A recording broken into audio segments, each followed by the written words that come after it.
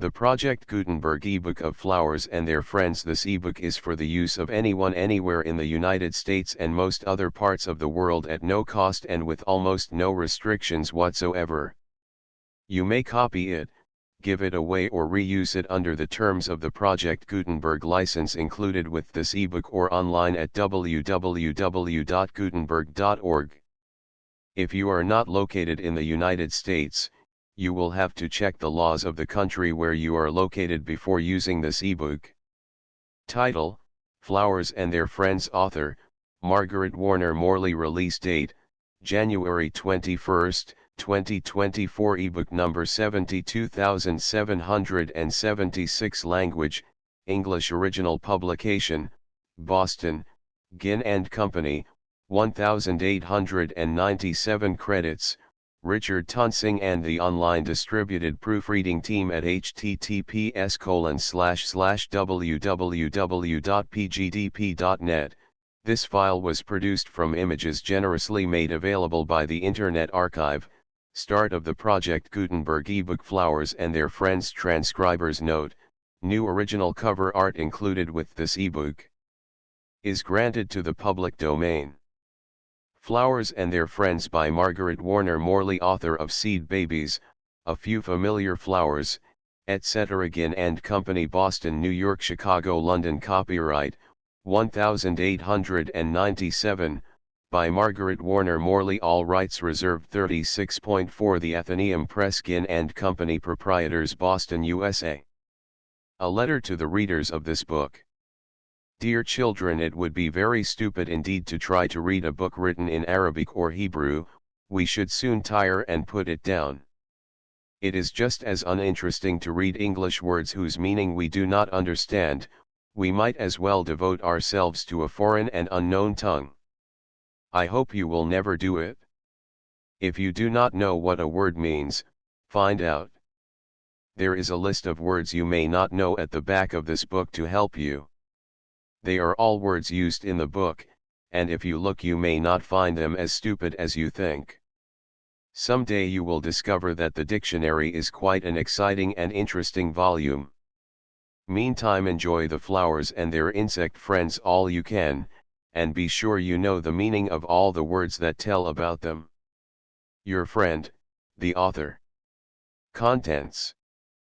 Page: Morning Glory Stories 1. The Flower 3. This is the flower so bright and gay 11. The calyx 13. Blossom dear 14. What happened in the garden 16. The ovules 23. The leaves 27. To the Morning Glory 29. The convolvulus family 30. Stories about the geranium family 47. Tropielum stories, Tropielum honey 49. The Tropielum 50. Who lies curled up 57. More about the Tropielum 58. Jewelweed stories, A Dainty Cave 65. Touch Me Not 66. Eardrop 71. Lady's Slipper 72. The Hummingbird 74. Pelargonium stories, The Pelargonium 75. An African 80. Pelargonium leaves 81. The Geranium family 84. Hyacinth stories 93. The Hyacinth 95. Signs of Spring 96. The Hyacinth scepter 98. Tunics 99. The Bee 104. Stories about all sorts of things 105. Nectar guides 107. Cells 108. Pollen cells 120. The pollen 127. The anthers 128. Ovule cells 129. Chlorophyll 134. Root cells 144. Skin cells 148. Tube cells 162. Strengthening cells 165. We and the plant people 168. What are the flowers made of 176. What becomes of the flowers 181. Nothing but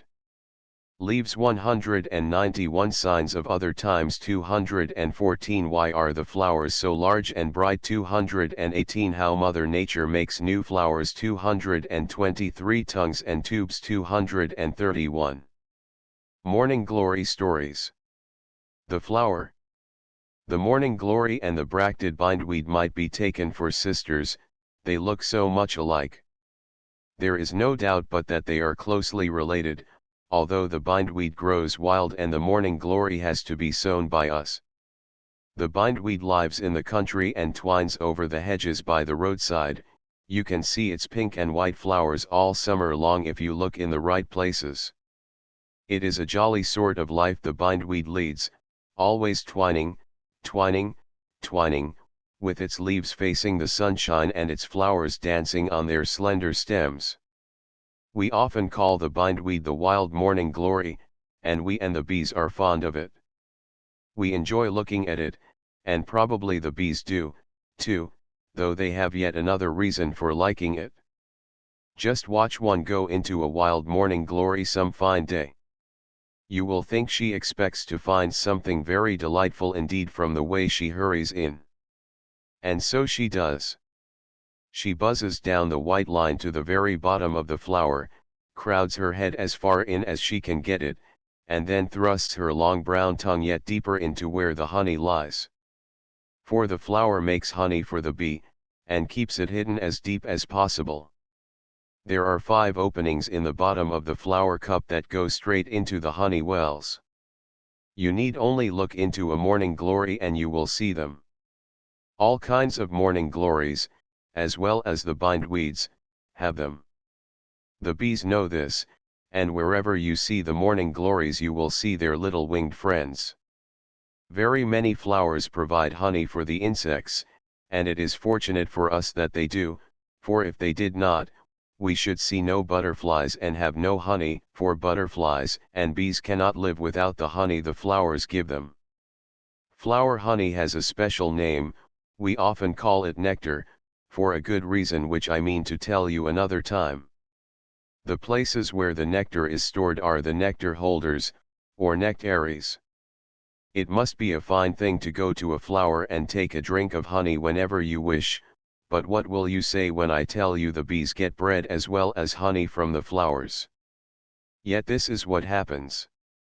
You could not live upon honey alone, neither could a bee.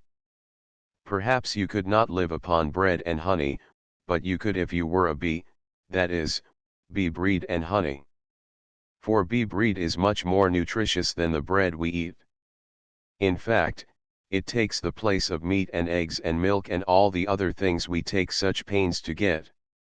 You do not see where a bee finds bread in a flower? That is because you are not a bee. If you were, you would know at once. Suppose you watch a bee go into a morning glory? She will be in a great hurry, and you will have to keep your eyes open, or all will be over before you know what has happened. She will suck up the honey, and then very likely she will turn around and around on the white pole-like part that stands up in the middle of the flower. She is not doing this for fun, nor because she is confused and does not know which way to go next. She is gathering fine flower of which to make bee breed.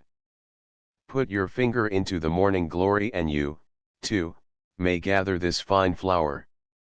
When you take your finger out there will be something like fine white powder clinging to it. Well, that is the flower from which the bee makes her bee breed. We call it pollen, and if we look closely we shall find it is stored in 5 tiny boxes. These boxes, which are called anthers, open by a slit along one side, and the bee puts her funny little feet into the slits and scrapes out the pollen, which she moistens with honey and packs into baskets on her hindermost legs, or fastens to the hairs on the underside of her body. Then she goes home and packs her load away in the hive for future use. You see, it is not much trouble to make bee breed, that is, if you know how. It does not have to be raised or baked, yet I doubt if you or I would be able to make it so that a bee would consider it fit to eat. These anthers are held up on long white stalks which grow to the inside of the flower cup, and which are named filaments. Since there are 5 anthers, there are 5 filaments. We call the whole thing, anther and filament, a stamen. But this is not all there is to be found in a morning glory flower. There is something else, and if it were not for this something else we should not have the fun of learning about honey and stamens, because there would be none. Both honey and stamens exist because of this something else. It is in the very center of the flower, and the stamens stand about it in a circle. It stands up like a pole and has a knob at the top. The knob sticks out above the stamens as a rule. When the flower cup falls, the stamens fall too, because the filaments grow fast to it. But this something else does not fall. It stays on the vine, and you can see it better after the flower cup has fallen. We call it the pistil. It has neither honey nor pollen, yet on its account the bees and butterflies visit the flowers. The pistil. Here is its picture, and you may look at it as carefully as you please. The knob at the top is called the stigma, the long, slender part is called the style, and the round bottom the ovary. If you look over all the vine you will make a discovery. You will find a great many of these pistils in different stages of growth. When the flower cup first falls off, the pistil is very small and has its style and stigma. Then the style and stigma fall, and only the ovary remains. This grows larger and plumper, and you tell me it is the seed pod, and is full of seeds. You are right about that, it is the seed pod, and the pistil is the part where the seeds grow. So now you see how very important it is, and I would advise you to take another look at it. If there were no seeds there could be no more plants, so the growth of the seed is a matter of great importance. When the seed first begins to form it is tiny and soft and delicate. It is attached to the inside of the ovary, and we do not then call it a seed, but an ovule. The word ovule means little egg, and the ovules are really the eggs of the plant, as you will agree if you think a moment. If all goes well, the tiny, soft ovule becomes a large, hard seed. But it cannot do this alone, it needs help. Probably you never could guess what helps it, so I will tell you at once, it is the pollen. If a pollen grain can unite with an ovule, the two thus joined together can grow into a seed. So you see the flower does not provide pollen for the use of the bee alone. It makes it for its own seed children. But the bee is the messenger that carries the pollen to the ovule.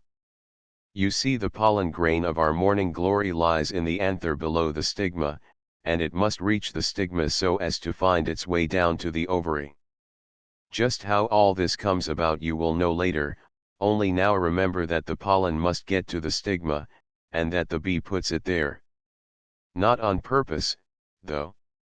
The bee collects pollen for her own use, but in doing so touches the stigma with her pollen-covered body, and some of the pollen grains stick to the stigma instead of remaining on the bee.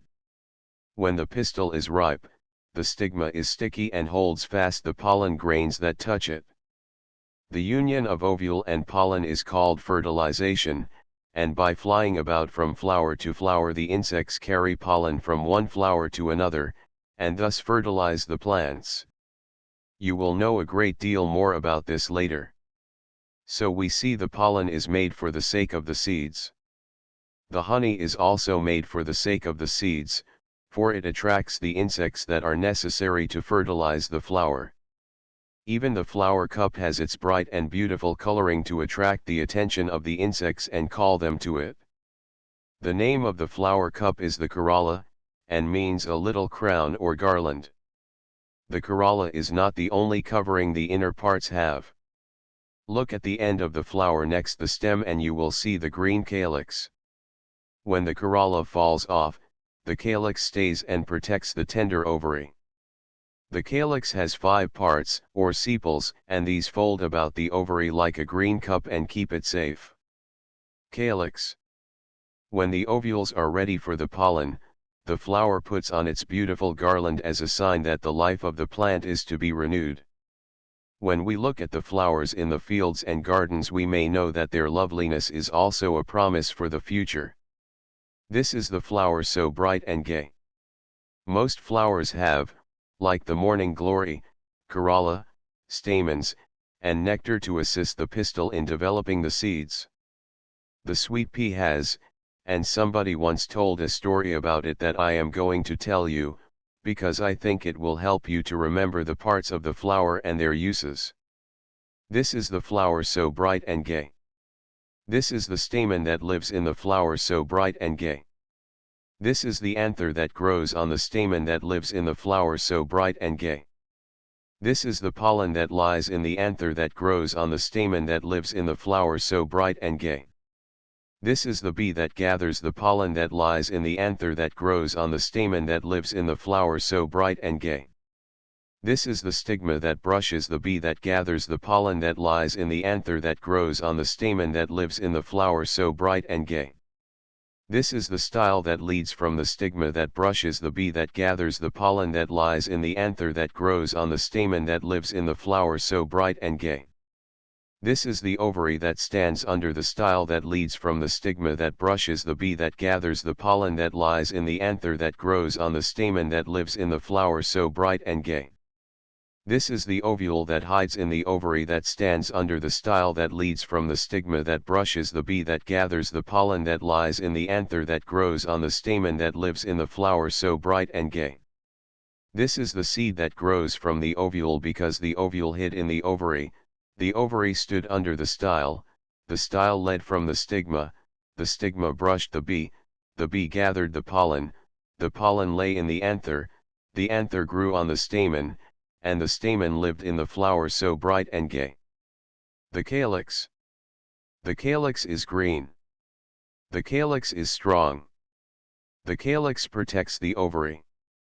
It has 5 sepals, 5 green sepals.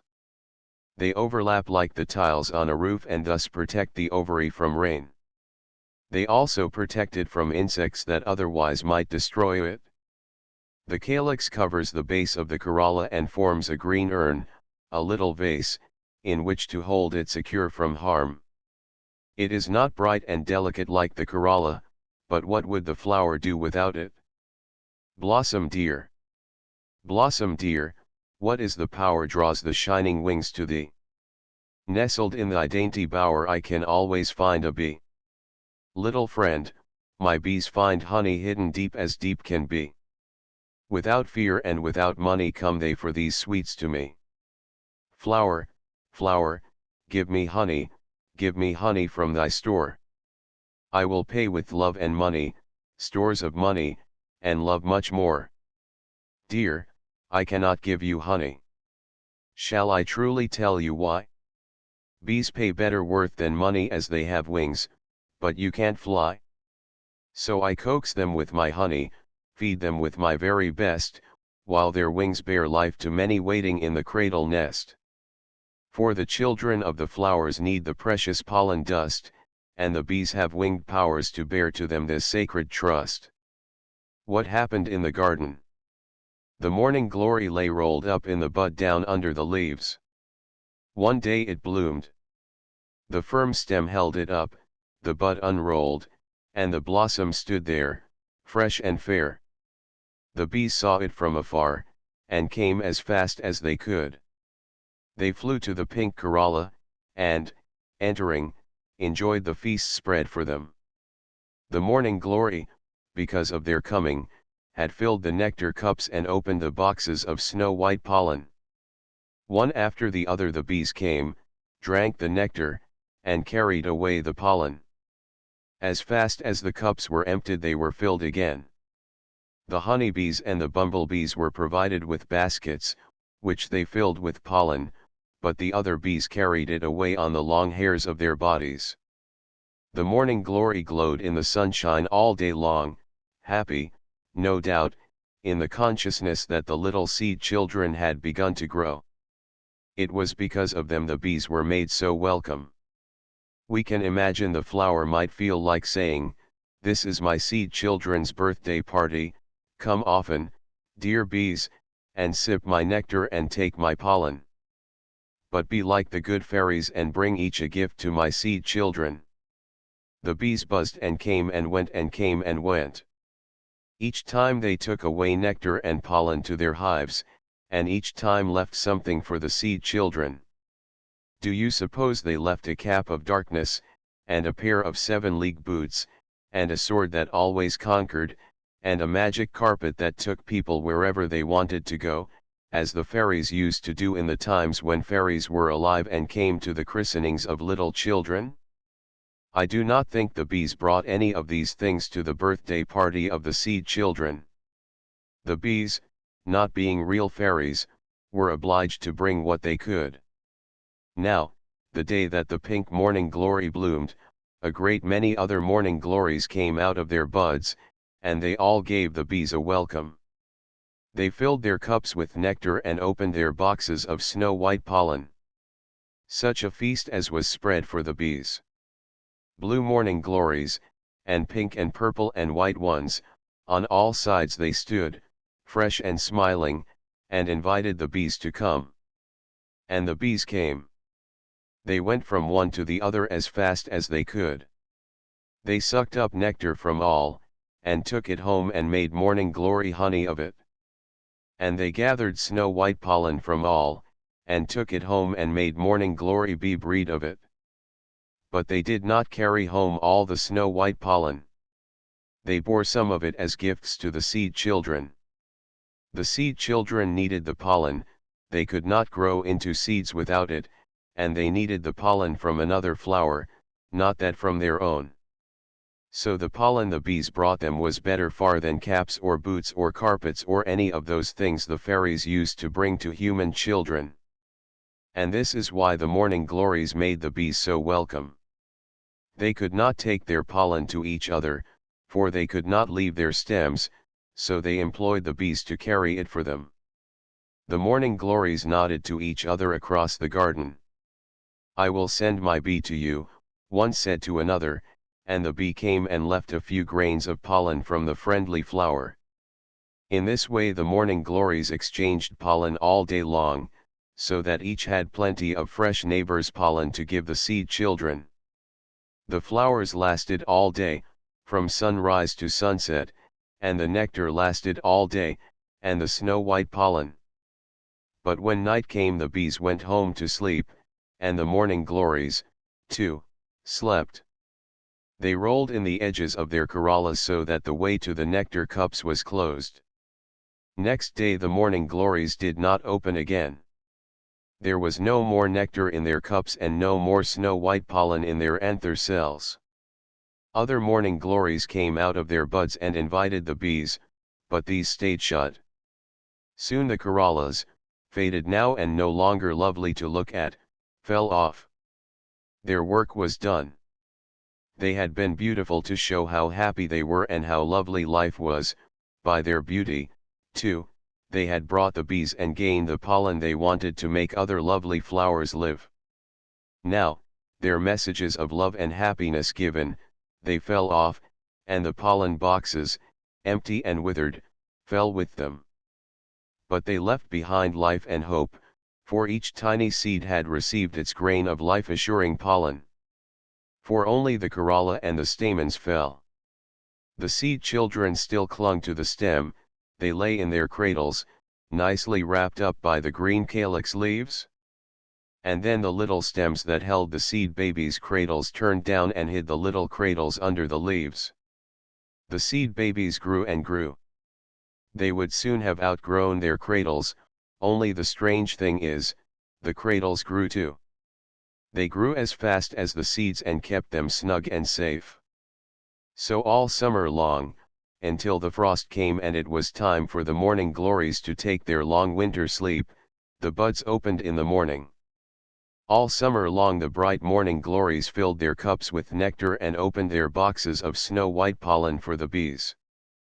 And all summer long the seed children received their pollen and grew in their cradles that grew too. But after a while the green cradles turned brown. And after another while the brown cradles opened to let the seed children look out, and as soon as this happened every little black seed, for they had grown quite black by this time, fell out of its cradle. It did not hurt it to fall out, for it tumbled and rolled down to the earth, where, at last, the wind came and covered it with leaves, as the robins covered up the babes in the woods. And the little black seed babies lay there as snug as seed babies could be. Then the snow came and spread a blanket over them, and the leaves and the snow kept them as warm as they wanted to be until springtime came and the snow went away, and the seeds began to stretch themselves and think it was time to wake up and go out and see what was going on in the big world above. The ovules, when the ovules get ready to grow, the flower prepares to bloom. All about the ovules the delicate walls of the ovary shut tightly.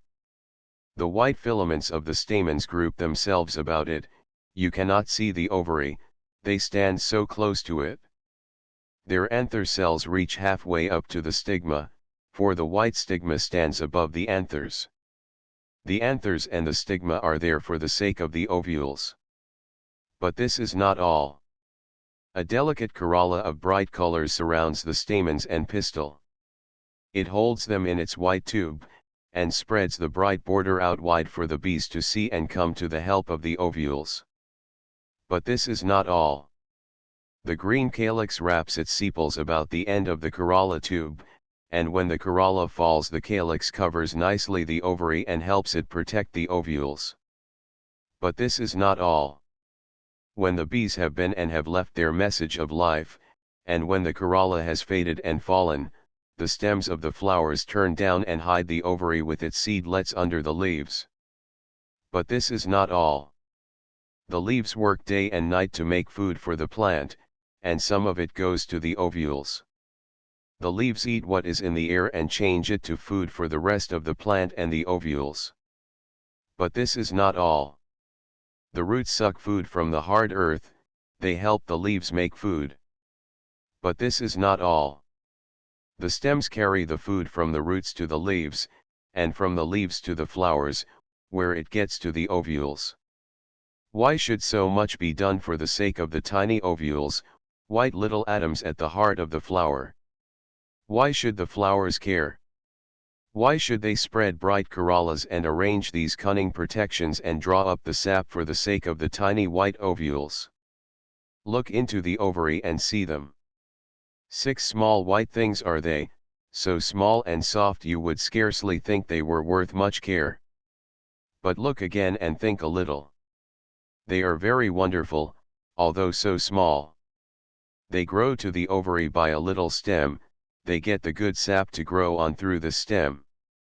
They have a little hole through their delicate coats, and through this hole the pollen enters. When the pollen is in, the little hole closes, and the ovules feel strong and alive. They draw in the sap the leaves have made them through their little stem, they grow larger and firmer.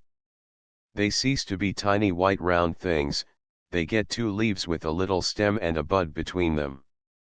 They are no longer ovules, they are seeds. They are little sleeping vines. In each black little seed is a whole vine packed away. After a time the old vine will fade away. It will fall and turn brown. It will do no more work of changing gases and minerals into living plant. It will not again have green leaves and bear bright flowers. But there will be more morning glories, for the vine has stored some of its life in the seeds, and they will not fade and cease to work. All that is left of the life of the vine is in the seeds. All the morning glories that will grow and delight us with their bright flowers next summer lie packed away in the dark seeds. Dear little seeds, live on through the cold winter, without you we never again could see our bright morning glories. And that is why the vines take such care of the seeds, the whole race of morning glories is in their keeping. The leaves. The leaves of the morning glory consider each other. They stand close together, but, as you see, they do not crowd. They turn a little to one side that all may have as much room as possible, for each needs all the light and air it can get. The leaves also have regard for the roots working away in the dark earth. Instead of being flat, they have a channel down the middle, a gutter to convey the rain water from leaf to leaf, and finally to the ground above the roots. Some of the roots, it is true, stray away, but some stay close to the plant and suck up the rain the leaves send them. The young leaves fold together. They are very tender, and too much cold or too much heat would harm them, and if they were open, the sun would draw away too much of their water. So they lie close and snug, and do not open until they have grown large and strong enough to meet the bright sunshine and the cold night. Then they open wide, they become green and do their work, which is to make food for the plant. To the morning glory? What do you do with your pollen so white? What do you do with your honey so sweet? What is the use of your border so bright? And what is the use of your calyx so neat? The convolvulus family. This is a large and, on the whole, aristocratic family. About 2,000 different kinds of plants belong to it, but not so many in our climate.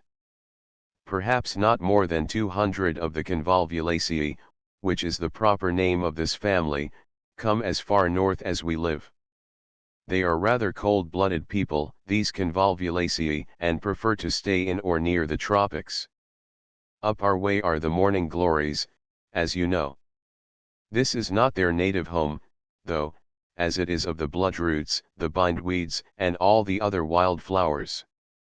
They were brought here from the hot part of America, near the equator. Somebody saw them, no doubt, and of course fell in love with them and sent some seeds to their friends in the north, or else took them when they went home.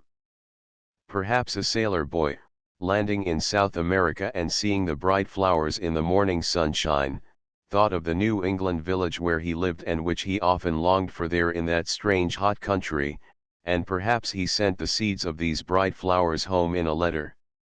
But whoever may have sent the first seeds, it is certain the morning glories received a hearty welcome in our northern world. And they soon behaved like old settlers. They grew cheerily where they were planted, and their seeds fell to the ground, where they managed to survive the cold northern winter. This must have been a great surprise to them the first time they felt it. Then up they came in the spring just as though they were at home. They even strayed away from the people's gardens and grew wild near the villages. Perhaps they met their northern cousins the bindweeds there. And what a surprise that must have been to come up from South America and find a member of one's own family who had always lived in the cold north. See how astonished the morning glory at the bottom of the page looks as it gazes upon its cousin the bindweed. For the bindweeds, you must know, are like the bloodroots and mandrakes and other wild flowers, they are natives of our northern climate. There are several kinds of bindweeds just as there are several kinds of morning glories, but they are all, morning glories and bindweeds alike, descended from some way back convolvulus ancestor, just as you and your cousins and your second cousins and your third cousins and your 14th cousins are all descended from the same great, way back grandfather. There is another member of the convolvulus family with which we are all pretty well acquainted, and that is our little red-flowered cypress vine. You remember it, with its feathery leaves which we train over trellises in our flower gardens. You would hardly think at first glance that it was a relative of the morning glory. But it is, as you would discover if you looked at it very carefully and saw how much it is like a morning glory in its way of growing, in spite of appearances. It comes to us from Mexico, and you could hardly expect a Mexican convolvulus to be just like a South American one, the habits of the two countries are so different, you know. Why, you would hardly know your own relatives if they had been born and brought up in South America for a few generations. The next time you go to Mexico be sure and look out for the cypress vine, which, for all I know, may be looked upon as just a common weed there, as we look at thistles and dandelions here. We would think thistles and dandelions beautiful flowers if we had to raise them in gardens with a great deal of trouble. But because we have to dig them out of our gardens and lawns we call them weeds and detest them. Way down south, and also in some parts of Florida, there lives a lovely convolvulus. It grows something like our morning glories, only its leaves are all sorts of shapes, heart-shaped and halberd-shaped and angled, all together on the same vine sometimes. Its blossoms are real flower queens, they are so large and white and fragrant. They have a tube which is 3 or 4 inches long, and a snowy border still larger. They are called bona nox, which you know very well is the Latin for good night. The reason they are called this is, they do not open in the morning at all, but always at night. People have them growing over their porches sometimes, and sometimes call them moonflowers. The long white buds are twisted tightly shut in the daytime, but as soon as the sun sets, if you are watching, you will see something to astonish and delight you. For see, the bud moves a little. Then, all at once, the great white flower spreads out its corolla with a grace and serenity that thrill you. Before your very eyes the bud unfolds, and you have seen a flower blossom out. At the same moment a delicate and delightful fragrance fills the air. But why does it bloom at night, you ask? The morning glory has a bright bell to call the bees, but the bees do not fly at night. Does this large, fragrant white flower not care for the bees? Does it not wish pollen from other flowers? That it does, above all things it wants pollen, and that is why it has opened this large, white, fragrant corolla. See its tube, how long and deep. What bee could reach into that nectary? A hummingbird might, but the hummingbirds are all tucked up on their tiny perches sound asleep. They will never sip the nectar from those large white moonflowers. But what am I saying? Here comes one now. Such a whir of wings. Such a dainty bird as poises before the large sweet flower.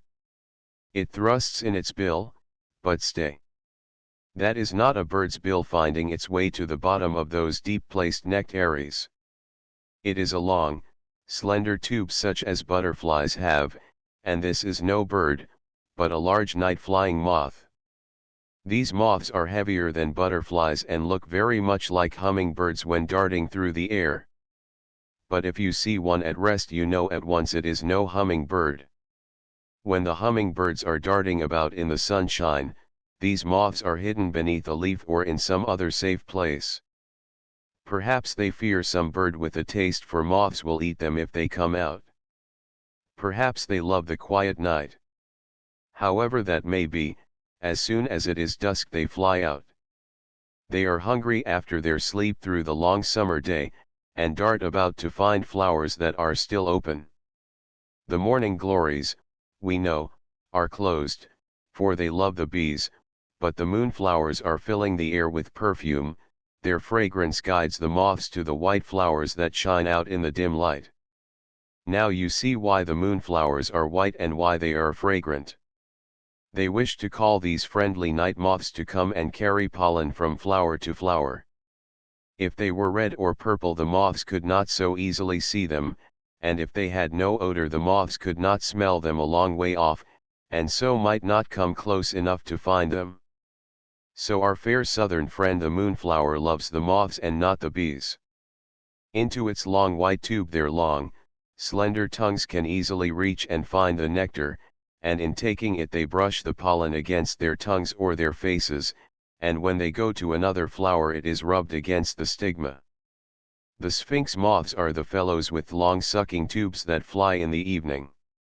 A good many members of the convolvulus family make us happy by their beauty, but some of them do more than this. The sweet potato, for instance, gives us something to eat. You know what it gives us, but probably you did not know the sweet potato is a convolvulus and first cousin to the morning glory and moonflower, and that it has come to us all the way from India. Some say its home is in the East Indies too, and when you go there, if you look in the right place, you may see it growing wild. I doubt if the wild plant bears such big potatoes though, probably they are the result of long cultivation. Sweet potato vine. It is also said that its home is in tropical America. Very likely it belongs to all these places. Some plants have a way of living all over the world at once. How they manage to get separated so far is a problem we must try to solve someday. The sweet potato generally lies flat on the ground and sends out long stems in all directions. Its leaves, as you can see, are more or less like morning glory and bindweed leaves. Its flowers are also like morning glories, though they are not so pretty. It has a habit of storing up quantities of starch and sugar in its roots. It does this, hoping to use the starch and sugar again as food in forming new shoots. But sometimes we step in and disarrange all these fine plans, for we, too, need starch and sugar as food, and we take the big sweet roots and eat them. People plant large fields of sweet potatoes, particularly in the South. So next time you eat a sweet potato, remember it is one kind of morning glory which has given it to you. The sweet potatoes are no relation whatever to our common potatoes, they do not belong to the same family. The sweet potato is not the only useful morning glory. There is the jalap, though if you have ever made its acquaintance you may differ from me as to its value, for however useful it may be from the doctor's point of view, it certainly possesses properties which are quite the reverse of agreeable. It, too, forms large tubers, which it stores full of plant food, but it so happens that this particular plant food is not fit for human food. We put it to quite another use. In fact, jalap is used as a medicine. It grows very luxuriantly at Jalapa, or, as the Mexicans spell it, Zalapa, in Mexico, and that is the way it gets its name of jalap. In spite of its very disagreeable taste and beneficial effect upon sick people, the jalap is a lovely vine with beautiful deep pink flowers.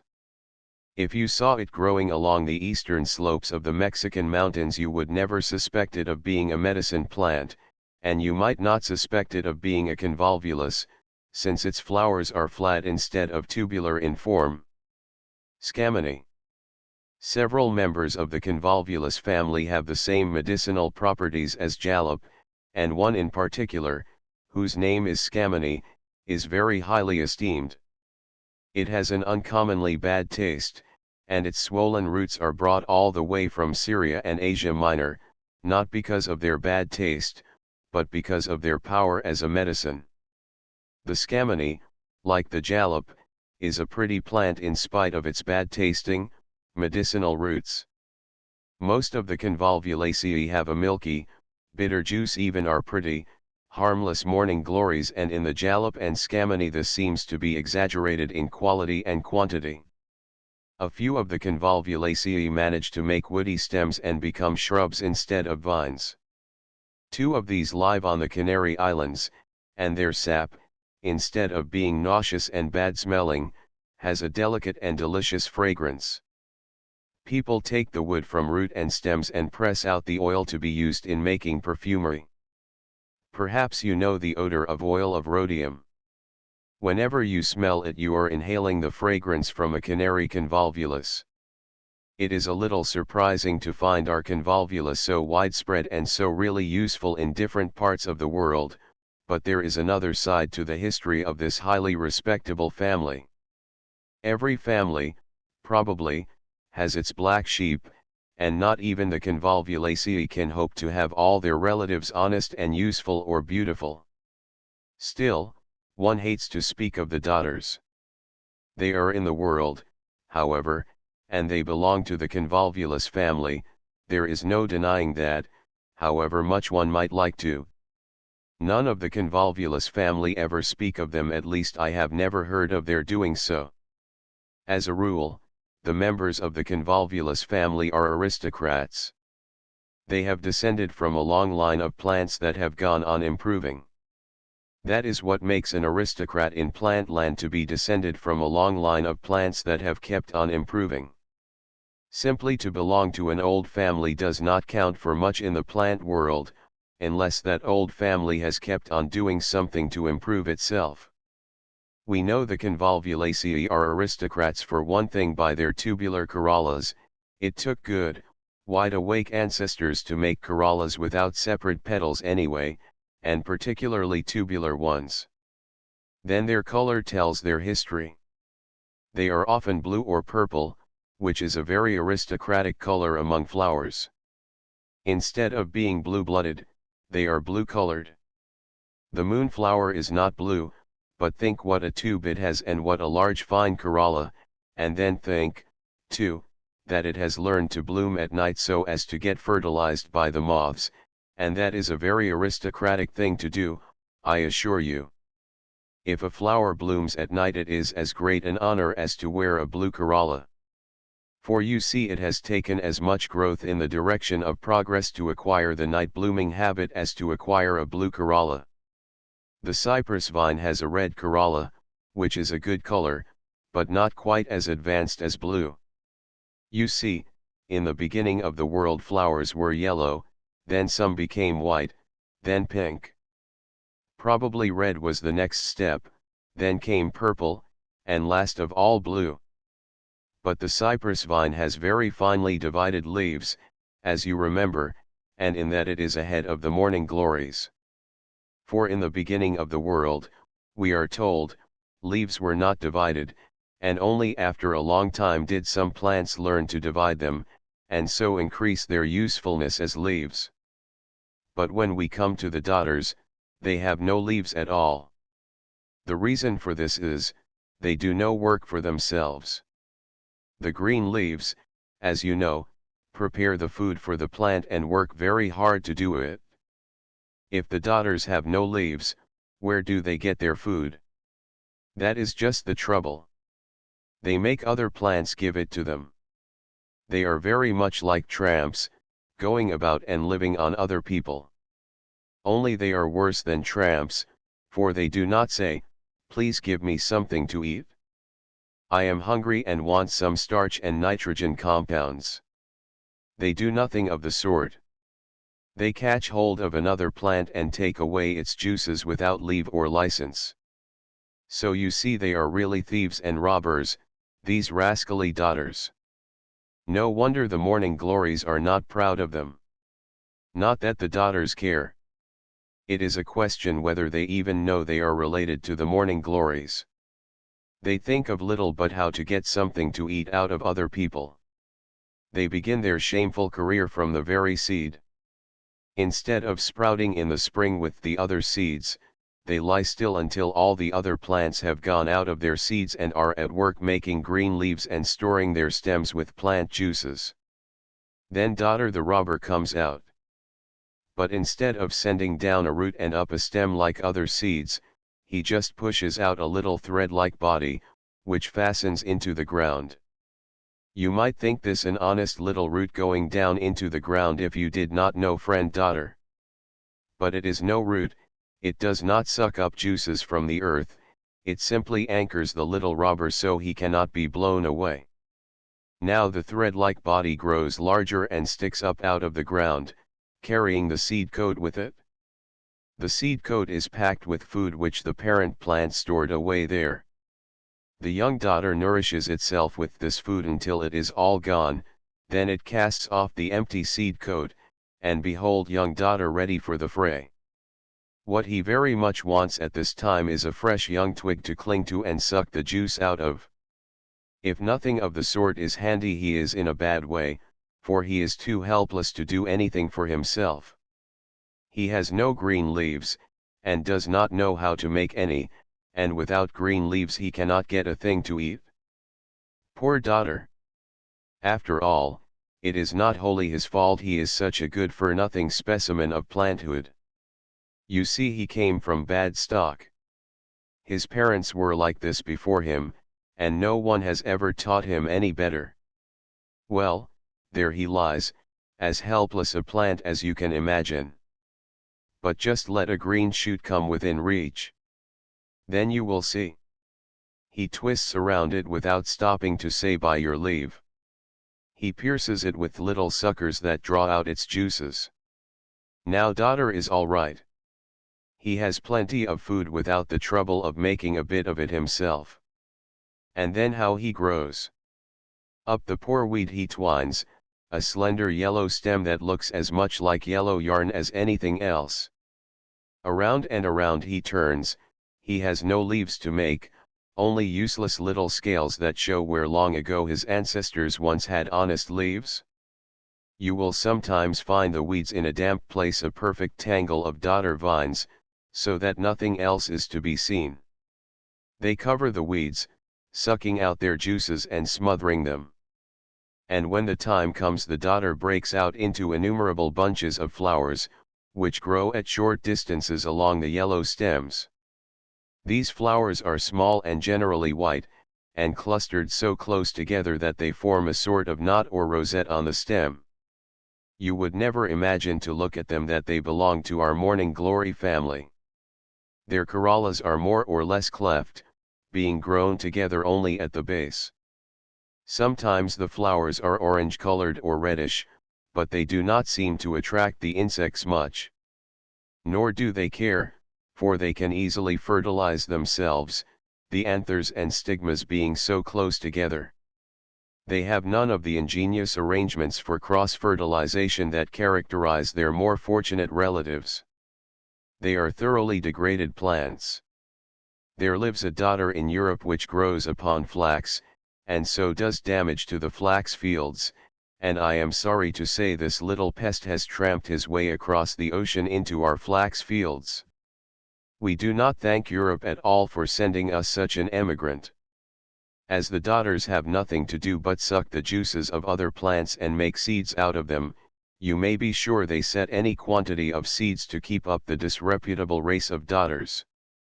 Yet, in spite of the dodders, dear convolvulus people, let us say to you, as our beloved old Rip Van Winkle says to us, may you live long and prosper, and all your family. Stories about the geranium family. Tropiolum stories. Tropiolum honey. If you had a horn as red as a rose, and full to the brim with honey, if a bee came along and begged you for some, now tell, would you give her any? If I had a horn as red as a rose, and full to the brim with honey, if a bee came along I'd invite her in, and give her all she could carry. The Tropiolum. Like the morning glory flower, the Tropiolum, or nasturtium, as we usually call it, has several important organs. It has a pistil and stamens, and plenty of rich nectar. Its corolla, as you know, is large and showy, but it is not in the form of a tube. It is divided into several distinct pieces called petals. Its calyx, too, is not green, but is colored somewhat like the corolla. And what is that we see that long red horn? That is the Tropiolum's nectary. It is framed from the calyx, in which certain of the sepals have grown together to form this horn of plenty. We are tempted to call it a horn of plenty because it is shaped like a cornucopia and is overflowing with sweet nectar. It is no wonder the bees and hummingbirds visit Tropiolum so constantly. She has provided a most attractive dish of honey for them, but she has so cleverly placed it that they cannot reach it without doing her a service.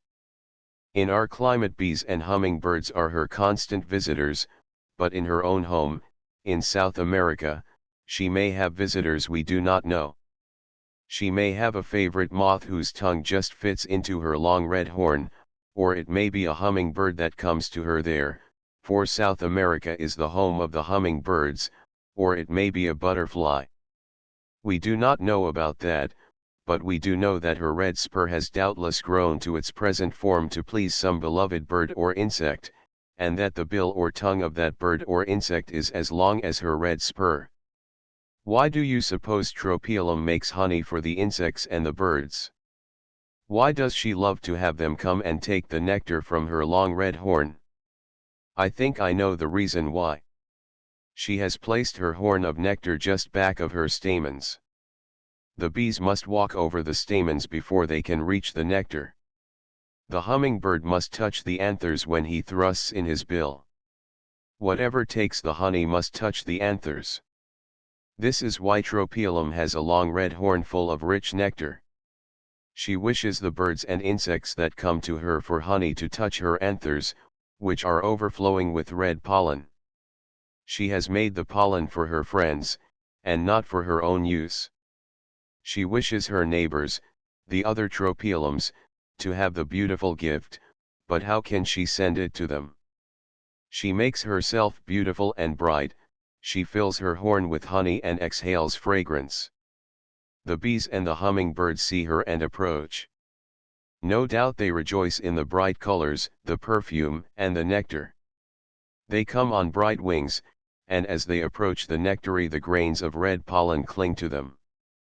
They cannot get enough nectar from one flower, each gives them a little, then they fly to others for more. From flower to flower they hasten and scatter pollen as they go. The pollen from one flower is often left in another, and this is what the tropielum wants. It wishes its pollen to reach another flower, and uses the bees and the hummingbirds as its messengers. Its stamens lie flat on the floor of the flower. When one is about to ripen, its anther rises and stands up in front of the spur, where the nectar is ready. Then out bursts the fine red pollen. Only one anther ripens at a time. It sometimes takes several days for the tropielum to shed all its pollen. As soon as the pollen is gone, the anther lies down again out of the way.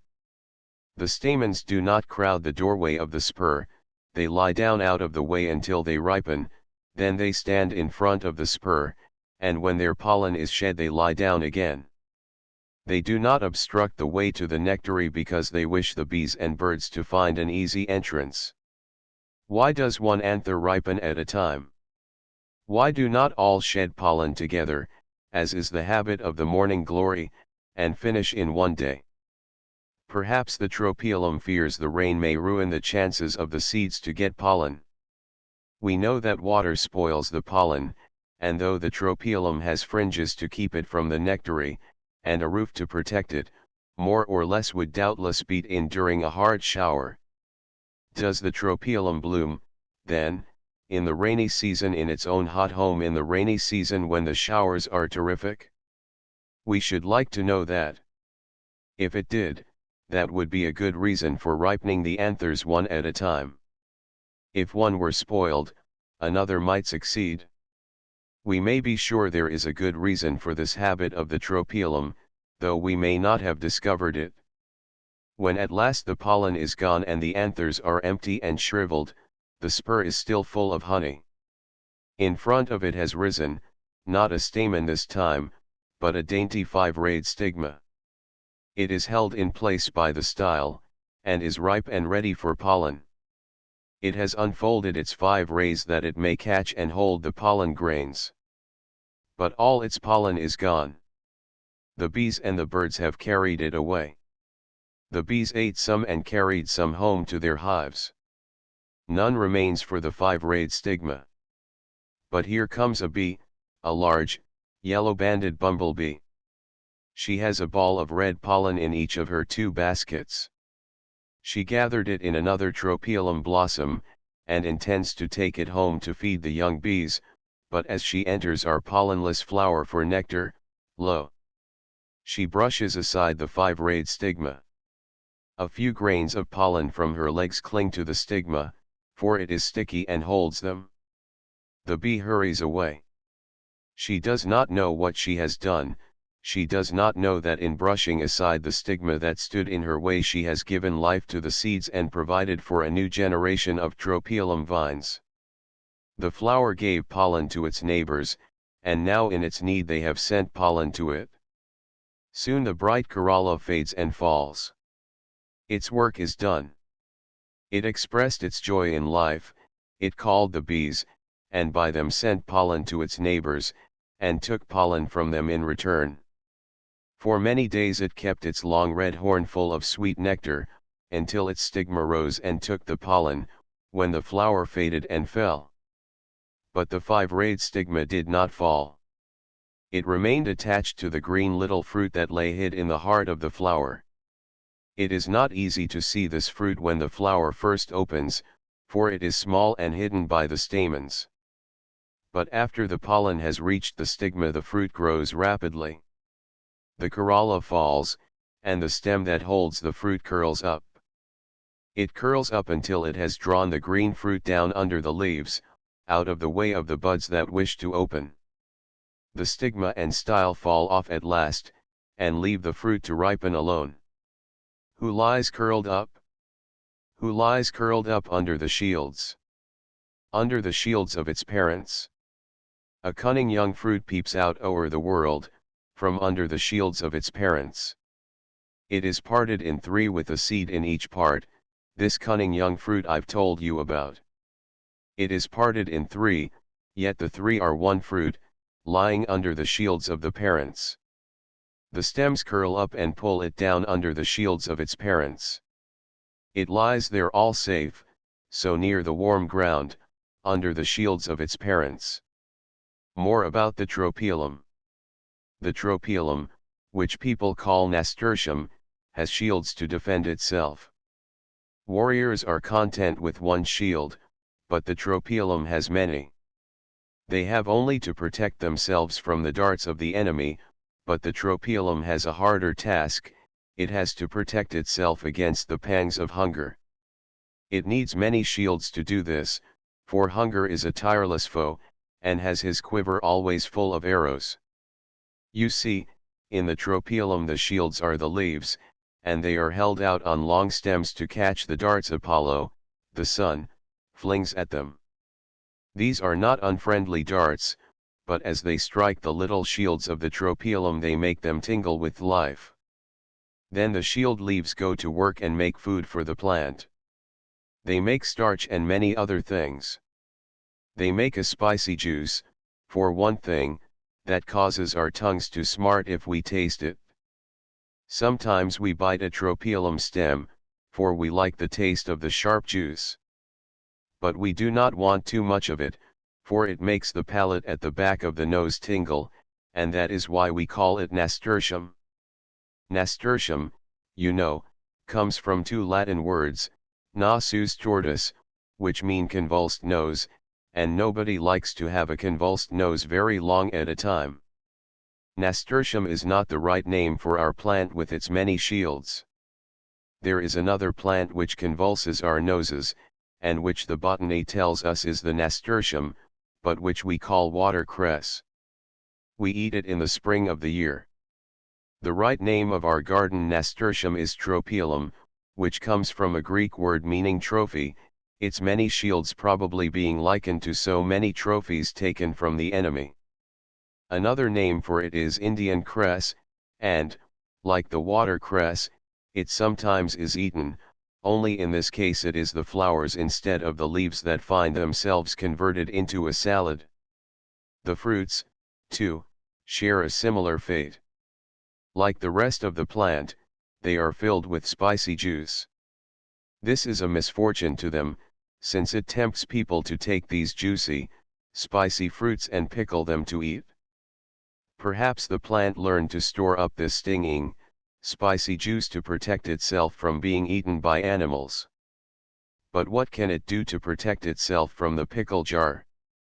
Perhaps, however, the stinging juice was but a result of the plant's peculiar method of growth.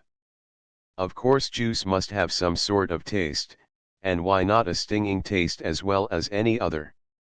This plant prepares another liquid which is not sharp and stinging, but sweet and spicy. With this delicious nectar it fills its long spur and keeps it full. The bees collect it and convert it into tropielum honey to fill their waxen cells.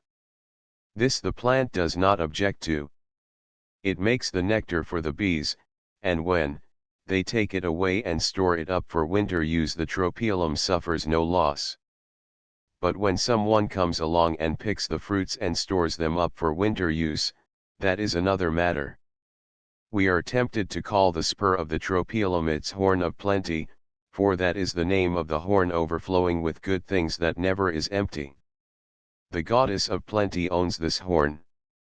You can see it in her pictures, as it always stands at her side, and there overflows with flowers and fruits. All that is good that grows in the earth is in the horn of the goddess of plenty. It is her cornucopia, for cornucopia, you know, means horn of plenty. The goddess got her horn from the naiads. They, you know, are the nymphs of the brooks and fountains, and they gave it to her. This is the story of how she got it. The river god, Achilles, and Hercules, the god of strength, struggled together. Hercules threw the god Achilles and seized him by the throat. Then Achilles, in order to escape, changed himself into a serpent. This did not help him, for Hercules seized him by the neck and would have choked him, but Achilles again changed his shape.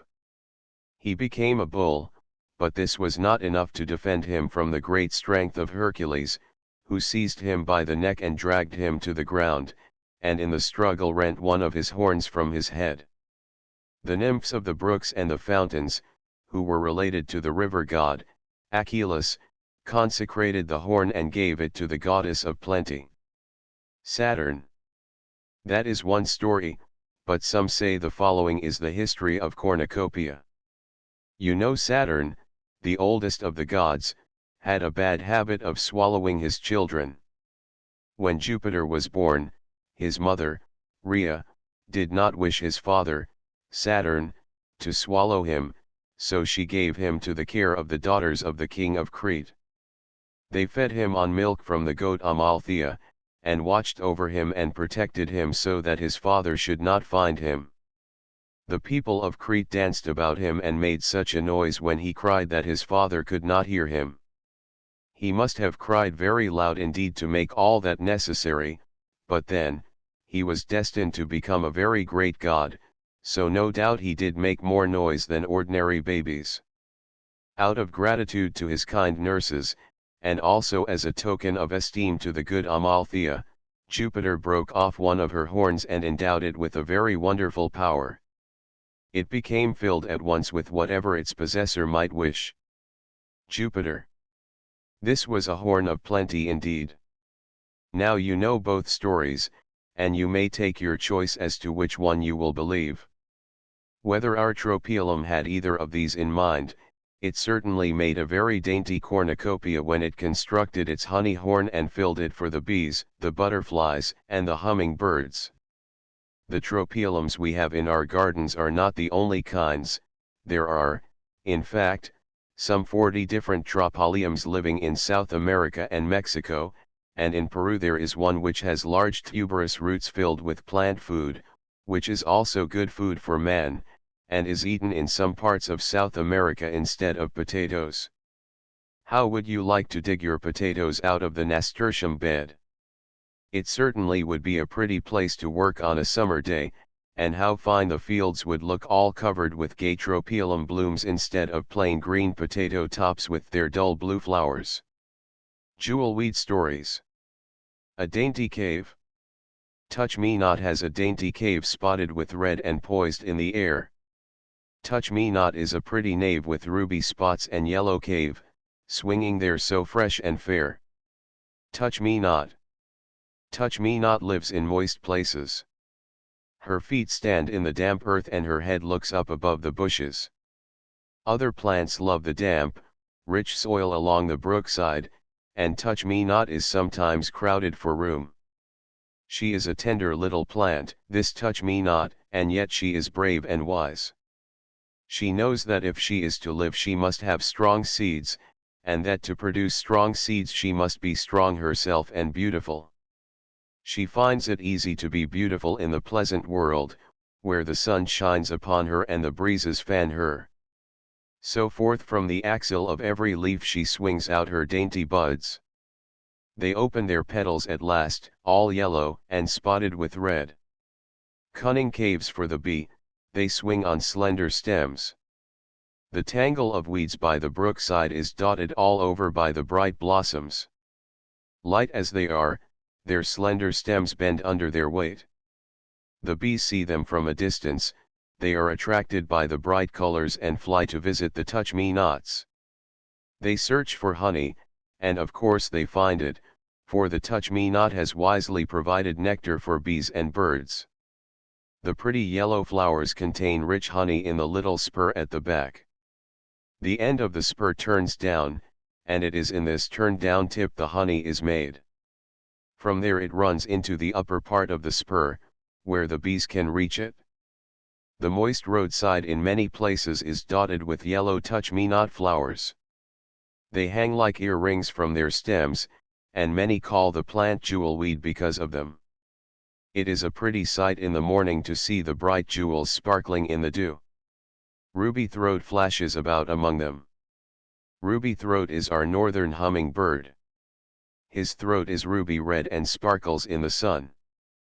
The rest of his body is green and brown. He shines like a jewel in the sunlight and darts from flower to flower. You cannot watch him, he flies so fast. But when he wishes a sip of honey he poises on his tiny wings before the jewelweed. Into the dainty swinging flower he darts his slim black bill. He is partial to the honey of the touch-me-not, and wherever it grows in abundance you will be sure to see the ruby throat darting about. Ruby throat does the flower a favor in return for the honey he gets. You know about that. He carries pollen to it from some other flower. This new pollen enables strong seeds to form. The jewelweed is very careful to have strong seeds. It covers the pistil with a hood of its own anthers. Behind the anthers in a dark little room the pistil waits until all the pollen is gone and the anthers have fallen off. The flower does not wish its pistil to receive its own pollen. The earth is crowded, and the seeds must be strong to grow. So the pistil is hidden behind the screen of the anthers until there is no more pollen left, then it comes forth and waits for the birds or the bees to bring it fresh pollen. The anthers and pistil are not on the floor of the touch-me-not flower, as they are in the nasturtium. They hang from the roof like tiny chandeliers. The bees do not walk over them, but touch them with their heads or backs, and the hummingbird touches them with the top of its bill or with the feathers on its face. When the birds or the bees have brought the pollen, the yellow corolla falls off and the fruit grows fast. It is a smooth and delicate fruit, and it may be you know what it does to help the seeds find room. When the fruit is ripe, the outer covering all of a sudden splits and curls up with considerable force, acting like a spring and shooting the seeds far over the thicket. It spreads them far and wide, so they have a better chance to find a place to take root when the time comes. The fruits are so eager to send the seeds on their journey, and so fearful that some harm will come to them, that they snap them away if anyone touches the pods. If you jostle these eager plants you will hear the seeds flying in all directions. If you touch a seed pod it goes off in your fingers. No wonder we call the plants touch-me-nots. Some call them snapweed or snappers, and the botany calls them impatiens, because they are so impatient. They have yet another name, lady's eardrop, and I do not know how many more. People must like the pretty things to give them so many names. Eardrops. Eardrops of gold with red rubies beset, hang from the ears of a dear little maid. Where did you get them, my darling, my pet? Down by the brook you can pick them, she said. Lady's slipper. In the garden grows a relative of our jewelweed. It is called the garden balsam, and sometimes lady's slipper. Its own home is far off India.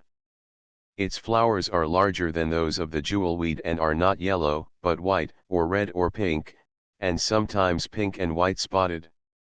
In shape, however, it is very like the jewelweed. It hides its pistil beneath the anthers in the same way and snaps its seeds afar. Its flowers grow double and close to the stalk, and it makes a fine show in the garden in the fall of the year. There is one thing I should like very much to know, and that is, just when and how this Indian balsam and its cousin the North American jewelweed got separated. Way back, farther back than the building of the pyramids, these two plants must have had the same ancestors. Now, where did those ancestors live? In India? In America? Somewhere between? And what caused them finally to get so widely separated? Who is going to tell us? For over 250 years the Indian balsam has been cultivated as a garden plant, and no doubt this long cultivation has done much to bring about changes. Still, its resemblance to the jewelweed is quite unmistakable, and we cannot doubt the relationship of the two. The hummingbird. Flashing in the sunshine, dashing through the air, sparkling like a jewel, see him everywhere. Poised before a flower for a moment's space, off again like lightning on some headlong chase. Blossoms all set swinging on each slender stem. Touch-me-nots are happy when he visits them, for he shakes the pollen from his shining crest. Ruby throat is joyous, touch me not is blessed. Pelargonium stories. The pelargoniums. A pelargonium is a stork's bill. Pelargonium comes from a Greek word meaning stork, and the plant is so named because of the long, beak-like seed pods. We call the pelargoniums geraniums, and raise them in our houses.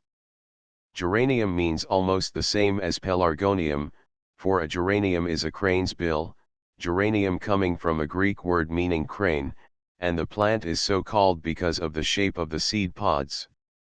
I do not think there is much difference between a crane's bill and a stork's bill, and these two plants with their seed pods so very much alike were, no doubt, named stork's bill and crane's bill to distinguish them from each other. But we have succeeded in hopelessly mixing them up, for everybody insists upon calling the pelargonium geranium, and the geraniums which grow wild in our woods and fields we call crane's bill and herb Robert. The pelargoniums are mostly Africans. There are a great many kinds of them, and all but 10 or 12 live in South Africa among the Bushmen, the Boers, and the Englishmen. The rest have chosen to settle in the northern part of Africa, in the Orient, if you know where that is, and in Australia. Some people believe there are 400 different pelargoniums, and some say there are less than 200. You see, the pelargoniums change easily. Thus a great many varieties are always arising, and it is almost impossible at this late day to discover which was the original form of the plant. The pelargoniums we know best are the ones we call horseshoe geraniums, Lady Washington geraniums, and rose geraniums. We are apt to think of the whole pelargonium family as being ornamental rather than useful, but in that wonderful South African country where so many of them live, there is actually a pelargonium that produces edible tubers. The next time you go to Cape Colony you must be sure and eat potatoes gathered from a geranium plant. Down in Algeria, where the walls are so white and the sun shines so hot, the people express an oil from their geraniums and sell it. Other geraniums also yield this fragrant oil, but nowhere is it so largely used as in sunny Algeria. Pelargoniums love to grow. You need only break off a twig and stick it in the ground, and it will grow as merrily as though nothing had happened. One day a double-flowered crimson pelargonium blew away in a gale of wind. It broke off just above the root and away it went. It was rescued, stuck back into the pot of earth, abundantly watered, and continued to open its flowers as though such an escapade were an everyday occurrence. Now about its beak. The pelargonium has a beak, no doubt, but it does not put it to the same use the stork does, for its beak is made up of the long styles of the pistil which cling fast to a central column. The whole fruit looks a little like a long bird's beak. This beak opens, but not to swallow little fishes as a stork's beak does. It opens to let out a feather. When the seed gets ripe, the case in which it lies at the bottom of the pistil breaks away, and the style curves up and breaks loose from the central support. As soon as the style loosens, out comes the feather. Not a real feather, of course, but a tuft of silvery white hairs that grow along the inside of the style and are packed close as can be until the style lets them out, then they separate and form a wide fringe along the loosened style. Finally, the style is only held by the very tip, then this gives way, and the feather flies away with seed and style. It flies on the wings of the wind, of course, since it has none of its own. In this way the geranium seeds are sometimes carried long distances. But this is not the end of the story. At last the seed with its coverings and feather rests on the ground. The seed end is towards the ground, and the very tip of the pod is provided with a few short, stiff hairs, that point backwards like the barbs on a fishhook or a bee sting. Now what do you suppose these hairs are for? Do you think their being there is a mere accident? Not at all. When the weather is damp, the style, with the feather attached, curls up. Then it acts like a gimlet and forces the pointed end of the seed into the ground. When it becomes dry, the style straightens out. But the seed cannot be pulled out of the ground when this happens, because the barbs on the tip of the seed case hold it fast. So it does time and again. When it is damp, the seed is forced deeper into the earth. When it is dry, the style straightens out so as to be ready to curl up again. You see how it is, do you not? The pelargonium is planting its seed. Certainly the geraniums are good parents. All the members of this astonishing family do something clever for the sake of the seeds. An African. There's a native of Cape Town always wears a scarlet crown. Not a lord of high degree, but a simple peasant he. You will see him, if you look, resting in some sunny nook. He's no born nor Englishman, but a native African. He just wanders up and down o'er the wilds of hot Cape Town, takes no part in strife or war, doesn't know what it is for. Boers may fight if they must needs. Calm he sits among the weeds. No soldier he in battles hum, but just a red geranium. Pelargonium leaves? Some of the pelargoniums decorate their leaves with horseshoes. All are in the habit of folding their leaves fan-like in the bud. When they grow large, these folds straighten out. It is a good thing to be folded up fan-like in the bud. The leaf then takes up less room, and is kept snug and safe until it grows strong enough to care for itself. The pelargonium indulges in large stipules. These are green, leaf-like bodies growing on the leaf stalk where it is attached to the stem of the plant. They fold over the young leaf and protect it, but after the leaf comes out of the motherly arms of the stipules and stands up on a long stem, the work of the stipules is done, and gradually they fade and wither away. Most pelargonium leaves are covered with a fine coat of hairs. In the warm countries where pelargoniums grow wild, they need a coat of down to prevent the sun from scorching them. As long as there is plenty of water in the leaves, the sun cannot harm them, no matter how warmly it shines, but if it can draw out the water, then the leaf must fade. The coat of hairs, for one thing, prevents the water from evaporating too rapidly. Thus the pelargonium does not wear its fuzzy coat to protect it from the cold, but from the sun. The hairs also prevent the rain or dew from stopping up the breathing pores of the leaf. Most pelargonium leaves have a habit of using perfumery of one kind or another. They make it themselves out of the food they find in the earth and the air. The rose geraniums, we think, are particularly successful in this respect. Why do you suppose the pelargoniums perfume their leaves? Perhaps it is to prevent animals from grazing them, for animals do not like to eat strong scented things, even if to our senses the odor is agreeable. If this is the reason, we are glad the pelargonium selected a perfume that we can enjoy. We think there may be some such reason for the fragrance of the pelargonium, because plants are never wasteful. They make only what will be useful to them in some way. They love to be beautiful, but are never satisfied unless theirs is a useful beauty. The fragrance of the leaves, however, may be due to some cause and useful for some purpose that we know not of. The geranium family. The geranium people are rather unsettled as to their relatives, or, rather, we are somewhat confused on the subject. Probably the geraniums know all about it, but they will not tell the botanists, so the botanists have to do the best they can by themselves. Some say the tropiolum belongs to the geranium family, and it certainly does bear quite a strong family resemblance to the geraniums. They also say the impatiens family is a branch of the geraniums and the pelargoniums, which you know we always call geraniums.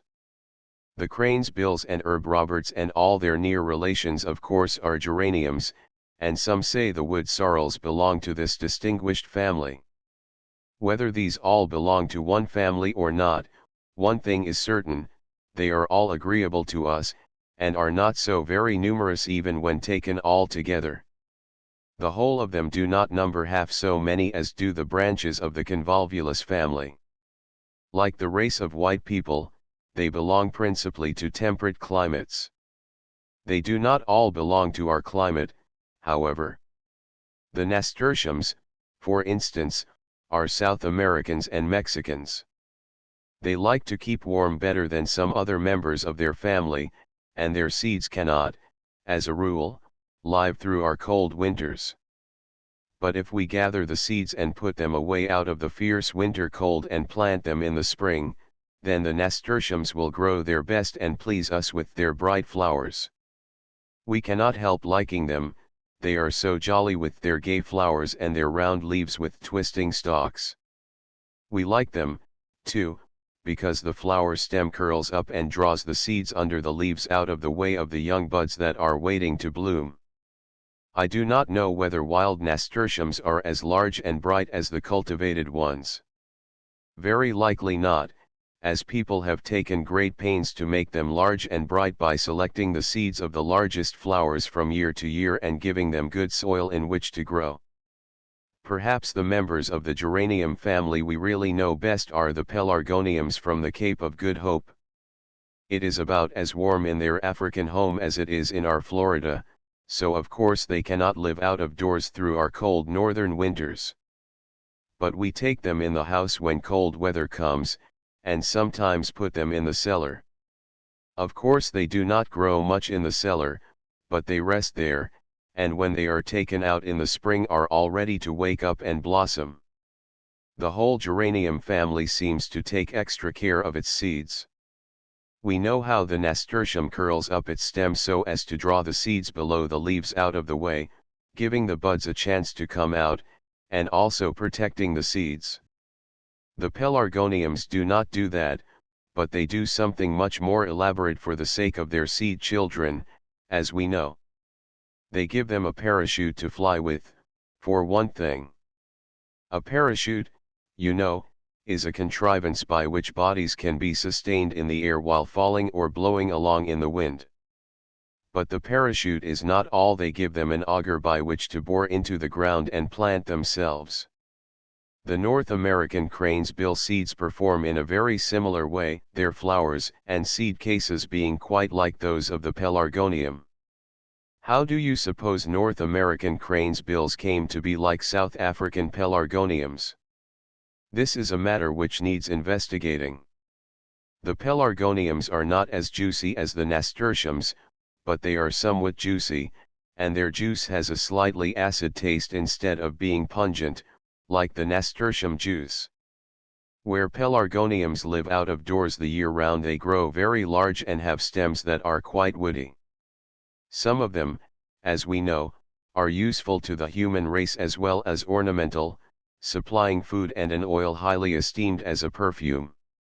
The wood sorrels do not look much like the rest of the geranium family.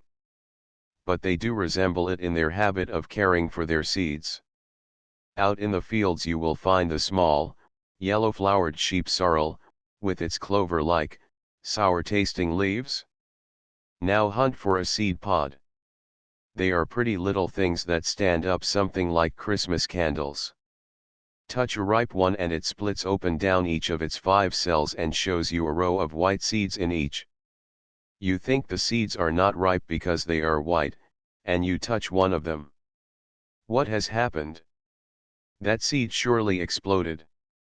No, there it is, the other side of the table, not white, but dark brown. Queer performance, this. You touch another and another, and at last you get to understand it. Each seed is surrounded by an elastic white covering, and this it is that suddenly curls up, very much as the impatiens pod does, and sends the seed within it flying. When night comes the sorrel goes to sleep. Its leaflets droop and shut together as you see in the picture, and the flowers, too, close. The sorrel loves the sunshine, and often does not open on cloudy days. There are a great many sorrels in the world besides our sheep sorrel. In fact, we are told there are about 205 of them. We have only 3 or 4 out of all that number, and they are not all yellow like the sheep sorrel. One that lives in the cool northern woods is white, with delicate pink veins. Pretty little things they are, and farther south there lives a pretty violet one. Like the pelargoniums, the sorrels are to be found at the Cape of Good Hope. In fact, most of the 205 kinds live there and in South America. Like the pelargoniums, too, the South African sorrels are much larger and brighter than their American relatives. We like them so well we raise them in our greenhouses and window boxes. They are much larger than our wild sorrels and have bright pink or white or yellow corollas. Down in Peru, too, there grows a very useful sorrel, they call it oca, and raise it for its potato-like tubers which the people eat. The Mexicans also have a sorrel with edible bulbs and bright red flowers. In fact, the sorrel, like the potato, has a habit of storing up plenty of underground food which is also good food for man, and several species of sorrel are raised for this purpose in different parts of the world. In those places, instead of a potato field you have a sorrel field. We often eat the leaves of the wood sorrel for the sake of their pleasant acid taste. The proper name of the sorrel is oxalis, and comes from a Greek word meaning acid. But if we were to extract this acid from the sorrel and then eat it, we would have a serious time, for in its concentrated form it is a fearful poison. It is sold under the misleading name of salt of lemons, and for this reason people often ignorantly taste it, thinking that salt of lemons can do them no harm. This dangerous salt of lemons is very useful in calico printing, in dyeing, and in the bleaching of flax and straw. The next time you come across a patch of sheep sorrel, stop and think of all it and its relatives are able to do for us. We usually think of the geranium family as being merely ornamental, but, as we have seen, some kinds of tropilum, several kinds of sorrel, and at least one kind of pelargonium yield edible tubers which are eaten in different parts of the world, and the modest little oxalis yields a substance valuable for manufacturing purposes. Even our commonplace crane's bill that blooms so abundantly in the woods in early summer has something for us, for from its roots a medicine is obtained. Hyacinth stories. The hyacinth. Out in the garden there's something so dear. Just as dear, do you hear? Something that comes in the spring of the year, fragrant as roses and fresh as the dew, purple and pink and violet too. Something new, darling too. Guess what it is and I'll show it to you. Signs of spring. Out of doors are signs of spring. The buds on the trees look full, and some are beginning to burst. But there is very little life as yet. Only in the hyacinth bed it is different, for there the hyacinths have waked up, their stiff leaves have opened the door of the earth for the blossoms to come out. The flower clusters are nearly ready to bloom, but the buds are still green. The tall stem has lifted them up into the air and sunlight, and, although the air is still cold, they continue to grow. Soon the green buds undergo a change. The topmost one on each flower cluster softens to a tender blue or pink. The green buds grow lovely as they stand on their stems in the sun. Delicate tints steal over them, the green color fades away, and many colors take its place. They open into charming flowers and give forth a delightful fragrance. The whole garden is sweet with the odor of hyacinths, and we feel that the beautiful summer has sent us a messenger. The hyacinthus scepter. Kings bear a scepter, and so do I. Theirs is a symbol of power, and so is mine. Theirs is a costly rod with an emblem at the top, mine is a tall green rod bearing flower bells. My scepter is called a scape. Scape means scepter, the sign of kings. Tunics. A tunic, as everybody knows, is a dress worn by the old Romans. The Greeks wore a garment very much like that of the Romans, and it, too, is often called a tunic. Tunics did very well in a climate where it was always summer and upon people who did not have to hurry about and work hard. But, graceful as they are, and appropriate to Greece and Italy, they would hardly be suitable for an American business costume in midwinter. For a tunic is not very close-fitting.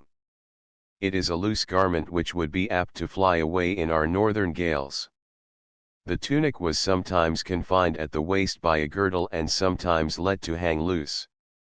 We do not wear tunics, but we admire them very much in pictures, for they show the beautiful lines of the human form instead of concealing and altering them and making them ugly by ridiculous and tight-fitting clothes very often tied in the wrong place, as is the case with modern garments. But there are tunics worn in America, and they are never tied in the wrong place, though, truth to tell, they are not loose and flowing like the Roman or Greek tunic. Perhaps you do not know that so commonplace an object as an onion wears a tunic, yet I assure you it is true. And the onion does not come from Rome or Greece, that is, probably not. As far as we can find out, that homely vegetable first saw the light in the southwestern part of Asia, but it was known in Rome and Greece at a very early date, and lived in those places long before it found its way to us. So it has seen more tunics than we have, if it is not a native Greek or Roman. Not that its garments look at all like a classical tunic. Probably its bulb is said to be tunicate, or covered with tunics, because the different scales wrap about it like so many garments, and in a general way the word tunic is used to mean any garment. The hyacinth, too, has a tunicate bulb. It came from the Levant, a country where people wear loose garments like the Greek and Roman tunic. I do not think, however, the bulbs are called tunicate because they came from the lands where tunics are worn. I think it is merely a name the botanists gave them for convenience to tell that they were covered by coats or scales. What do you suppose a hyacinth tunic is, anyway? Merely a leaf scale. That is, instead of growing into a leaf it remained a scale, and some of the scales on a full-grown bulb are really the lower parts of the leaves. The upper part has fallen off and left the fleshy base to feed the plant. Tulips have tunics too, and so have many other plants. And bulb tunics are a very convenient sort of garment to have, for they not only wrap up the plant, but feed it. They answer the same purpose that tubers do on potato roots. You know what tubers are? They are just swollen portions of underground stems. When you eat your next potato, remember it is a tuber, and that a tuber is merely a short piece of stem very much thickened. If you cannot believe this, look a potato in the eyes. There you will see the truth, for the eyes are merely the joints of the stem, and at each is a little bud that in the spring will start to grow, just like the buds on the branches of a tree. The bud grows at the expense of the material in the tuber, and the hyacinth grows at the expense of the food stored in the bulb. Of course, after a while green leaves form and make more food, but the very first food comes from the thick underground scales. The hyacinth belongs to the royal lily family, and is a very great favorite with people all over the world. Sometimes its flowers are single and sometimes double, and they always give forth a delightful fragrance. Its home, as we know, is in the Levant, a country made up of the islands and the coast along the eastern part of the Mediterranean Sea, particularly of Asia Minor and Syria. It grows so readily and comes up so early in the spring and is so lovely it is no wonder people everywhere cherish it. Its bulb is large and fleshy, and, as we know, is made up of thick scales. These scales are full of starch and other food materials to feed the young plant. For the young plant is in the very center of the bulb, with the fleshy scales folded about it very much as the scales are folded about a tree bud. In fact, a bulb is very much like a bud. The bottom of the bulb is a very short, broad stem. The scales grow on the stem as the leaves do on a branch. They are alternate in arrangement, but packed so closely together you have to look very carefully in order to discover that they are arranged like leaves on a stem. After all, as we know, these scales are only modified leaves. The bracts of the pelargonium are leaves modified to protect the young buds, and the scales of the hyacinth are leaves modified to protect and feed the plant within. For what do you think? At the very center of the hyacinth bulb is a tiny flower cluster wrapped about by half a dozen tiny leaves. These are white and delicate and very, very small. But in the spring they grow and come out of the bulb in the form of green leaves and bright flowers. The bee. I am a rollicking bumblebee. I sail through the air as it pleases me. I sail by the trees and around the flowers, I love the sun and hate the showers. I have a taste does credit to me, I never eat bread and such fiddle-dee-dee. For honey and pollen's the sensible food, they favor digestion and suit the mood. I sleep in my nest all winter long, but rush fearlessly forth in the March wind's song, for I'm sure there's someone waiting for me, since a hyacinth blue's in love with this bee. Stories about all sorts of things nectar guides. The bee is always in a hurry. She flies from flower to flower as fast as she can. She sees the flowers far off and comes straight to them, choosing the brightest. She has learned that the bright flowers hold much honey and often have guides to the nectary, so that she does not have to hunt about, but, alighting on a flower, follows the bright guide. Sometimes it is a spot in front of the nectary and sometimes a line leading to it. It leads her at once by the shortest path to the nectar, and since she is in such haste, the nectar guides are her good friends, helping her to save time. Cells. Cells are a matter of importance. To be sure there are cells, and some are much more important than others. For instance, there are prison cells, more's the pity, and anther cells and honeycomb cells and ovary cells and many more like them. All these are small, hollow spaces with walls around them. But there is another kind of cell, more important than all these others put together, and they are not hollow and do not always have a wall.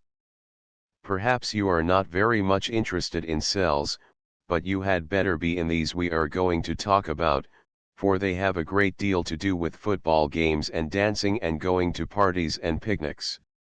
In fact, without them there could be no football and no dancing and no parties nor picnics. All these things depend upon cells. So we may as well begin at once to find out what they are. These cells that we are going to talk about are alive. They are made of protoplasm. You do not know what protoplasm is? I can tell you it is time you did then, for if it had not been for protoplasm you would not be in the land of the living. The protoplasm made you, so if you are not interested in it, I think you ought to have been a cabbage or a squash or a liriodendron or some other thoughtless vegetable not expected to be interested in protoplasm. Like a good many other interesting things, protoplasm cannot usually be seen by the naked eye, it is in such small quantities that it takes a microscope to find it. And when you have found it, so far as its looks are concerned, it would hardly seem to pay for the trouble, for to the eye it is nothing but a colorless, jelly-like substance. It looks more like the white of an egg than anything else. But remember, it is not safe to judge protoplasm or people by looks alone. Napoleon was small, and he was not handsome, yet if you had seen him, you would have seen the greatest man living in the world at that time. So when you look at protoplasm you see something very much more wonderful than it seems.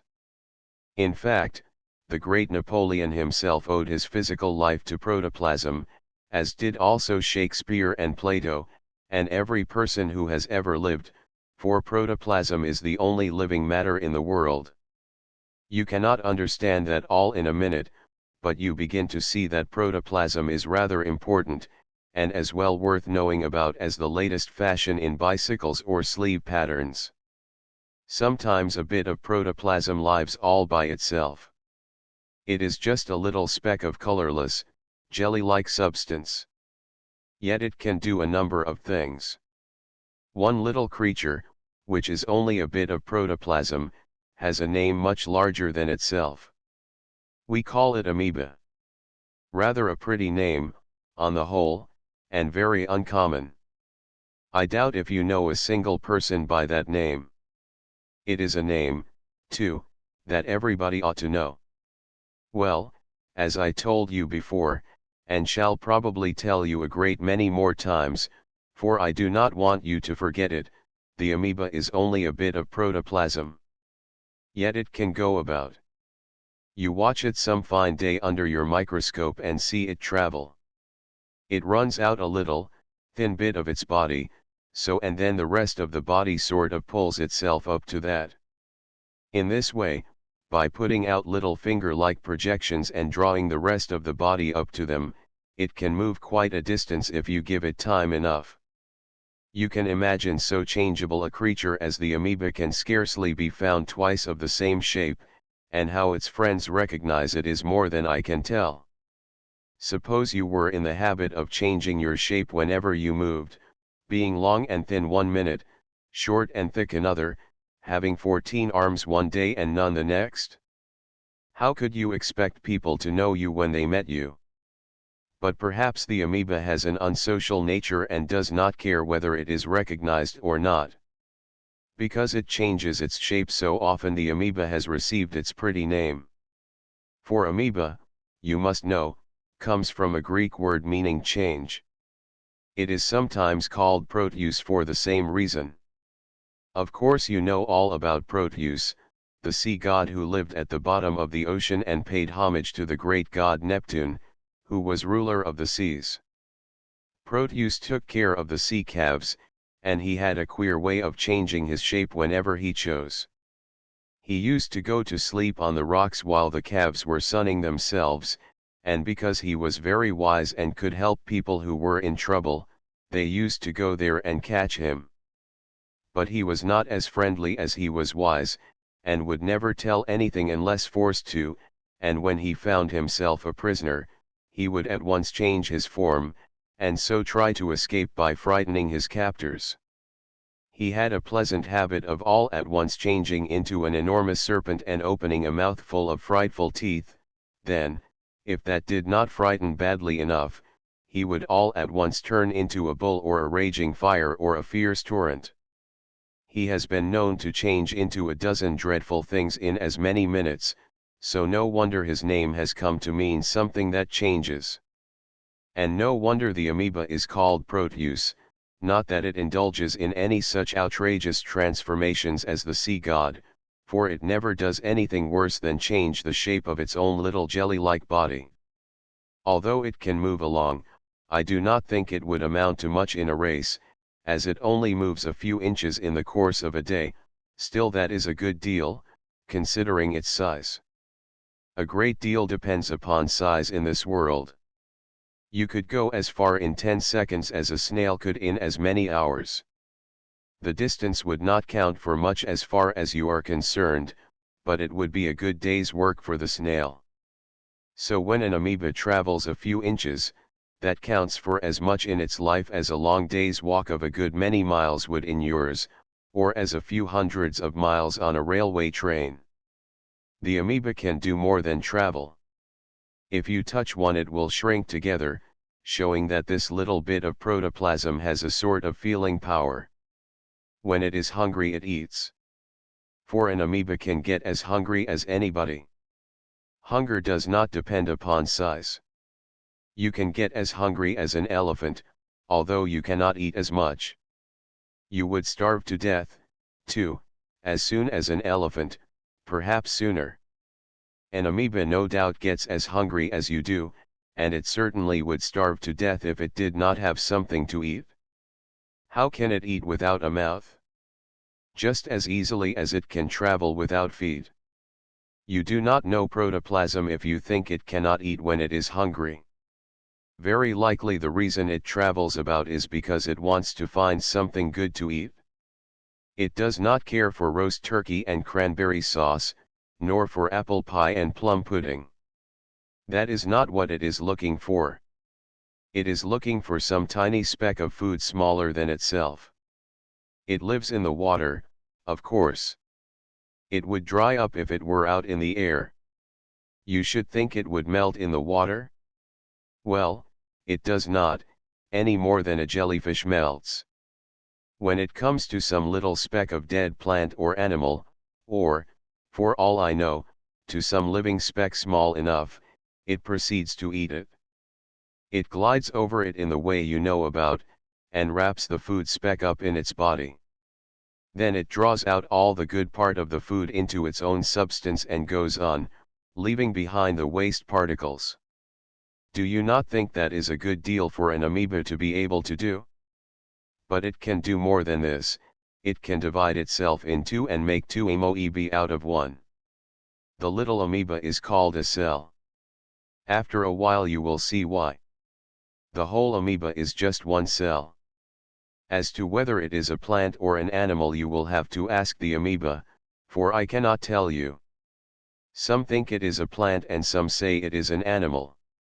I do not think it makes much difference which you say it is. A bit of protoplasm living by itself is called a cell. Many plants and animals have, like the amoeba, only one cell.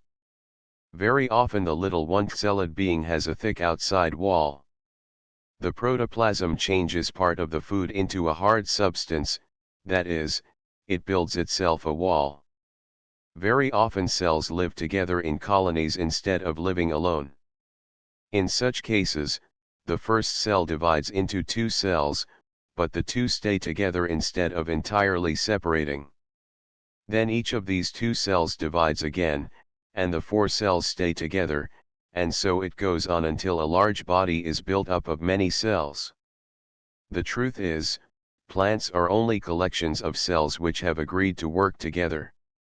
Where there is but one cell, it has to do all sorts of work, but where there are many, some do one kind of work, some another, just as Robinson Crusoe, living all alone on the island of Juan Fernandez, had to do all sorts of things for himself, make his own shoes and clothes, get his own food and cook it, build his own house, and gather his own wood.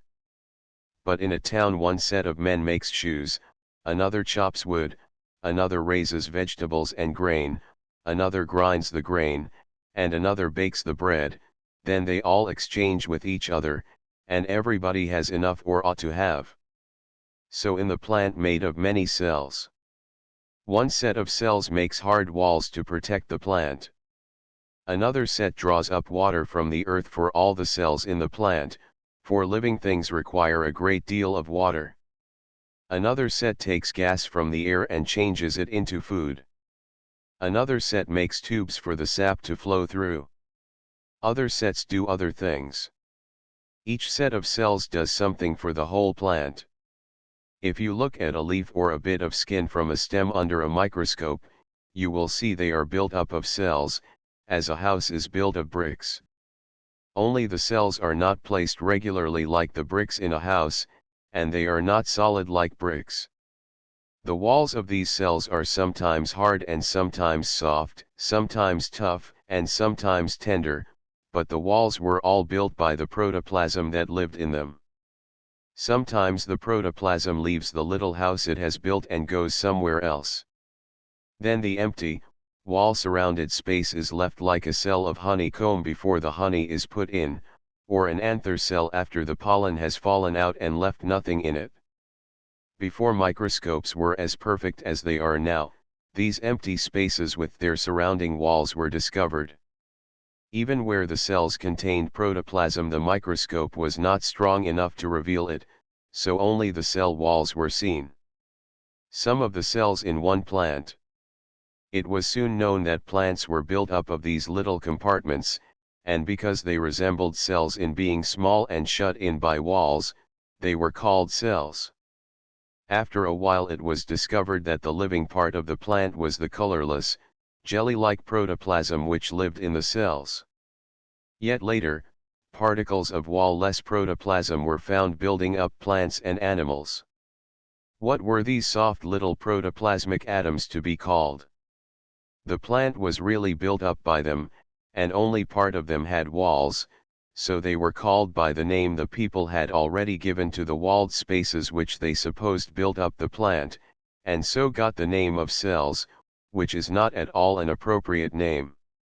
There is nothing quite so easy as to be mistaken, you see, and the botanists, having seen that the plant was built of little compartments, and never suspecting the presence of the living protoplasm lurking in some of them, had called the compartments cells. Later, when the protoplasm was discovered to be the real builder, the old name was kept. So you see how the amoeba came to be called a cell. There are a great many different kinds of cells in one plant. But every living cell has very much the same powers as the amoeba, though in many of them some one power is developed at the expense of all the rest. In this way different sets of cells are able to perform different kinds of work, and do it very well indeed. The amoeba is not the only single-celled creature. There are a great many different kinds of single-celled plants or animals, and some of them take very curious and beautiful forms, with streamers floating about them. Such are not protean, like the amoeba, they do not change their shapes. Plants are not the only things that have cells. Animals, too, are built up of them. Animal cells are usually softer than plant cells, because they very often have no hard walls. Bone cells of course have hard walls, and there are others, but most of the animal cells are without walls. So you see all living things are built of cells, and the living part of the cells is the protoplasm. You yourself are built up of millions of cells, and without the help of protoplasm you would not be living, for protoplasm made your cells, and protoplasm is the only thing in you that is alive. Your muscles are made of muscle cells, and the protoplasm in them moves, and when the muscle cells all move together, that moves your arm or your leg or your head or some other part of your body. Since your muscle cells devote themselves to moving, they do not try to do much else, so other cells digest the food which the blood carries to the muscle cells. Yet other cells build a good thick skin to protect the soft muscles, and yet another set of cells thinks for the muscles, and tells them where and when and how to move. Each set of cells has its own work. Your brain is made up of nerve cells, and the protoplasm in them in some way enables you to think and feel. Your bone cells are hard and resisting, your sinew cells strong and flexible. So each part of your body is made up of different kinds of cells. But what has all this to do with football and parties and picnics, you would like to know? Why, a great deal, to be sure. If it were not for cells and protoplasm there would be no people. And how could you have football games and picnics without people, I should like to know? Pollen cells. In the dark little dungeon cells of the anthers, the pollen grains lie. Hundreds, and sometimes thousands of them, are packed in there as closely as they can be. But they do not mind it, not in the least. They grow and get ripe, and as soon as this happens, their prison door opens and out they pour. They are funny little things, not at all what they seem to be. For you would think they were just little specks of dust of almost no shape at all. But that is your fault, or rather the fault of your eyes. You see, your eyes were not meant to look at things so tiny as pollen grains. You can see a common ball or even a small shot very well indeed, but when it comes to pollen grains you are as blind as a mole. You will have to put on your spectacles to see that, I can tell you, and very powerful spectacles they will have to be, too. The best spectacles for you to look through are the ones we call a microscope. Just put your eye to that tube and you will see what you will see, for there are pollen grains at the other end, pollen grains from several kinds of flowers. There are some in the corner from our friend the morning glory.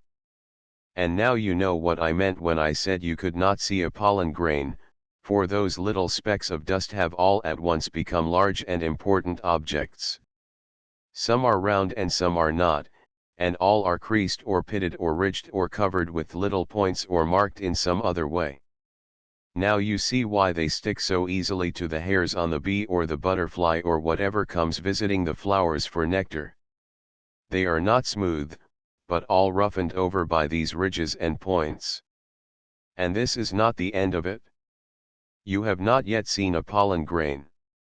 You have only seen the outside of one. For it has an inside. You think it is too small to have anything inside of it? I can tell you things much smaller than that have something inside of them. The truth is, these things seem so small because we are so large. If we were as small as they would not seem small at all. They would seem a very ordinary size indeed, and we would expect them to have an outside and an inside. The truth is, pollen grains are hollow. They are as hollow as the baby's rubber ball. But they are not empty. The baby's rubber ball is not empty, it is full of air. These pollen grains are not full of air. If you were to see what is in them, you might not think it very important, but that would be a great mistake, for they are full of protoplasm. The truth of the matter is, the pollen grain is a cell, it has a wall outside and is made of protoplasm inside. Protoplasm, you remember, is the material out of which every living thing is made. You are made from protoplasm yourself, flowers are made from it, too, and leaves and birds and everything that lives. So you see, if a pollen grain is filled with protoplasm, that is rather a serious matter. This pollen grain, small as it is, has a tough outer skin. It is not as tough as leather, but it is tough for so small a grain, and is strong enough to keep the protoplasm from running out. The protoplasm in the pollen grain is what the ovule needs to nourish it and make it able to grow. The ovule, too, is a cell filled with protoplasm, and the protoplasm of the pollen and of the ovule must somehow come together before the ovule can do any more growing. You know how the bees and butterflies and all sorts of insects carry the pollen from flower to flower and dust the stigmas with it? You may think that when a pollen grain is safely landed on a stigma, then the rest is easy enough. But if you suppose the pollen grain can pass through the style, you are very much mistaken. It cannot even pass through the stigma. It is true, the tissues of both style and stigma are rather loose, and that the style is sometimes hollow. But, as far as I know, the pollen never passes through. Small as it is too large to get through the tiny openings in the stigma, and then, you know, the stigma is sticky and holds it fast. Here is an interesting state of affairs. The ovule cell is waiting for protoplasm, and the pollen cell is anchored safe and fast at the stigma.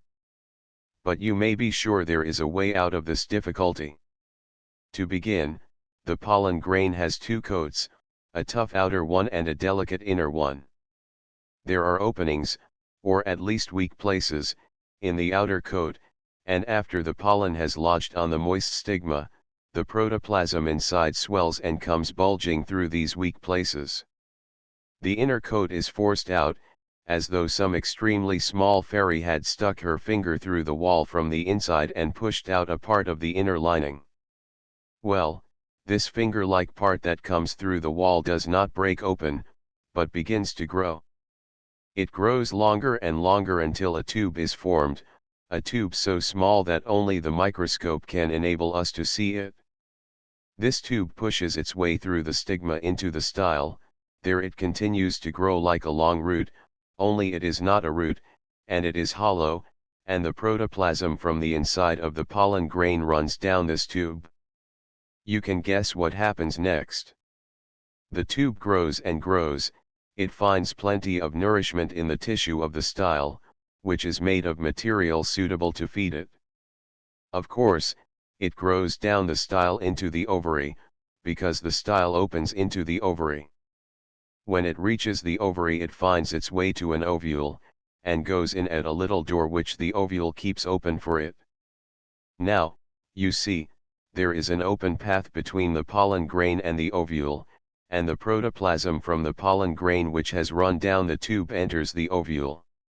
Here it passes out of the tube by breaking through the delicate wall, and unites with the protoplasm of the ovule. Thus the ovule is fertilized. It is nourished and strengthened, and at once begins to grow into a seed. Meantime the shell of the pollen lies on the stigma, a little dried up, empty thing. Its work is done.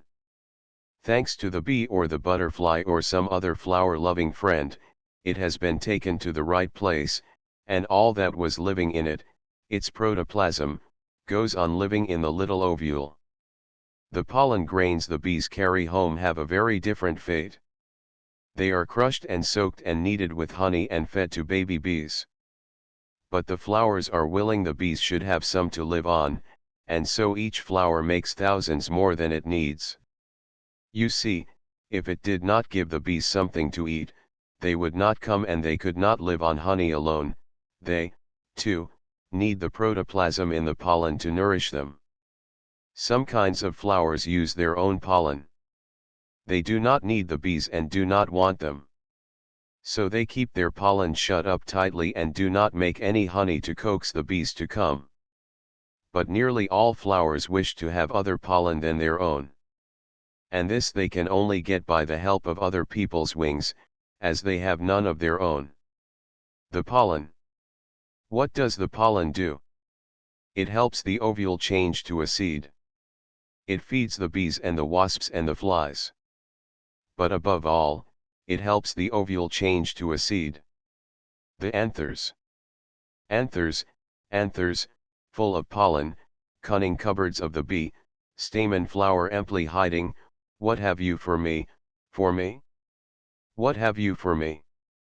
Pollen have I, plenty of it, pollen for my darling bee, pollen every day I blossom for my bee, but none for thee, none for thee. Ovule cells. You will be glad to know that the little ovules at the heart of the morning glory and of all other flowers are single cells. They have an outside wall and are filled with protoplasm.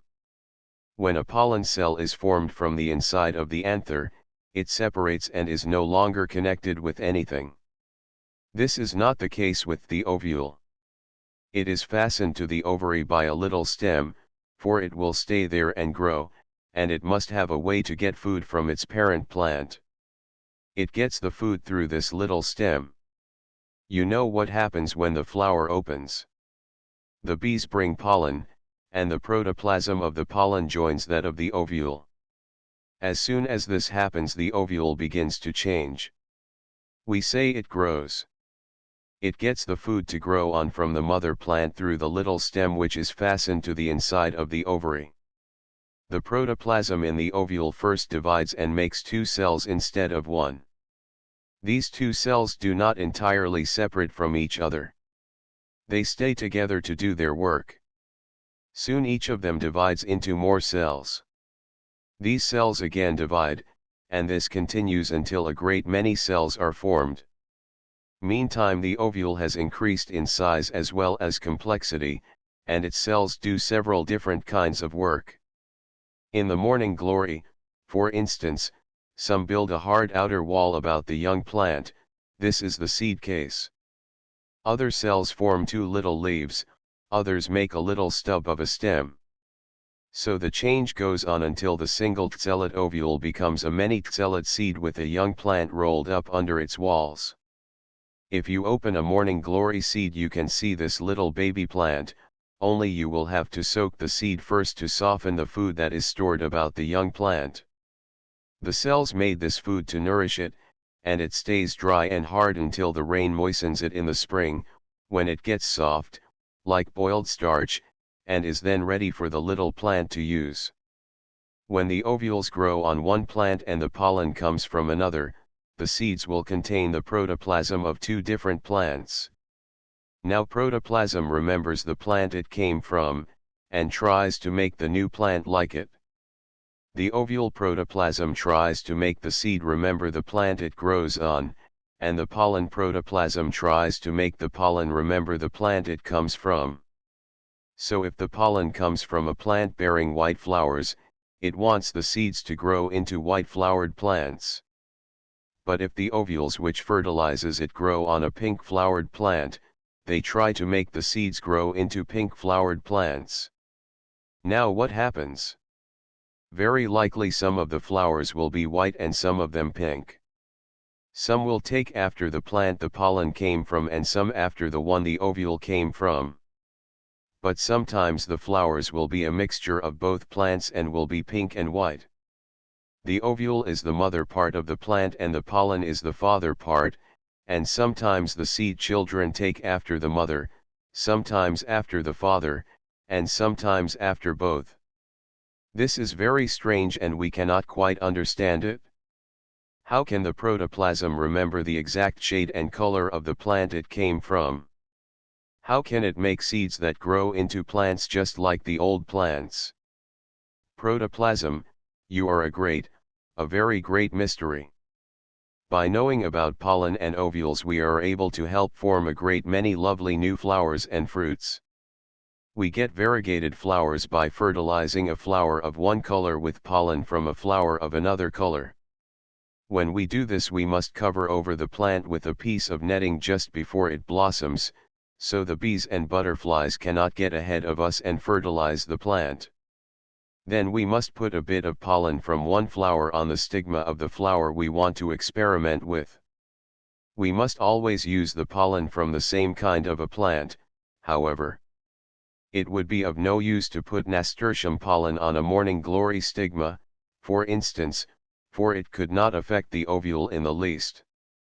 The protoplasm knows in some way its own plant and will not fertilize any other. This is a very good thing, otherwise we might have a funny mixture of all sorts of plants. Many delicious fruits have been produced by fertilizing one plant with pollen from another. New varieties of grapes and berries are constantly obtained in this way. If you live on a farm or have a garden, you might try to develop some new kinds of berries or fruits. You might not succeed, but it would do no harm to try. Chlorophyll. Chlorophyll is plant green. That is what the word means. We are so used to seeing green leaves that we think very little about it. It probably never has occurred to most of us that the green coloring matter of plants can be of much importance. Yet it is one of the most important things in the world. Like many other things, it is not what it seems. It is not merely a dye as one might suppose, but much more than that. We cannot really see what it is without a microscope, and when we look at a piece of green leaf through the microscope we are surprised to find the leaf is not green at all. It is colorless like glass, but in the cells just behind the skin cells we see little roundish green bodies packed away. These are the chlorophyll grains, and when there are a great many of them close together they show through the skin and make the whole plant green. The skin protects them, you see, and yet it is transparent and allows the light to get to them, which is a matter of great importance to the chlorophyll grains, for they are hard workers, but cannot do a single thing without sunlight. Chlorophyll grains lie just behind the skin cells in all parts of the plant that look green. The cells they lie in are often long with their short ends towards the skin. Leaves contain several layers of chlorophyll cells. The inner ones are not long like the outer ones, and do not contain so many chlorophyll grains. In the illustration, A represent the upper and lower skin and B the cells containing chlorophyll. The underside of a leaf usually has fewer chlorophyll grains in its cells, for the light is not so bright there, and chlorophyll needs plenty of light. Sometimes the cells in the middle of a leaf, that is, halfway between the upper and lower surfaces, have no chlorophyll at all. Now what do you suppose is the work the chlorophyll grains have to do? You never could guess, so I may as well tell you at once. If it is not making sugar, it is something very like it. To begin at the beginning, which is a long way from sugar, but which will certainly bring us to it, I must tell you that these little round green chlorophyll people have a strong attraction for carbon dioxide, which you know is a gas and is always found in the air. You know, too, we breathe it out as an impurity. Probably you did not know it had anything to do with sugar, but it has a very great deal to do with it. The chlorophyll grains attract carbon dioxide as strongly as a magnet attracts bits of iron. The carbon dioxide in the air goes through the pores in the leaf skin, right through everything to the cell where the chlorophyll lies. You know carbon dioxide is made of carbon and oxygen. The plant needs a great deal of carbon, for nearly all its hard parts are made of it. Wood, for one thing, is nearly all carbon. As soon as carbon dioxide comes where chlorophyll is, the chlorophyll, which of course is chiefly made of protoplasm, tears it to pieces. It pulls the carbon away from the oxygen and the oxygen rushes out through the pores back into the air. But the carbon stays behind. You see, oxygen is a gas and carbon is a solid. When carbon and oxygen unite in a certain way, they make another gas, our carbon dioxide. It is very queer that carbon should have the form of a gas when united with oxygen, and I cannot explain it here. You must just remember that it is so. When the oxygen flies away into the air again and leaves the carbon behind, the work of the chlorophyll has but just begun. Raw carbon is of no use whatever, no more use than carbon dioxide, which we know is good for nothing to the plant, or else the chlorophyll would not tear it to pieces. But if the chlorophyll can only get a little water, something worthwhile will happen. This it can always do, as the roots take good care to send it plenty. Water, you know, is made of two gases, hydrogen and oxygen, united together. Here, you see, gases unite and make a liquid. Well, chlorophyll has a way of its own of uniting the carbon it took away from the carbon dioxide with the hydrogen and oxygen it gets from the water and forming a solid, which the plant cannot live without. Now what do you suppose this new solid is? Probably you never could guess. It is starch, just starch. Chlorophyll makes starch out of carbon, hydrogen, and oxygen. Sometimes it makes sugar and oil out of them, but its work is most generally starch making. The carbon, you remember, it gets from the carbon dioxide of the air, and the hydrogen and oxygen from the water the roots send it. The strangest thing about all this is, chlorophyll is the only thing that can make starch. Perhaps you do not think starch worth making such a fuss about. But wait a moment. There is more to starch than you ever dreamed of. Really and truly, if it were not for starch you would not be alive today, and I would not, in short nobody would. All our lives depend upon starch. So when we come right down to the truth, our lives depend upon chlorophyll, because that makes all the starch there is in the world. You do not think our lives depend upon starch? Wait and see. Chlorophyll makes starch. Never forget that as long as you live. Forget your own name if you want to, but do not forget that chlorophyll makes starch. You see, starch is the raw material of which plants are made. After the chlorophyll has made starch, the starch is dissolved, or melted you would likely say, and so is carried all over the plant in the sap. Some parts of the plant change the starch into sugar, for sugar is made of the same things as starch, only in it the carbon, hydrogen, and oxygen are put together a little differently, just as you can make several kinds of cake from flour, butter, sugar, milk, and eggs by stirring them together differently and mixing them in different proportions. You cannot make cake without flour, sugar, eggs, and milk, and usually butter. But if you have these ingredients you can make a great many kinds of cake. Starch is the material of which the plant makes a large part of its substance. Some parts of the plant that need sugar make it from the starch, and we find more or less sugar in all plants.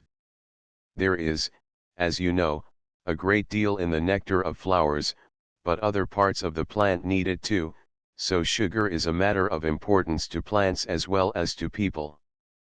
But sugar, remember, is made generally from starch, no matter in what part of the plant we find it. The sweet sap in the sugar maple is made from starch, so is the sweet juice of the sugar beet and of the sugar cane. All the sugar we use, excepting that in homeopathic pills, is made from starch. The sweet juice of fruits, berries, apples, peaches, oranges, contains sugar, which the plant has made from starch. In green fruit the starch has not yet been changed into sugar, so it is not pleasant to the taste. Some parts of the plant need thick walls, like wood or bark, and these are made by the protoplasm from starch. They are not sugar, however, but a very tough, firm substance so unlike sugar that you wonder how it can be made of the same materials. But it is, for starch is the substance from which both are made.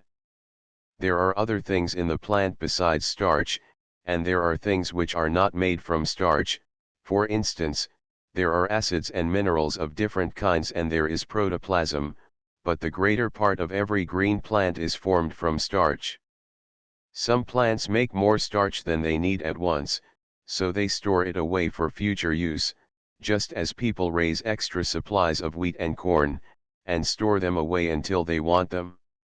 The potato plant, for instance, stores a large quantity of starch in the potatoes underground.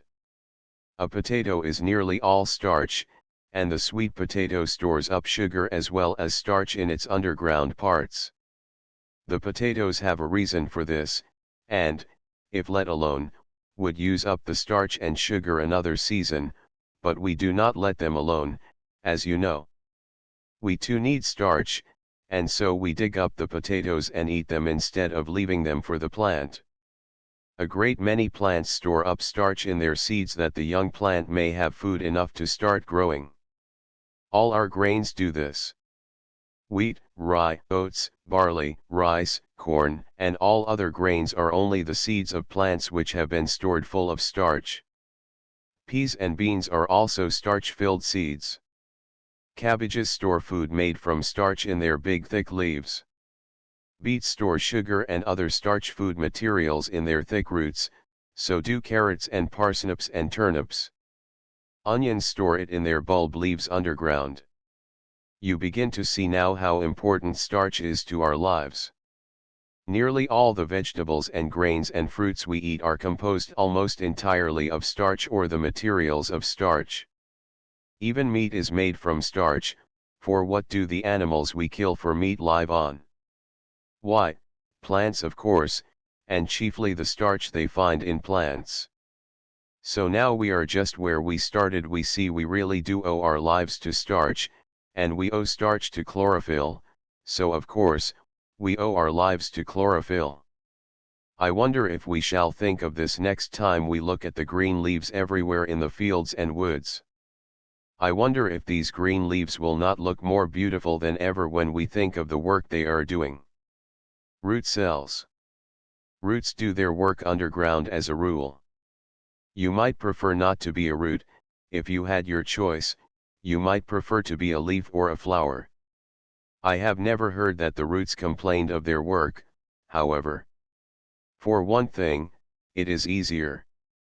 All they have to do is to hold the plant fast, suck up juices from the earth, and in some cases store away food material, that is, if they are regular, well-behaved, everyday, underground roots.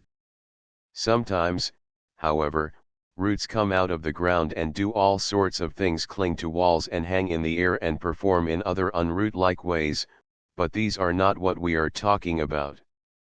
We are talking of roots, such as those of the morning glory and nasturtium and geranium, which stay underground and behave themselves.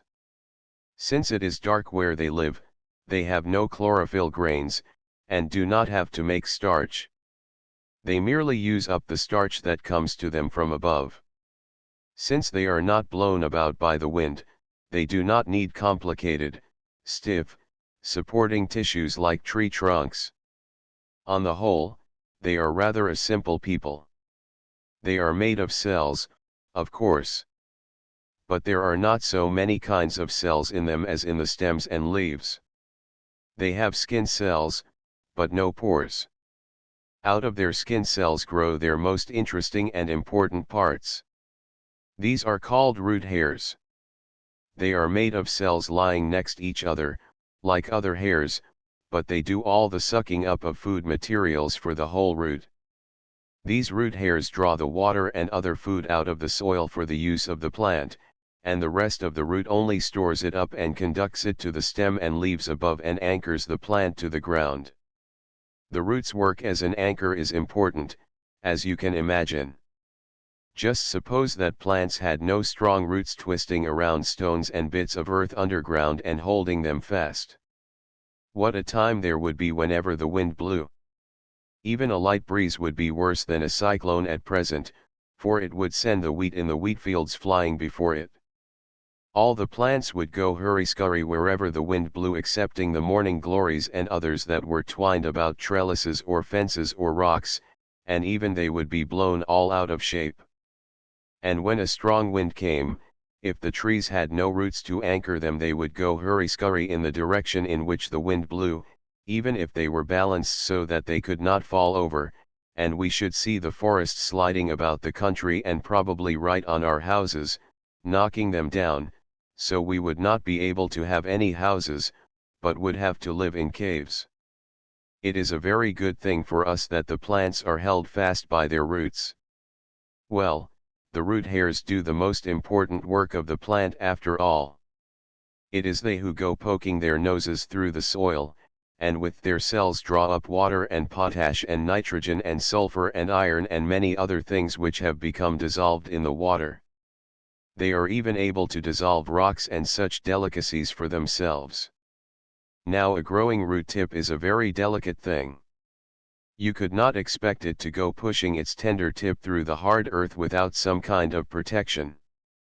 And it does not, it wears a cap. This cap fits over the tip of the root and is hard. The cap is not alive, that is, the outside of it is not. The growing part of the root tip is just behind the cap. The root tip grows by adding on new cells and so pushes the root cap ahead of it.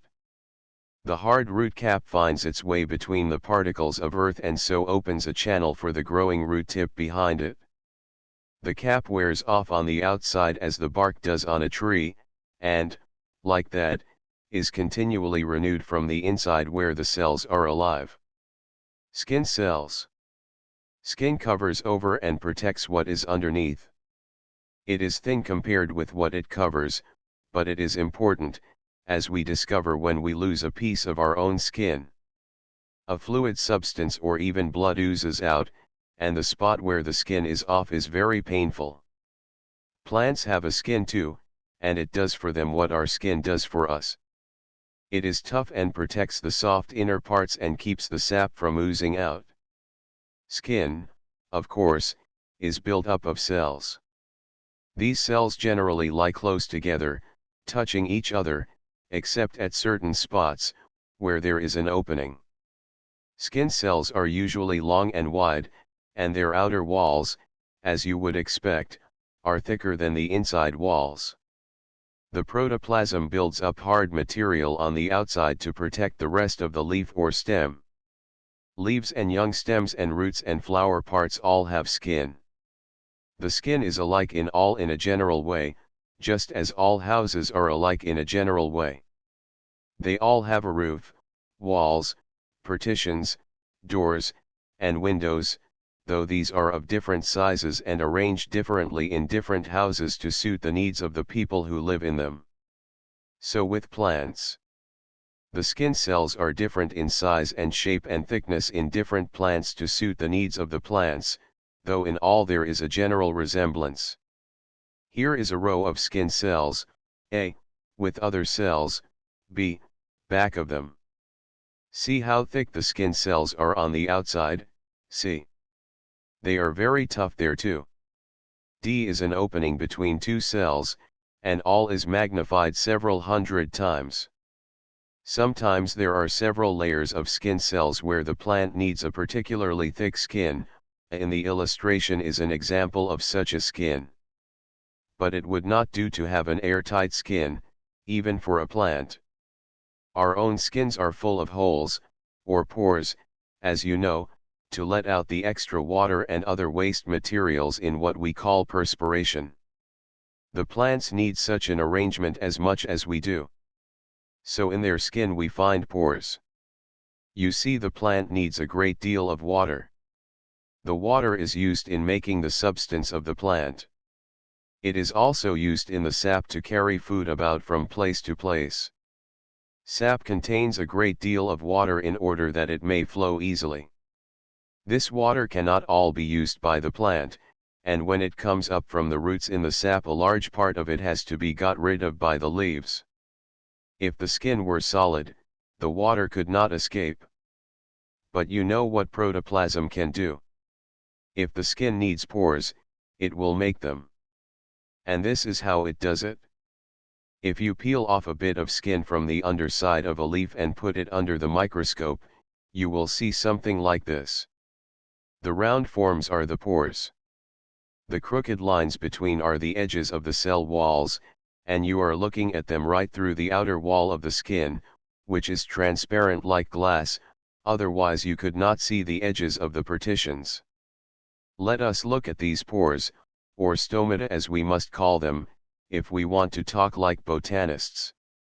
One of the stomata is called a stoma. Stoma comes from the Greek and means a mouth, or opening. These little mouths, or stomata, are made of two cells lying close together. These cells reach through the skin into an open space back of it. There are open spaces between many of the inner plant cells, and there is always one behind a stoma. There are very few spaces between skin cells, excepting, of course, the openings between the two cells of a stoma. The two cells which make a stoma are called guard cells, because they guard the opening into the plant. They are shaped, you see, something like half moons. When the plant is full of water, these half moons swell up and their edges are drawn apart so. This, you see, makes an opening, X, into the plant. This little mouth through the skin opens into the space back of the skin, and this space connects with other spaces all through the plant. Through these stomata all parts of the plant can communicate with the outer air. The extra water and other waste materials pass out through the open stomata, and air and other gases pass in and out. Now, if the air outside is very dry and the earth is dry so that the roots are not able to send up much water, these wise little guard cells do not swell up and separate. They are too good gatekeepers for that. They straighten out, their edges meet so, and the opening is closed. Now the water cannot so readily escape and the plant will not wither so soon. In dry climates the stomata are often surrounded by hairs which prevent too rapid evaporation. These hairs are often thick enough to make the plant look woolly. In fact, many plants have hairs upon those parts of the leaves where the stomata are found. They not only prevent too rapid evaporation, but also keep the rain or dew from getting into the stomata and closing them up. They hold off the water so that it cannot wet that part of the leaf. There are a great many stomata on one leaf, on some kinds as many as thousands to a square inch. Usually, among land plants, there are more on the underside of the leaf, and in very dry places all are on the underside. The sun shining on the upper side would often cause too great evaporation, so the stomata are found underneath. In very hot, dry air there will be a little evaporation, even when the stomata are closed. But when we come to look at leaves that lie on the surface of the water, like water lily leaves, of course the stomata are all on top, as that is the only part of the leaf the air can reach. Many water plants have their stomata above, for you see there is no danger of their water supply running short.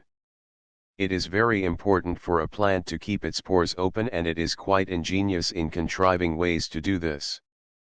Perhaps hairs are most frequently used. They often cover the underside of the leaf where the stomata are thickest, or are found in lines along the leaf, when the stomata are distributed in this way. But, you say, rain cannot get to the underside of the leaf. No, but dew can. Dew wets the underside of the leaf quite as much as the upper side, for dew does not fall, as some people think, but is deposited all over the surface of a cool object like a leaf, for dew is nothing but the vapor in the air which is deposited in the form of water at night. To see better how the stomata work, here is a side view of one closed, A, and one open, B. Stomata, you see, are the doors to the plant through which things pass in and out. Not only water goes out through them, but also other waste substances, such as oxygen and carbon dioxide. You must not suppose because so many things go out at the doors that nothing goes in, for air passes in and also carbon dioxide. Carbon dioxide passes out from the plant and in from the air. That seems curious, but you must remember the plant has to use its stomata for both lungs and mouth's lungs to breathe out impure air, which contains carbon dioxide, and mouths to take in carbon dioxide, which is one of its principal foods. Besides stomata, plant skin has other kinds of special cells. These other cells form hairs or prickles or scales or glands. The hairs, prickles, and scales form on the outside of the skin, as you can see by the illustration. On the side of a regular skin cell the protoplasm builds a small cell, this grows long and divides and makes two, these may again divide, and so on until the plant has as long a hair as it needs. Sometimes the hair is made of but one long cell. Hairs, as we know, protect the plant from too great evaporation and from changes of temperature, they also keep the dew and rain from settling in the stomata and filling them up so they cannot do their work. Here is a picture of 4 stomata, growing about a hollow filled with hairs. These hairs prevent the outside water from running in and wetting the stomata. Prickles and some kinds of hairs and scales protect the outside of the plant from animals. When the animals bite the plant, these things stick into their mouths and they are glad to let it alone. If you want to be sure that prickles and hairs protect the outside of a plant, go take hold of a nettle.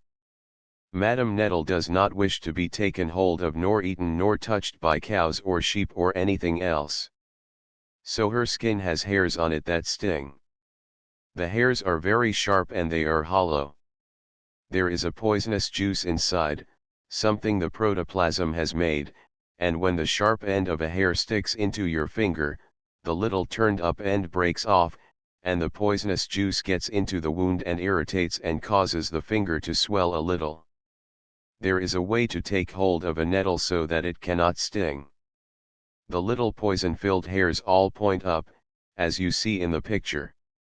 So if you stroke the nettle or draw your hand over it from root to tip, it cannot hurt you. Your hand presses the hairs flat against the stem and they cannot stick into you. Sometimes hairs branch and make a thick network, like felt, over the leaf. They do this in the mullein, and here is a picture of mullein hairs very highly magnified. Prickles and scales are made of cells as hairs are. All parts of the plant above ground and sometimes the roots are covered with skin, but only the parts above ground are covered with hairs or prickles. Some plants are abundantly supplied with these protections, others manage to get along without them. Plants very often have glands in their skins. These glands are merely cells which take certain things from the sap and pour them out on the outside of the plant. Glands secrete their fluids inside the skin cells, and these fluids finally break through the outer wall of the skin cell and so get to the surface, or else they pass through stomata specially provided for them. They sometimes cover the surface of the plant with a sticky substance, as is the case with young birch twigs. Glands also secrete the gum or resin which covers up the winter buds and keeps out the rain, and which makes the young leaves of the cherry shine so. Some plants secrete wax which covers leaves or stems or fruits. Bayberry berries are covered with white wax, of which fragrant candles can be made. Bayberry grows abundantly all along the New England coast, and friends of Thoreau used to make these fragrant candles as Christmas presents. Whenever Thoreau went to visit them, he insisted upon having a bayberry candle to go to bed by. The bloom on cabbage leaves and on plums and other fruits is made of tiny scales of wax. Bayberry wax is a very good substance to keep the plant dry. You may be sure the plant knows this and often uses it about the stomata. You see, the object is to allow water to pass freely out of the stomata by evaporation, but not, as a rule, to pass into them. So the clever plants often have wax instead of hairs as a protection to the stomata. It would not do at all to let the stomata get closed up, so they are always protected in some way. Sometimes little projections grow out of the skin, close to the stomata. The raindrops fall upon these little knobs and stay there, instead of settling down into the stomata. You see, the pegs are very small, and when the rain falls on them there is a layer of air below them which the water cannot displace, and which prevents it from going any farther. If you want to know just where the stomata are situated in a leaf, plunge it in water, then shake the drops off and notice what part of the leaf has not been wet. Wherever the leaf is dry, there are the stomata.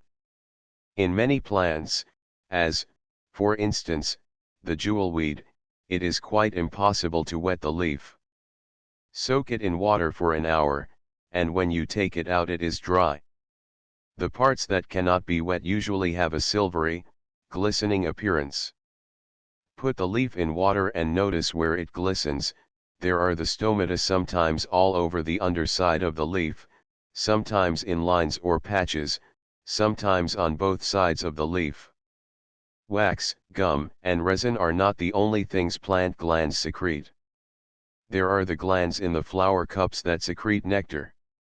In some plants this breaks through the delicate plant skin and runs into and fills up the little hollows or horns we call nectaries. In others the nectar is provided with stomata by means of which it can escape from the interior of the plant. You may be surprised to learn that the flower is not the only part of the plant that can secrete nectar. In some plants the stipules do it, and in some even the stems. This is not to call visitors to the flowers, but perhaps to keep them away. Where ants trouble the flowers, certain kinds have invented this very clever way of stopping the unwelcome visitors. They do not want the ants to take the honey from the flowers, so they secrete honey on the leaves or stems, and the ants take that instead of traveling onto the flowers. Of course each living skin cell contains protoplasm. The protoplasm lies in a thin layer against the walls and builds, until the skin is thick enough.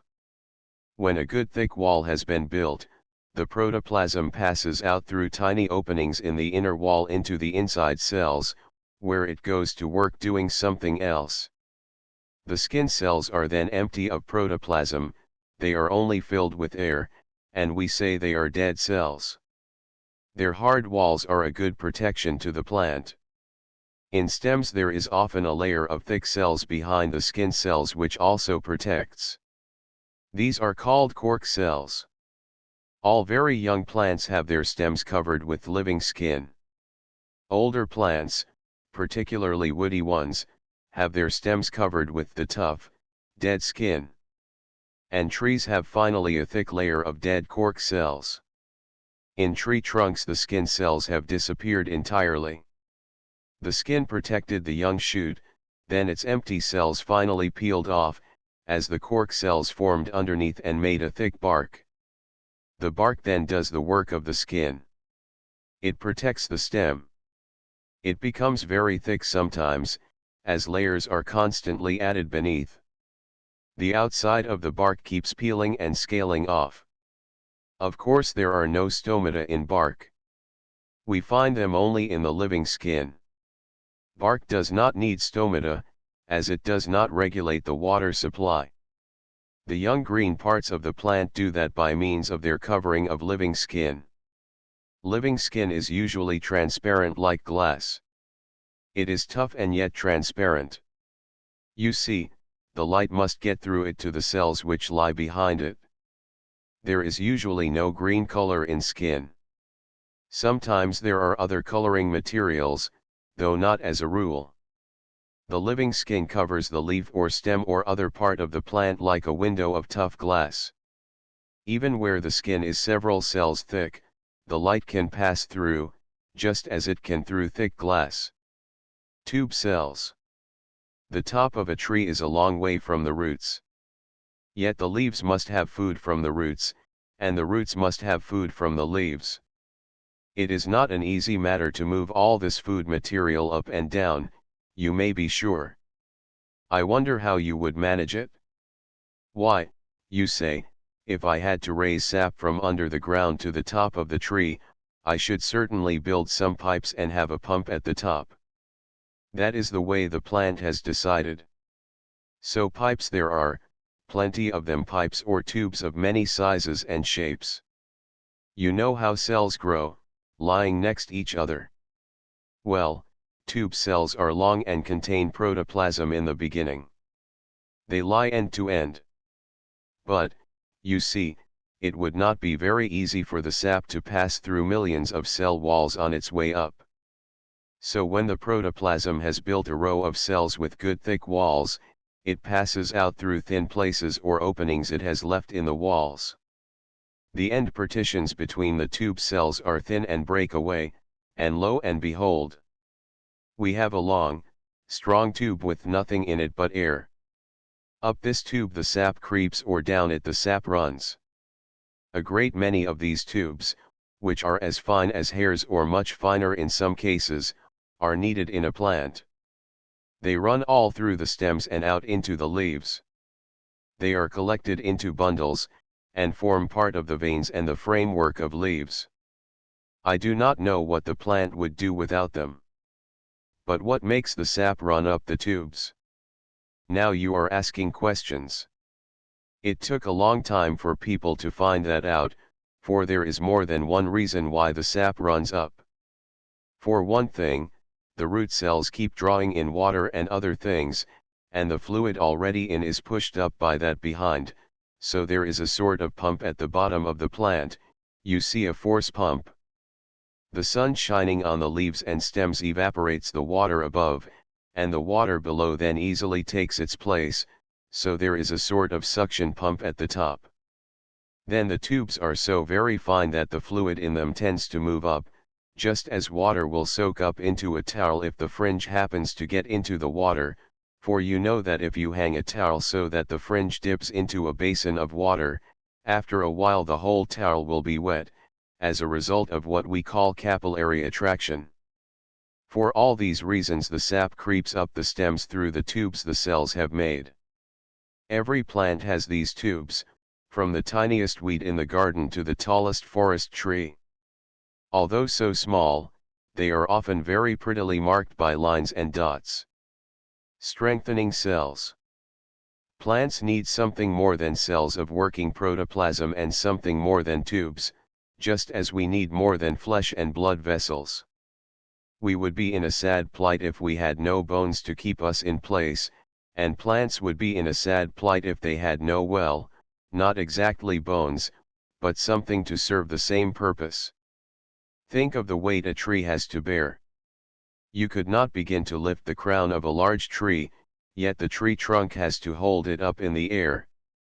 Not only that, it has to hold onto it when the wind blows, which is a much harder task. Even small bushes and tender garden plants have quite a weight to bear and quite a task to keep their leaves and stems from being blown away. They could never hold onto them if it were not for the wood and other tough cells they have never in the world. These wood cells and other tough cells are made by protoplasm, of course. The protoplasm builds them very much as it does the tube cells, long and slender, as you see in the picture at the beginning of the chapter, and then when the hard, tough walls are all done, the protoplasm slips out and leaves the strong framework of tough fibers to do its duty. This framework is not only strong, it is elastic, so it can bend easily. If it were not, the first strong wind or the first thing that happened to bend the plant would snap it off short. You cannot break wood easily, and, if you do succeed, it always bends more or less first. Some wood bends more easily than others, as you know. A willow twig can be tied into a knot, it bends so easily. Nearly all land plants have these stiffening cells. They run out of the stems down into the leaves and help make their framework of veins. The tubes and the strengthening fibers run along in bundles side by side. You see, this saves space. If the tubes and strengthening fibers each took a different road, that would not leave much space for the chlorophyll and other working cells. But all the tubes and fibers are closely packed together and run lengthwise, through the stem. All around these long fibers are placed the other cells which are not long and do not form tubes or fibers. Most of those other cells in the leaf contain chlorophyll. They contain protoplasm, and do the work of transforming food materials into plant material. We and the plant people. We live and the plants live. Probably neither we nor the plants spend much time thinking about what we owe to each other. The plants are excusable for this, for they are not great thinkers, at least so far as we know. But we owe so much to them, we ought to stop and think about it once in a while. We are indebted to them not only for the food we eat, but for the air we breathe. We know about chlorophyll and the starch it makes, and how this starch is stored up in potatoes and wheat and corn and rice and all sorts of food grains and vegetables. We know, too, how the roots suck up substances from the earth which we need in our bodies, and how they are stored away with the starch or sometimes by themselves. We know, in short, how all the food we eat is made first or last by the plants. Not only do we owe our food to the plants, but all animals do. You see, animal cells are not able to take carbon dioxide and water and ammonia and other gases and minerals and work them up into living cells. The plants have to do this for them, and then the animals eat the plants, for animal cells are able to work starch and sugar and plant protoplasm over into animal protoplasm, which can build all sorts of animal cells. So all the animals in the world get their food from the plant world. If the plants were to stop living, all the animals in the world would soon starve to death.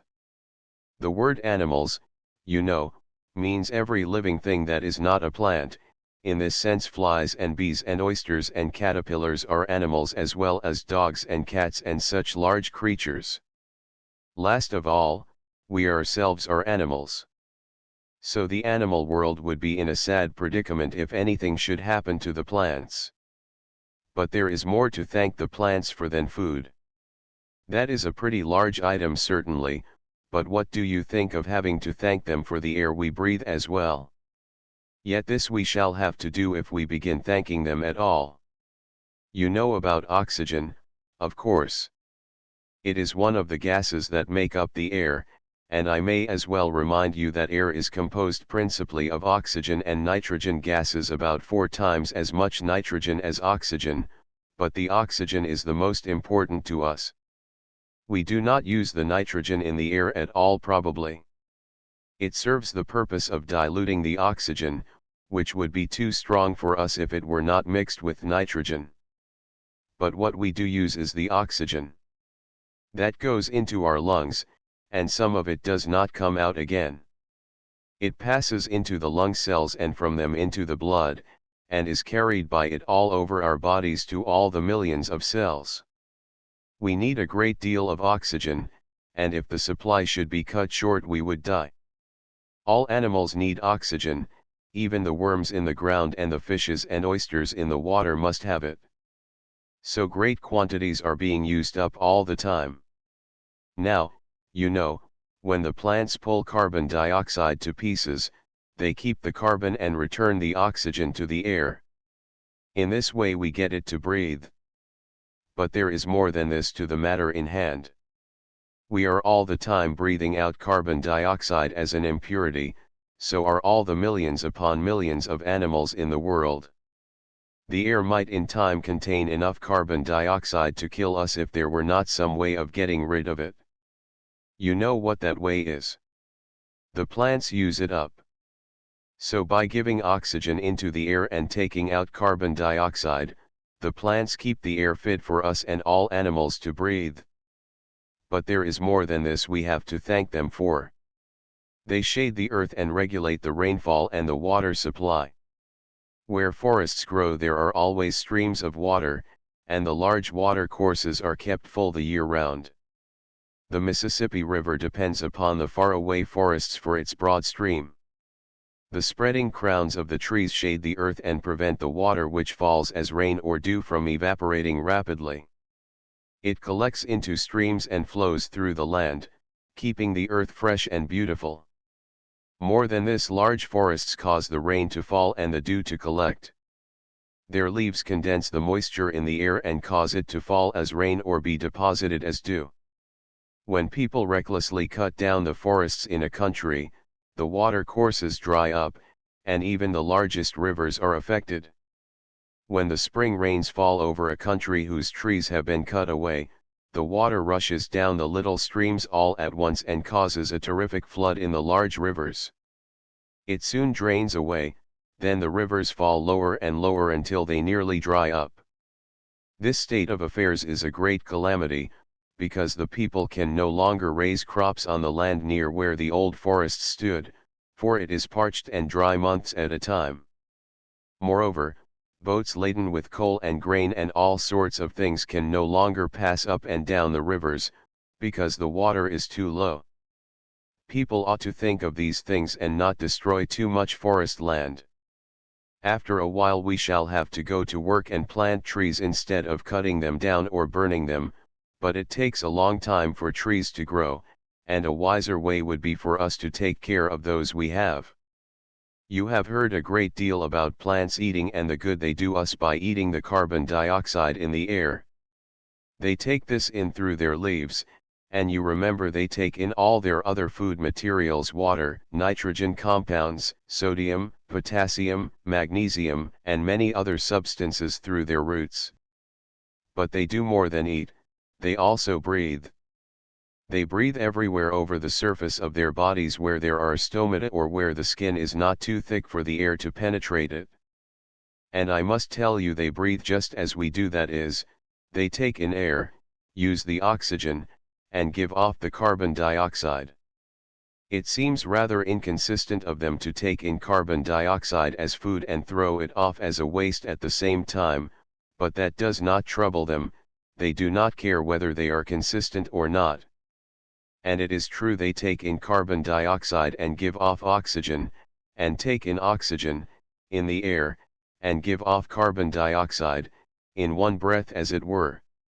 You see, it is different parts of protoplasm at work that does this, one part that in the chlorophyll bodies is attracting carbon dioxide, breaking it up, and casting out oxygen.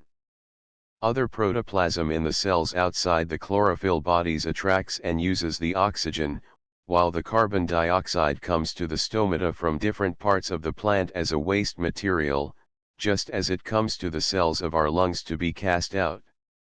So plants, by breathing, make the air a little impure, but they destroy or break up so much more carbon dioxide than they make that on the whole they act as powerful purifiers of the air.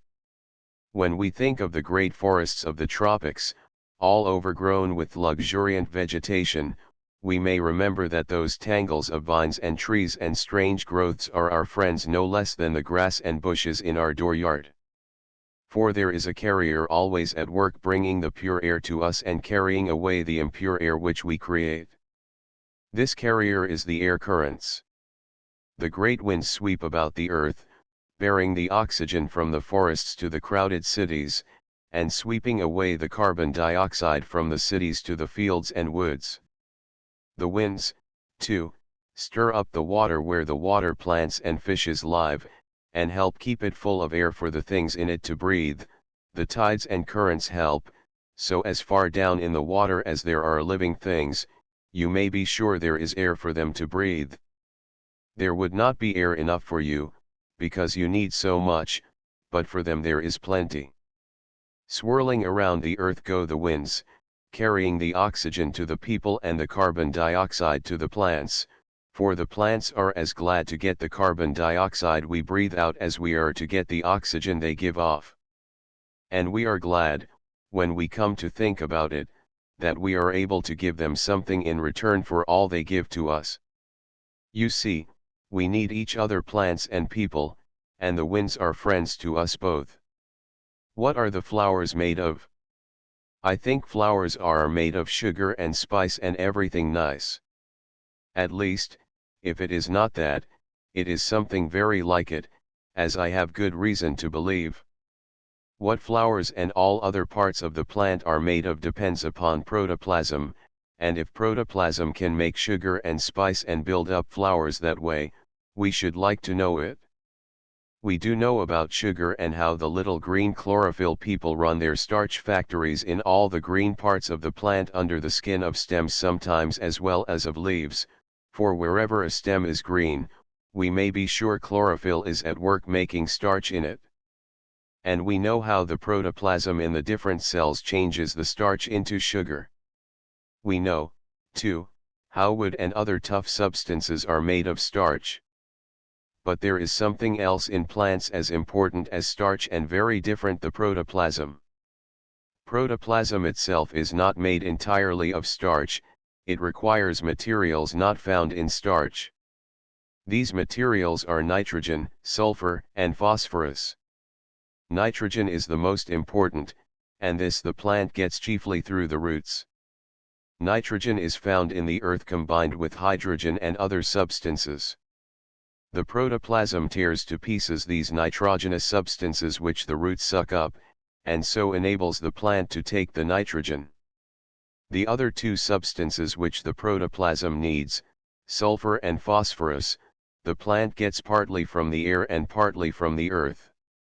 Sulfuric acid exists in very small quantities in the air and goes in through the stomata, attracted, no doubt, by the protoplasm inside.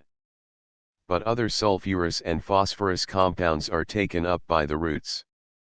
So we see protoplasm is complicated. It contains carbon, hydrogen, oxygen, nitrogen, sulfur, and phosphorus united in a very complicated way.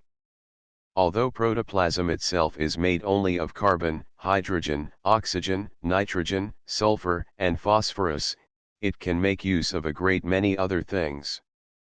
When the protoplasm of certain cells wants to build hard, tough walls, it uses potash and soda or even silica, which you know glass is made of. Just draw a blade of sedge grass through your fingers if you want to feel the silica in it. You will probably cut your fingers, but that will help make you remember about silica. Then the protoplasm uses iron to color the petals and other parts of the plant.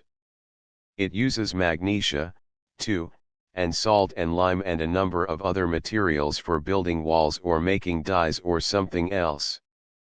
Every material in our own bodies is found in plants, and sometimes the plants have materials that we do not have. Of course, materials are put together differently in plants from what they are in us. When Mother Nature combines her carbon, hydrogen, oxygen, nitrogen, sulfur, phosphorus, magnesia, iron, and all the other things to make a plant, she does not go to work as she would if she were going to make an animal. Just what the difference is it would be difficult to tell, but there is a difference. Plants contain a good deal of sugar as a rule, and if you remember cloves you will admit that at least some flowers are made of spice, for cloves are the dried flower buds of the clove tree. Cinnamon is the bark of a plant, and if you are acquainted with orange trees you will be willing to say they are made of sugar and spice and everything nice, for the whole tree, wood, bark, stems, leaves, flowers, and fruit, is fragrant and spicy. Oil is another common substance in plants, and it is made from the materials of starch which, as we know, are carbon, hydrogen, and oxygen. Cottonseed oil, olive oil, and castor oil we are all familiar with. All nuts contain a great deal of oil, and the skin of a fresh picked orange is so full of it that it runs down our fingers when we cut the orange. All the things in a plant, starch, sugar, oils, spices, wood, bark, everything is made by the wonderful protoplasm in the cells. Starch and the food taken up by the roots pass through all parts of the plant by the sap tubes, and as the sap goes along, each living cell draws into itself the substances from the sap that it needs, and these it combines into the things it wants to make. Some of the cells in an orange skin, for instance, attract out of the sap the materials to make the fragrant, stinging oil that fills the fresh skin, while other cells attract the materials to build the white cottony covering inside the outer skin, and so the cells in each part of the plant take out what they need to build with. What becomes of the flowers? Early in the spring the snowdrops and crocuses peep out, and then they go away. We do not think much about it, for other flowers have come in their places. Spring beauties and bloodroots shine in the woods, and then they go away. But the mandrakes have come with their umbrella leaves, and then the columbines and roses ask for a welcome.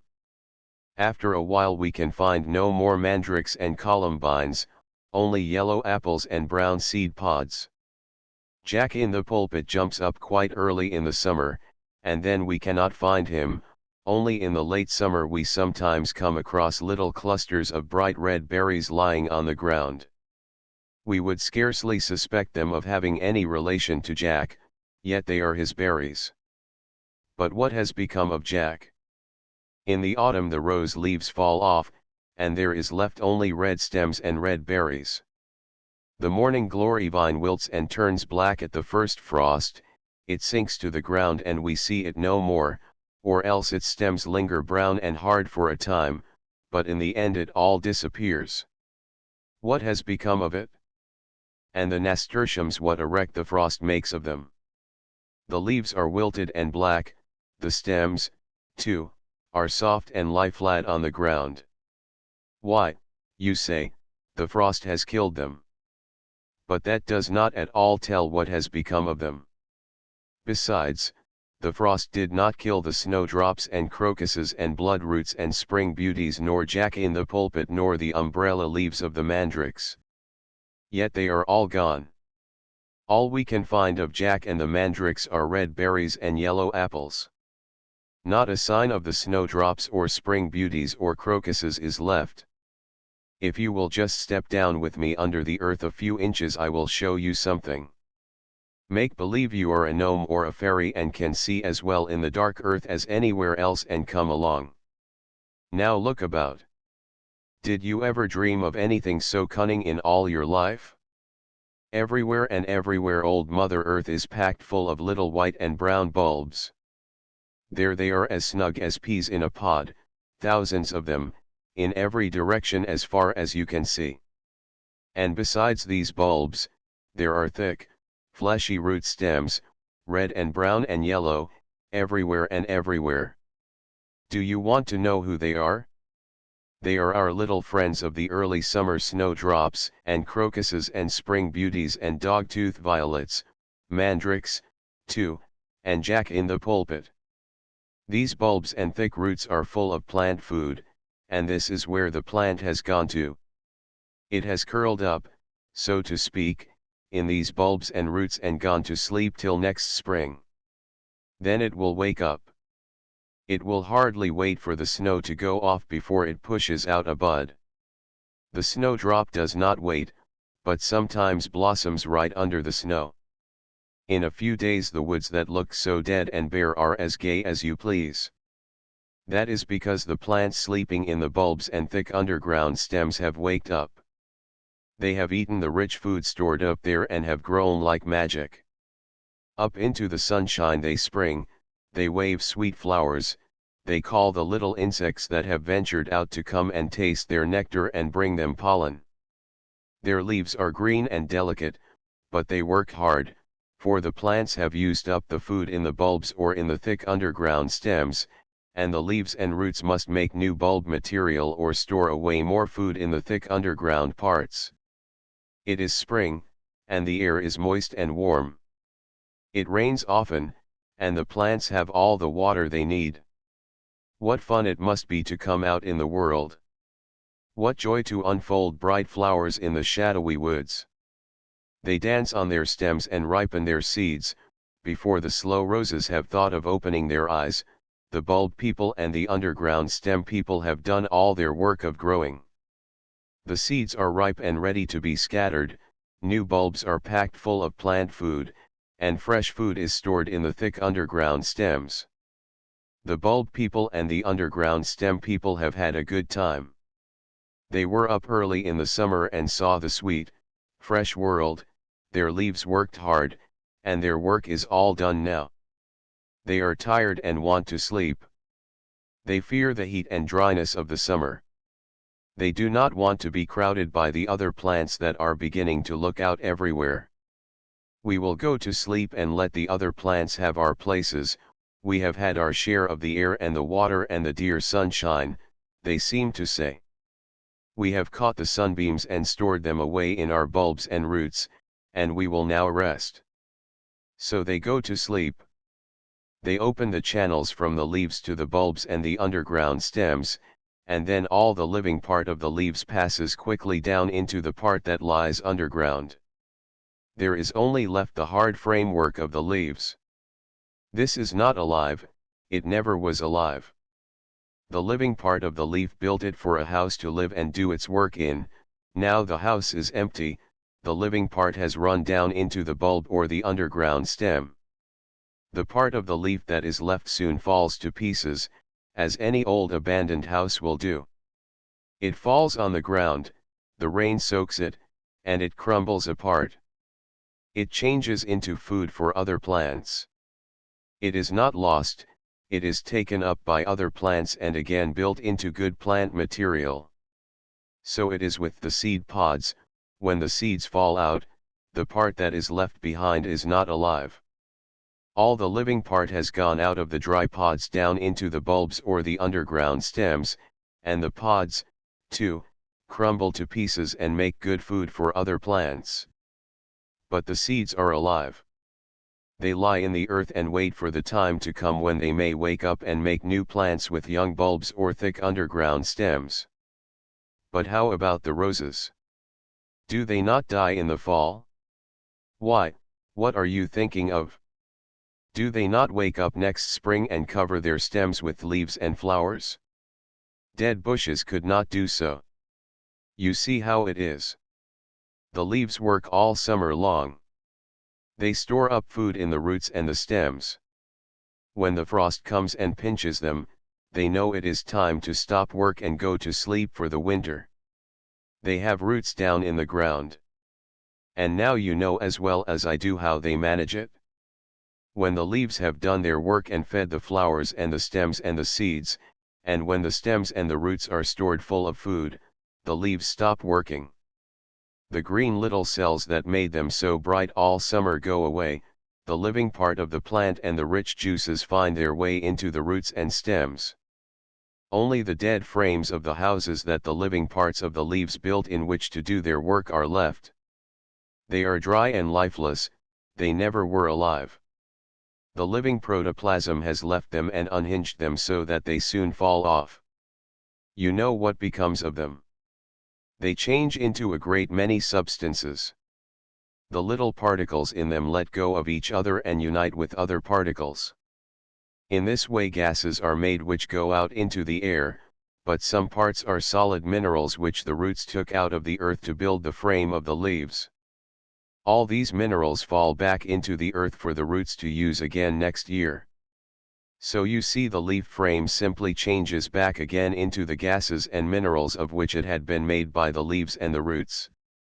As the protoplasm withdraws from the leaves of the rose bushes and of many other plants, particularly the trees, the resting time of the plant is announced by the most brilliant colors, the result of certain changes going on within the leaf. These bright colors that make our autumn wood so entrancing are not dependent upon the frost, as many think, but upon certain changes going on within the leaf itself as it ripens, just as fruit, when it ripens, takes on glowing colors. The bright autumn leaves are ripe leaves getting ready to fall. Why do you suppose leaves fall? It is better that they should. The sooner they fall, the sooner they will be converted into leaf mold to feed other plants. So the plants have a way of gathering their ripe harvest of leaves. The falling of the leaf is not an accident, nor is it dependent upon the wind. When the time comes, the leaves go down, wind or no wind, though doubtless the wind helps them. When they are fully ripe, the leaves let go. The cells that connect the leaf stem with the branch shrivel and shrink until the leaf is entirely separated from the parent plant. When this happens, the leaf falls.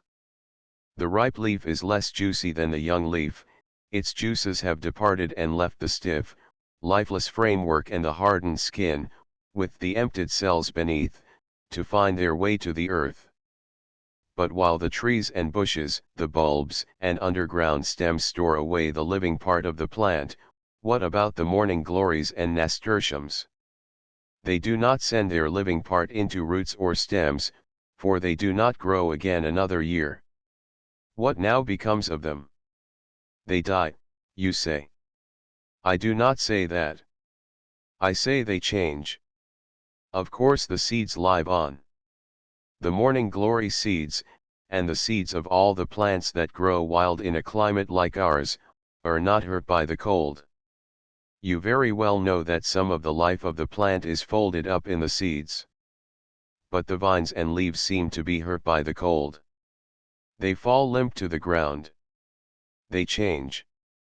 The little particles of which they are made let go of each other, they unite with other particles in new ways. They float off in the air as gases. These gases are carried about by the wind and meet new plants, which build them into their leaves and stems. Part of the particles in the frosted vine do not become gases, they let go of other particles and sink down as minerals, to be taken up by plant roots another season. Other parts lie on the earth in the form of rich vegetable mold, which is also taken and built into new plants. So when our morning glory or nasturtium vine disappears, it is not lost, it has only changed its form. Instead of being a nasturtium, its particles may find themselves built into a dozen different plants. So what we call death is only change. Not an atom of any plant is lost. Besides, if no plants changed back again into gases and minerals, there could be no growth and no flowers in the world. There would be no material to make new plants, and no room for new plants to grow. There would be no room for seeds to sprout and no need of seeds, so the plants, which never do anything that is not necessary, would not make any seeds, and if there were no seeds, there would be no flowers. What a dreary earth it would be if plants never changed, if they never, as we say, died. The same old plants living forever, no flowers, no opening buds, no tender spring green, no bright autumn colors. It is good that the plants die, or change, as I prefer to call it. Nothing but leaves. After all, that is what a rose is, nothing but leaves, and what a violet is, and a lily and a nasturtium and a honeysuckle and all the flowers you can name. You do not believe it? That is because you know so very little about leaves. When you know more, you will believe it, see if you do not. Perhaps when you know where the flowers came from and how they came to be flowers at all, you will change your mind about several things.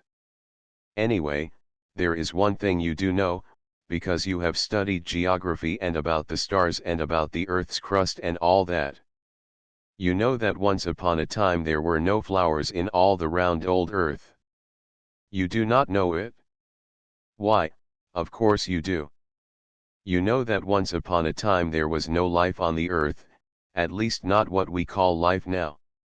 It was so hot nothing could live, not even a salamander, which they say lives in the fire, although, of course, this is not true, and it could no more live in the fire than you could.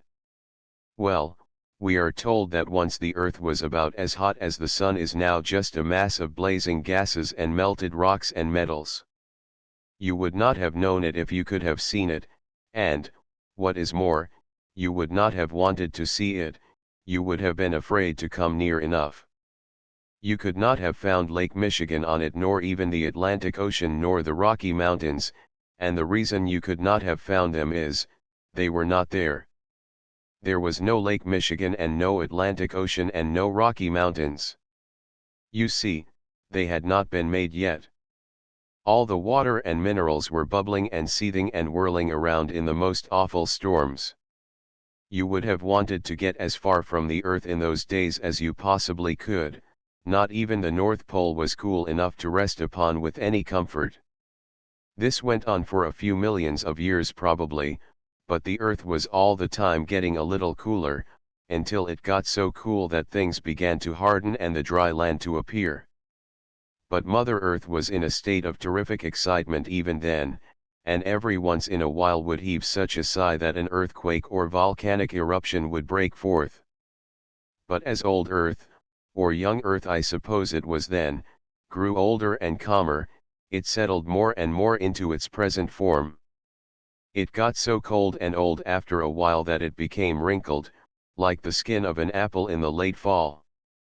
You know how that is. Only Mother Earth was a very large apple and her wrinkles were very deep, and in fact they made the great mountain ranges. You need not believe all this unless you want to, but it is true. That is, the wise people, who know more than you and I ever will, say so. But what has all this to do with leaves?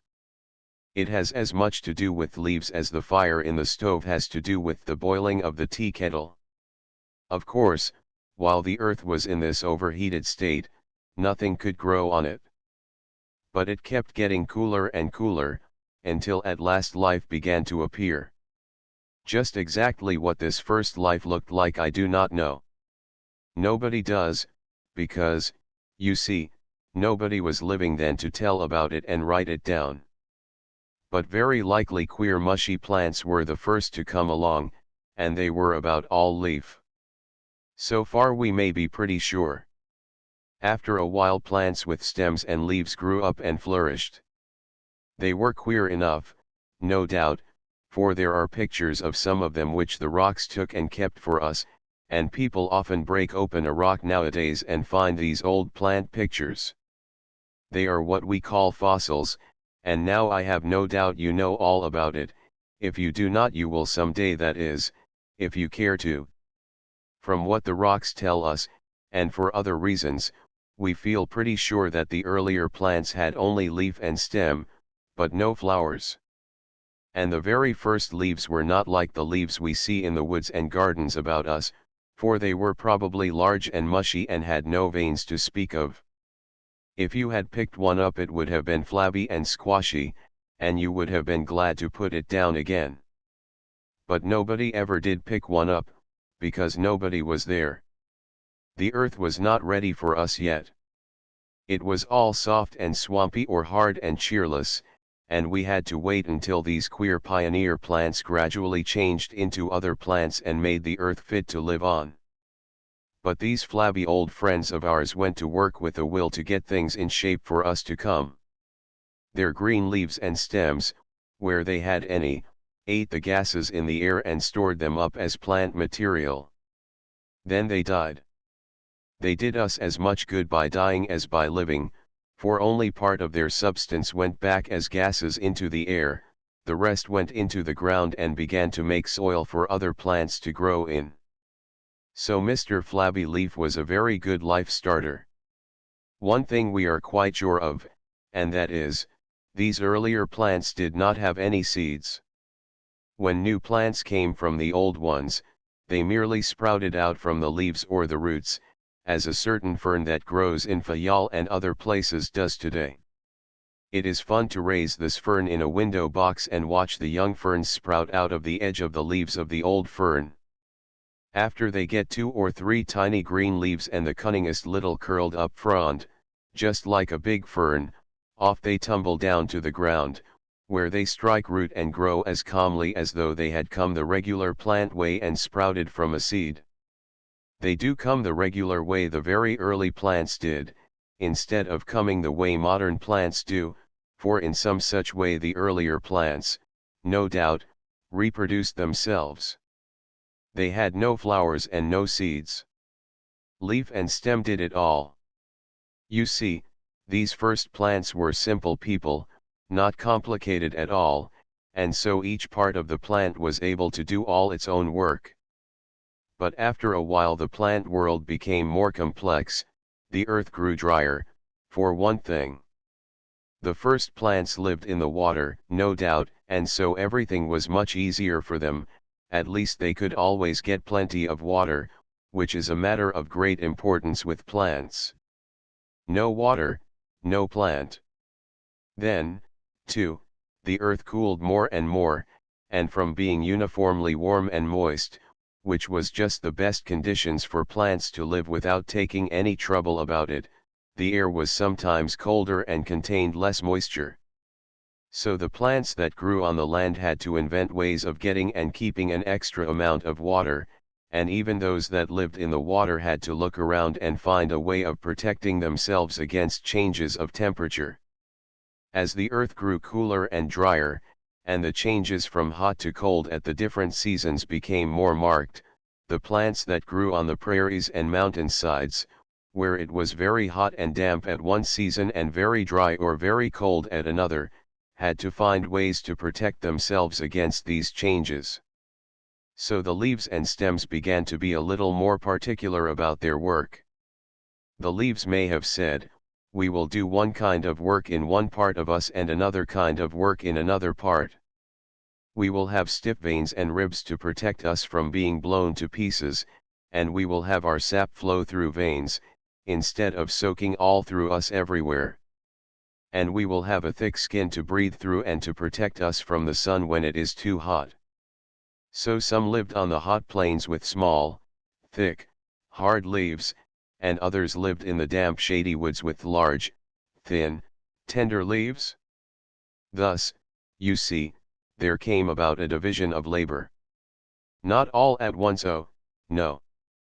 But so gradually, so very gradually that, had you been watching these plants grow from year to year, you could no more have seen any change than you can see a blade of grass grow today, although you know it does grow. Perhaps the plants on the edge of a swamp were the first to change. Perhaps the water receded and so gradually left them higher and drier. As they got less water, they would have to do one of two things: change to suit the new state of affairs or give up trying and die. Very likely a good many died. The water may have receded too rapidly, or they could not see just how to change. But others did see, and they stiffened their flabby leaves with ribs and veins and made for themselves a thicker skin, and so lived on. They survived because they were the fittest to survive. And now you know the meaning of that very celebrated saying, the survival of the fittest. Whatever plant or animal can adapt itself the best to the place it lives in is the fittest, of course, for that place, and so it survives or lives on. No doubt, in those early days, new plants grew out of the old ones just anywhere, as the baby plants grow out of the leaf of the fayal fern I told you about. But as life grew more and more difficult, as the plants had to contend with too much heat at one time and too great cold at another, with now a season of moisture and now one of great dryness, their leaves, as you know, began to change and divide up the work. A part of the leaf breathed for the plant, another part ate for it, another part protected it. Nor was this all. Some leaves did one kind of work and some another, as time went on. When animals came upon the earth they ate the plants, and so the plants had to partly protect themselves to keep from being entirely destroyed. Thus some plants changed part of their stems or leaves into sharp thorns, as we see today in the hawthorns and cactuses. Some, like the mullein, covered their leaves with a disagreeable woolly substance that stuck to animals' mouths and made them avoid the plants. These woolly coverings served two purposes: regulated evaporation and protected from the attacks of animals. Some, like the aconite, manufactured a poisonous, disagreeable juice, while others, like the nettle, clothed the stems with stinging hairs. There are many, many ways by which plants have changed their leaves and stems in order to protect themselves from being eaten, and all this came about very, very gradually. While these things were happening, other things were happening too. Wherever there is life, there is change. Living things keep changing all the time. The little fern that drops from the leaf of its parent is, in a general way, like the parent, but it is not exactly like its parent. It is itself and has some peculiarities of its own. You see, it changes a little from the parent form, or, as we say, varies. Every living thing has this power to vary within limits. No doubt, the power of variation was much greater in early times, and animals and plants were able to change much more than now. As time went on, things sort of settled down, as it were, and stopped changing so rapidly. But way back in the early ages the plants changed a good deal. And all they had to work with, you will remember, was just stem and leaves, not another thing. But that was enough. They could change stem and leaves into thorns, as we know, and they could do something else. They could change leaves into pistils. When the leaves divided their work, some plants devoted certain of their leaves to the task of making new plants. Ferns show this up to this very day. Look at a clump of ferns in the woods any time in the middle of the summer or later, and you will see that some of the fern leaves have little dark spots on their backs. Sometimes these dots are on their margins, sometimes on the ribs, and sometimes scattered everywhere over the back of the leaf. These dots are little cups filled with a fine dust, which falls on the ground and finally gives rise to more ferns. It is sometimes called fern seed, but the bits of dust are not exactly seeds. In the end they answer the same purpose, however. Well, suppose one of these fern leaves with the dots growing on it should curl over backwards until its edges met, and suppose the little grains should become true seeds, then we would have a very good ovary with the ovules inside. Fern leaves do not act in this way, they are too old-fashioned. But some of the leaves in flowering plants do. They just roll up into a pistil, with young plants, in the form of seeds, growing inside. And to this day that is all a pistil is: a leaf, or a whorl or circle of leaves, rolled together, with seeds growing along the inner part. Of course, in time, these pistil leaves changed very much, and today we find all sorts of pistils, and by just looking at them, we would never suspect they were leaves or ever had been. And they are not leaves anymore, and they themselves never have been leaves, but long ago the pistils of their ancestors were leaves or parts of leaves, and they have inherited and improved upon these pistil leaves, as a boy improves upon a willow twig and makes it into a beautiful carved whistle that does not look at all like a willow twig, and yet that is just what it is at heart. So you see, one of the most important parts of the flower is, after all, nothing but leaves. After seeing how the pistil, with its seed children, is modified leaves, you will not be surprised to learn that stamens, too, are merely modified leaves. Anyway, whether you are surprised or not, that is just what they are. Tender little leaves folded a part of themselves together into little rooms or cells, and on the inside of these cells the pollen grains grew. Now the plant was all fitted out. It had flowers, not very beautiful ones, to be sure, as they had nothing but pistils and stamens. Still they were flowers, and flowers are flowers whether they are bright or not. Pistils and stamens were enough at first. But times change. Each plant tried every possible means to make strong seeds, so it could live in the crowded world. It did not wish to be crowded out, you see. So when it discovered the value of cross-fertilization, it began, so to speak, to invent ways to bring this about. The insects with wings came to it and brought it pollen, so it learned to coax the insects to come oftener. It made quantities of pollen, so the insect could eat what it would and still leave enough for the plant. It, no doubt, had several rows of stamens, as a wild rose or a cactus flower has today. But it soon found out a good use to put some of these stamens to. It wanted the bees to see and come, so it changed some of its stamens into petals. The anthers ceased to grow, and they and the filaments spread out broad and bright. So, you see, petals, too, are nothing but leaves, very much changed leaves, true, as they were first leaves, then stamens, and then petals, but that does not prevent their having come from leaves after all. If you want to see how it is done, look at a water lily next time you get a chance. Unless it is a very unaccommodating lily indeed, you will be sure to see stamens changing into petals.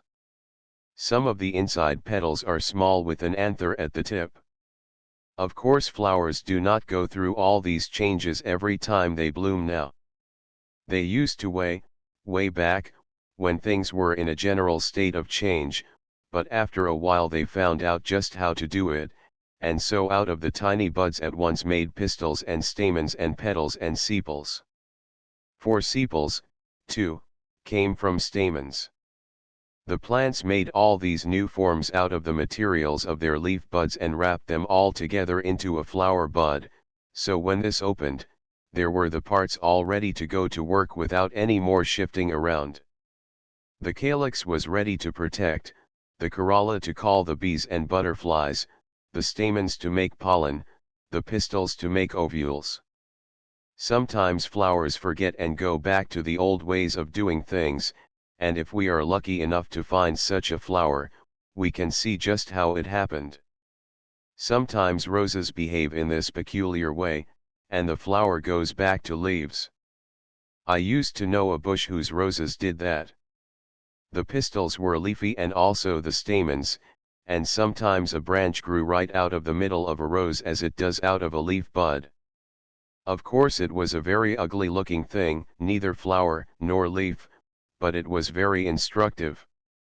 What do you suppose double flowers are? Very often they are only flowers whose stamens have changed into petals. A double rose has fewer stamens than a single rose, and sometimes all the stamens are changed, and the rose has not a grain of pollen to help itself with. What becomes of its seeds?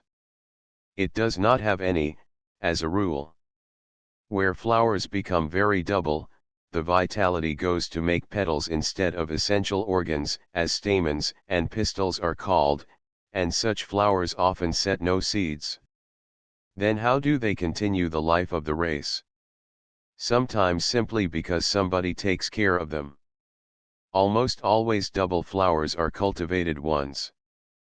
People take them and tend them, give them rich soil to grow in, water them, and, if necessary, keep them warm. Such plants seem to grow lazy and helpless, as rich people who pamper themselves a great deal always do. They have all they want without any effort of their own, and so they cease to be self-supporting. They cannot even raise their own children, but live and die seedless. Such plants, if left to themselves, would quickly die, as they would be crowded out by sturdier growths, or else they would change their habits at once and become good seed-setting, industrious plants once more, with a tendency to stop having double flowers. There are one or two things about corollas that I am sure you would like to know. One is, how did the flowers manage to change stamens into corollas? Another is, how did they manage to give them such bright colors? About corolla making, if you are determined to know that, you will have to take yourself off to that far-away time when there were no flowers. Then, in course of time, while changing about and trying to get fitted to their surroundings, the plants, as you know, rolled some of their leaves into pistils and stamens. but still they had no petals. The pistils and stamens were flowers, however as much flowers as they would ever be, no matter how much corolla they might develop. A corolla does not make a flower. By this time you know the important part of a flower is the pistil and stamens, and so, even today, some flowers, as the elms and some maples, have no petals at all. When such maples are in bloom, you will see gay fringes decorating the trees. This fringe is made of the long pedicels with the stamens at the end. The stamens swing in the breeze, and the pollen is blown to the stigmas which are often in flowers on different trees. Now, as plants grew and adapted themselves to their surroundings, they produced more seeds than could by any chance find room in the earth to grow. So every little seed that fell had to fight its way with a host of other seeds and plants. A defective seed or a weak one would stand no chance at all. The others would crowd it out. We know how that is in a garden. The delicate flowers have to be helped or the strong weeds would kill them. We pull up the weeds and let the flowers have the whole garden to themselves. But in the woods and fields each plant has to take care of itself and struggle up as best it can.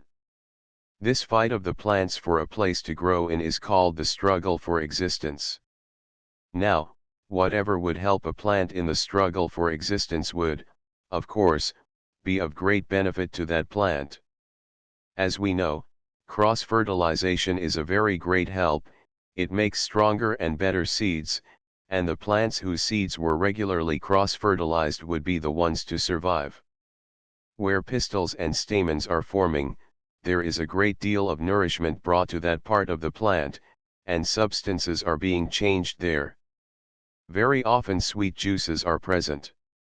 Long ago when insects, in flying about, smelled these sweets they doubtless would go and eat them, and they would also eat the pollen.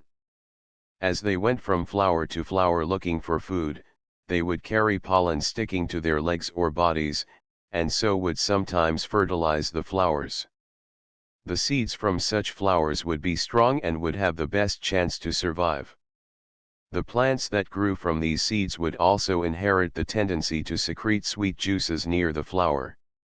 In probing for sweets, the insect would irritate the parts it touched, and this would cause an extra flow of sap there and very likely the manufacture of more sweet juice, so the nectary came to be developed. You can understand how this might be by recalling how the skin of your hand changes when you first try to do some new and hard work, like rowing a boat. After you have rowed a little while your hand is blistered. The constant rubbing of the oar in one place has irritated it, just as you can imagine the tongues of the insects rubbing against the delicate flower tissue would irritate it. Wherever a place on the skin is irritated, the blood flows to that spot, and so in the plant, where it is irritated, there will likely be a collection of sap. After the blood has flowed to the place on your hand which was rubbed by the oar, the spot becomes red and inflamed and pains you, and finally the skin separates in the form of a blister and a new skin forms underneath, and if you keep on rowing, your hand does not keep on blistering, but actually makes a new kind of skin to protect the rubbed places, and what we call a callus or hard spot is formed. The skin is many times thicker here than elsewhere, and was formed on purpose to protect the place. So we can understand how irritation might change a plant organ and in time form a nectary. But how about petals, you are asking? Well, imagine yourself in those old times when plants made their first flowers out of pistils and stamens only. These primitive flowers were probably not very showy. Primitive flowers means first flowers that lived way back in the beginning of plant life. They had no petals, but they secreted juices which the insects liked. Those early insects were queer fellows, too, not very much like our insects, except that they were fond of sweets and liked to eat the tender parts of the flowers, just as our insects do today. They ate nectar when they could find it and did not disdain pollen, which, it is to be feared, they sometimes ate, anther and all, and, what is worse, they in all probability frequently dined on pistil, which was very bad for the plant. Now imagine one strong plant secreting a good deal of nectar. The insects would be likely to eat this and let the pollen and pistil alone.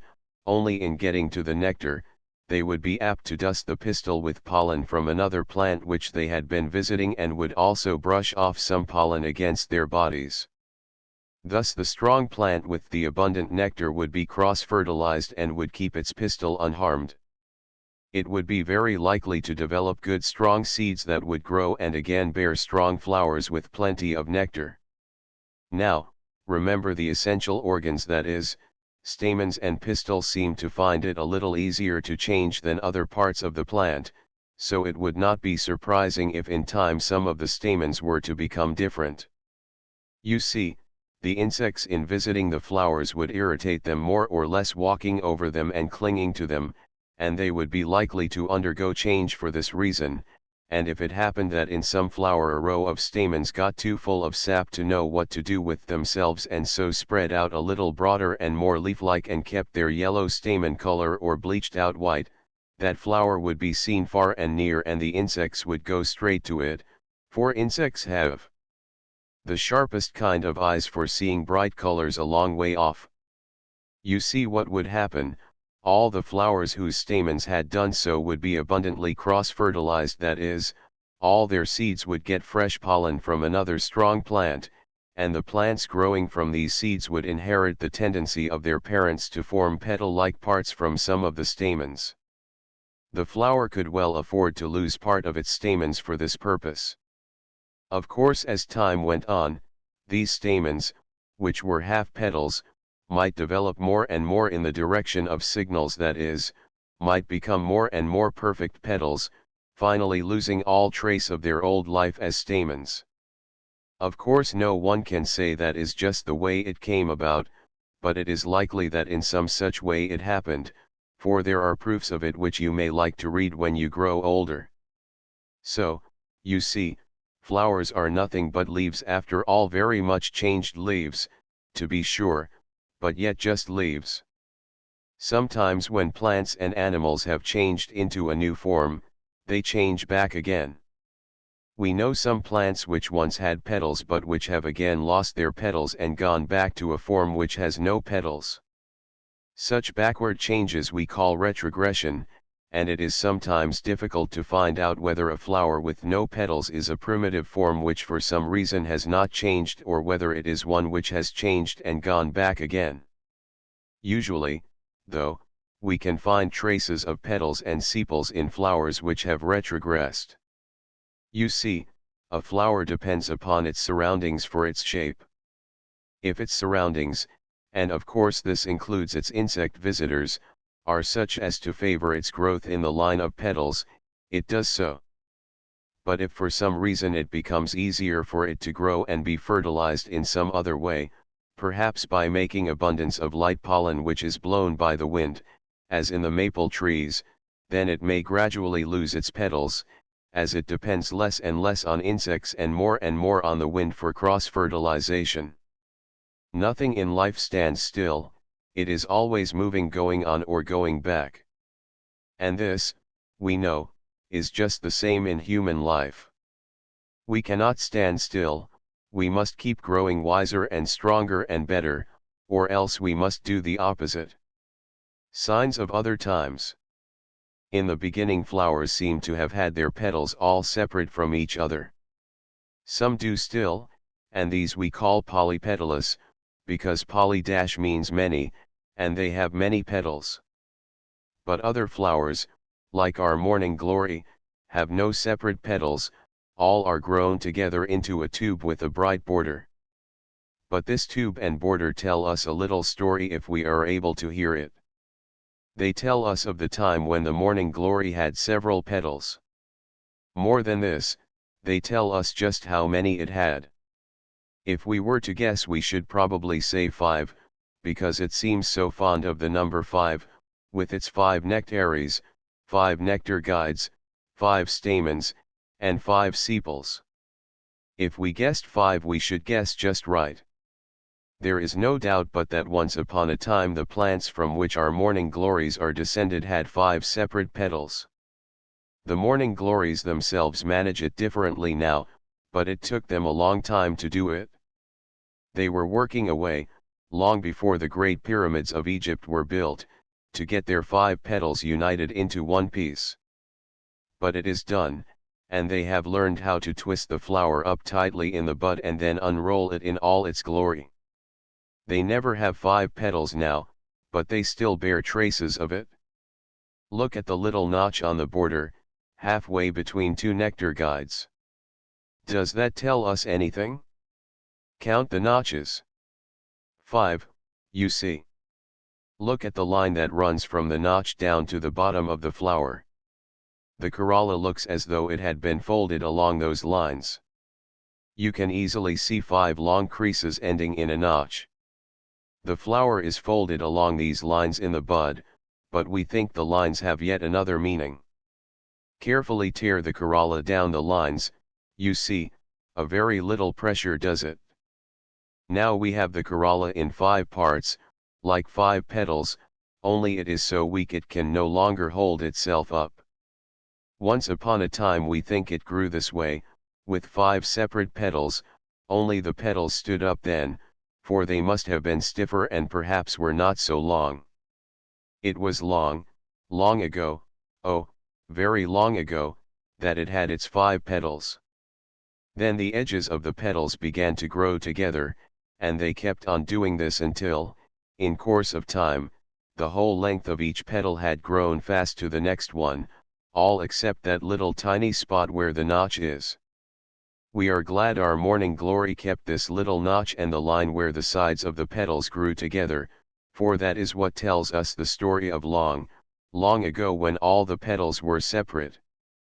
When finally they were grown together, the corolla did not need to be so stiff, for its shape helped to make it firm, and then it no longer used good material to make stiffening for the petals, for that would have been a waste of plant sap, and plants do not like to waste materials. When they find they can get along without something they have been used to having, they stop making it. Life is too short and too precious to waste a bit of it.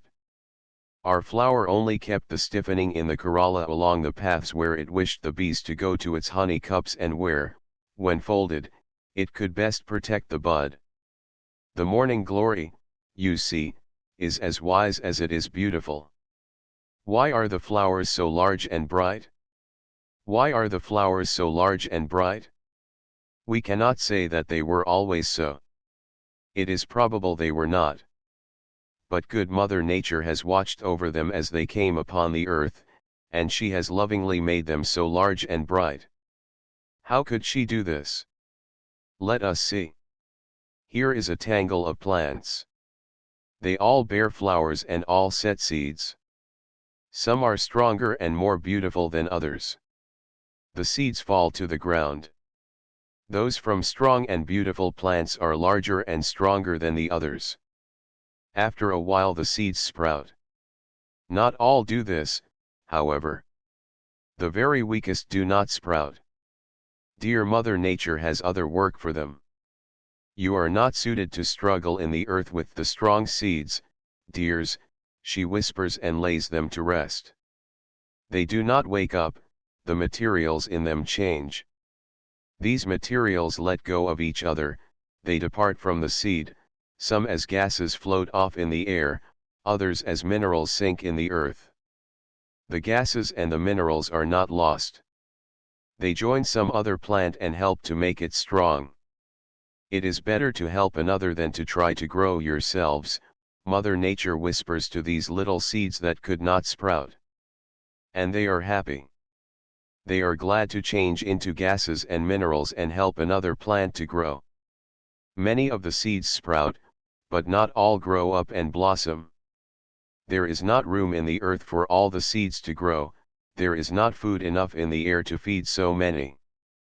Mother Nature with her kind eye looks over the growing plants. She smiles and shakes her head at those trying to grow in shady places. No, dears, she whispers, there is other work for you to do. Then the shaded seedlings do not try any more to grow into plants.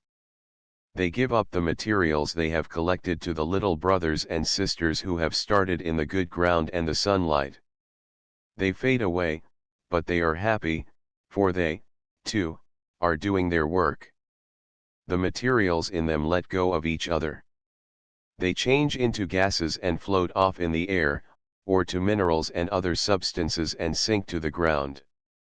These gases and solid substances pass into other plants and help make them strong. It is better to help another than to do poor work alone, dears, Mother Nature whispers, as she lays them to rest.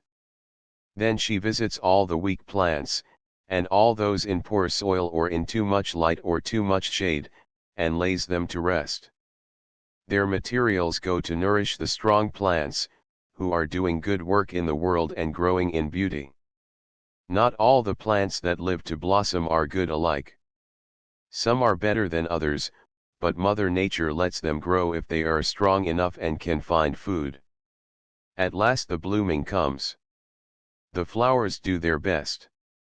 The strong ones make large, bright flowers full of color and full of sweetness. Mother Nature smiles at them and is pleased. The weaker flowers do their best, they are not so bright nor so large. Mother Nature smiles at them, for she loves them, too, and she will tell them what to do. The bees come and fly to the brighter flowers, they have rich, abundant pollen and rich nectar. The bees know this, they do not care so much for the duller, smaller flowers. When the bees do not come, Mother Nature whispers to the little flowers, "Never mind, dears, there is work for you to do." So they are happy, though their ovules get no pollen and they set no seeds. They are happy to do the work dear Mother Nature has for them to do. The strong flowers set their seeds, they are strong, and they have been well fertilized. The weak flowers set few seeds, they are not strong to make many seeds, and they have not been well fertilized. So year by year and century by century Mother Nature watches her plants and encourages the strong to grow and helps the weak to find other work. And this is why the flowers are so bright. Mother Nature selects those that are to grow and blossom and sends the rest to help them. This is what we call natural selection, and this is what makes the earth so beautiful. Only the best continue to grow, the others are glad to help them. How Mother Nature makes new flowers. Once upon a time there lived a little plant in a marshy place. We will call it Primus, not because that was the very first form of the plant, for it was not, but because that was its form when we first saw it. It had 5 small yellow petals, 5 small stamens, and an ovary. When its seeds were ripe, along came a great wind and blew them away from the marsh upon the dry land at the edge. Poor little seeds, they were out of their familiar wet marsh and they could not grow. But they did their best. Some of them managed to sprout, but soon they found the earth too dry and the sun too hot, so they said, "We will turn to other work, we will help the other plants and not try to grow ourselves." So they changed into gases and minerals and other substances. But a few of the seeds continued to grow. They blossomed and bore seeds, but they were not just like the plants in the marsh. Mother Nature had helped them get a tougher skin and taught them how to shut tightly their pores in dry weather, so that the water within them could not escape. You see, they were already different from their parents, though you might not have noticed it if you had seen them, the difference was so slight. The seeds of these new plants sprouted the next season. They did not have a hard time to grow. They knew just what to do, and the best and strongest of them grew a few hairs to help cover up the pores, so the water would not go out too fast. It happened to be a very hot, dry season, and all the plants but these hairy ones stopped growing. They changed into gases and minerals and other substances to help the other plants. The hairy people got through the dry season very well. They set a good many seeds, and these seeds sprouted. The new plants remembered about the hairs and had plenty of them. Some were covered all over with a soft down. And it was well they were, for it was a very hot, dry season, and all but the downy ones stopped growing and changed into minerals and gases and other substances to help the others. The seeds of the downy plants blew far over the dry land, far away from the marsh, but they had learned to live in the dry soil, and if you had found these downy people, you would hardly have known they were descended from the smooth, juicy, large-leaved marsh plants. Their stems were hard and tough and their leaves stiff and small. We can no longer call them primus, they are so changed. Let us call them secundus. Secundus had small yellow flowers, like the marsh plants it was descended from. But one day some of the seeds of secundus blew into the edge of a wood where the soil was rich and the air damp. This just suited the secundus seeds, and they grew into very thrifty plants indeed. They had so much sap and grew so luxuriantly that their petals were twice as large as was usual with secundus petals. These fine showy flowers also possessed a great deal of nectar, they had so much sap. Of course the bees came to them, and they were well fertilized. They set many seeds. The next year these strong seeds were able to grow even when their neighbors were not, and the plants that came from these seeds also had large showy flowers.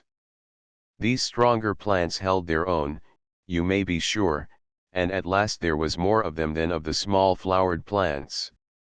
It was well for them this was so, for there came several bad seasons when nothing was just right for these plants. It was cold and stormy, and only the very strongest lived through it. But they managed to survive, and their flowers were large and showy. All the weaker plants with smaller flowers were killed out, and only these large flowered ones remained.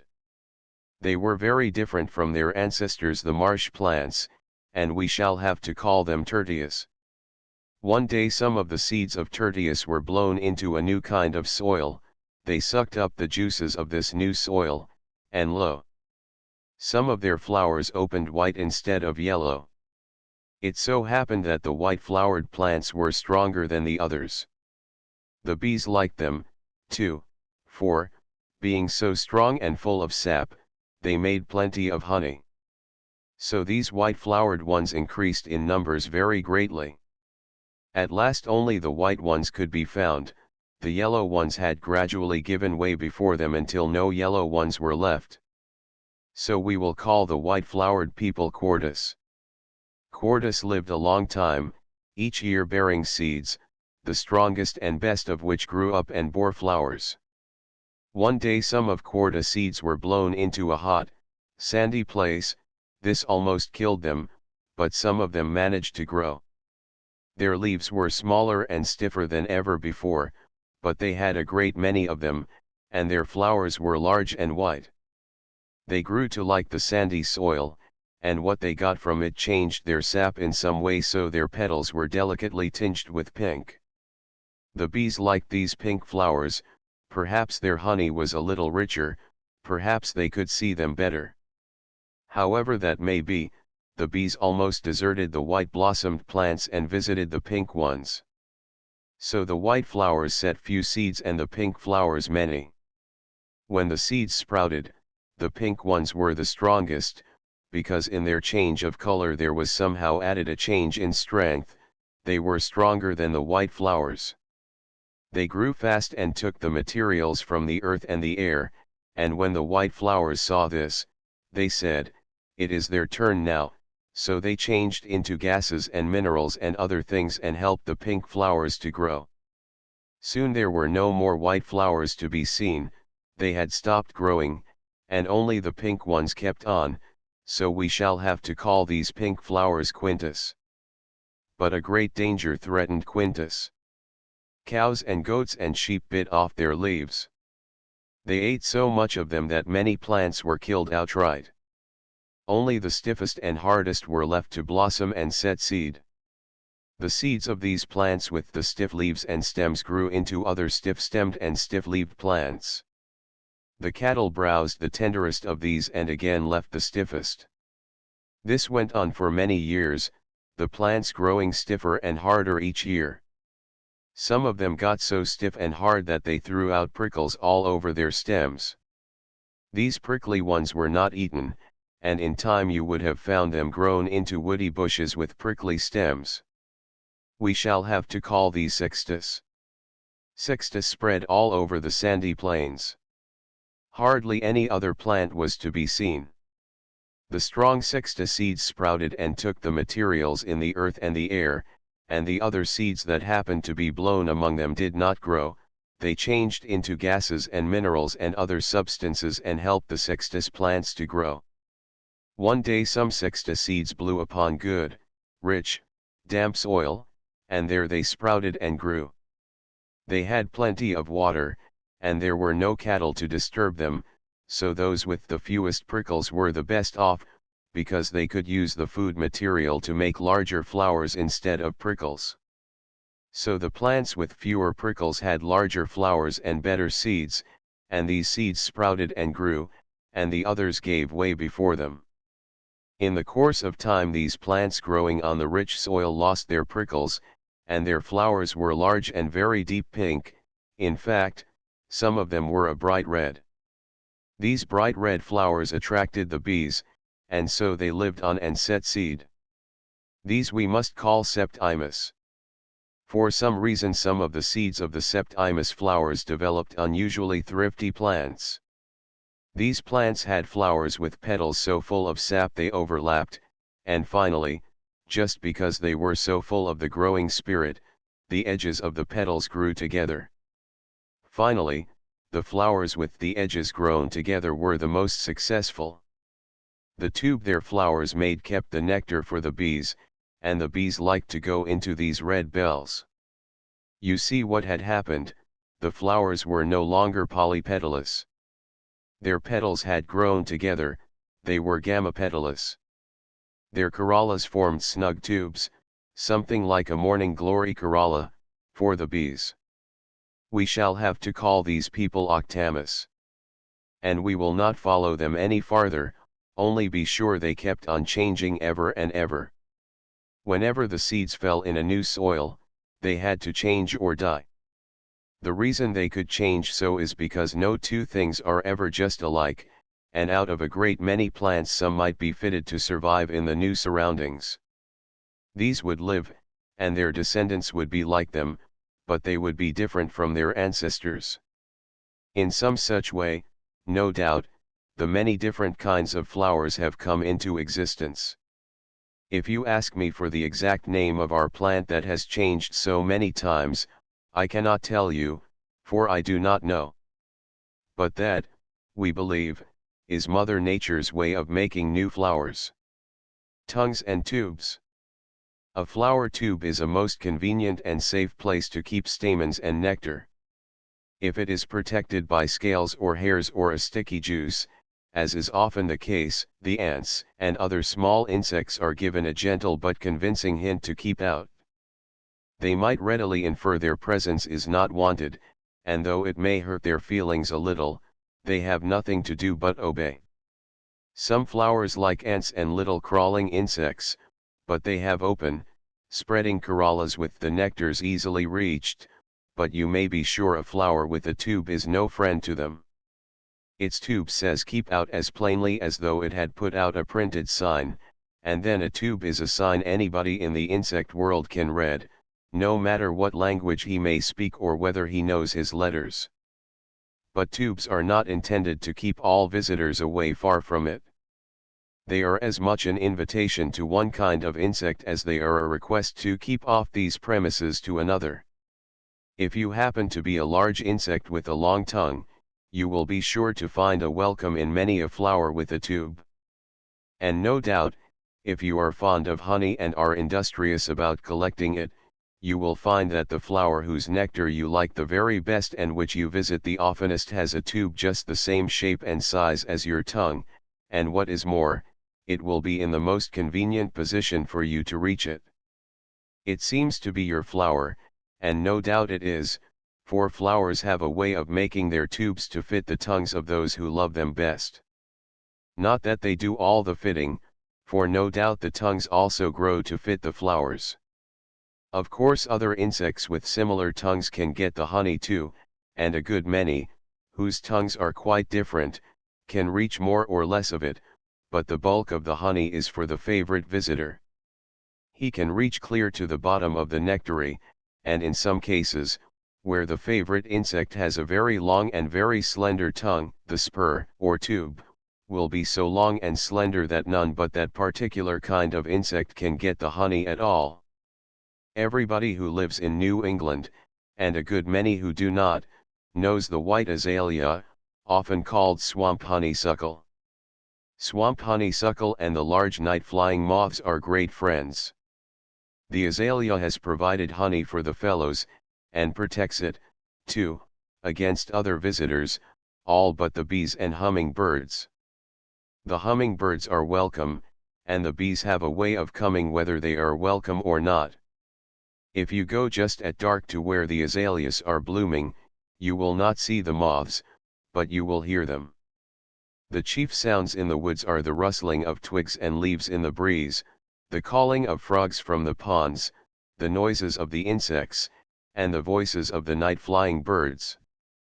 Then all at once there comes another sound, a steady buzz zz that draws nearer and nearer until it seems to be close to your ear.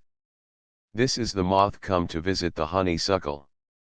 And, no doubt, the honeysuckle is glad to feel the breeze of these fanning wings and feel the long tongue enter the tube, for the moth's body touches the outreaching stigma and leaves their pollen from some other flower whose honey it has enjoyed.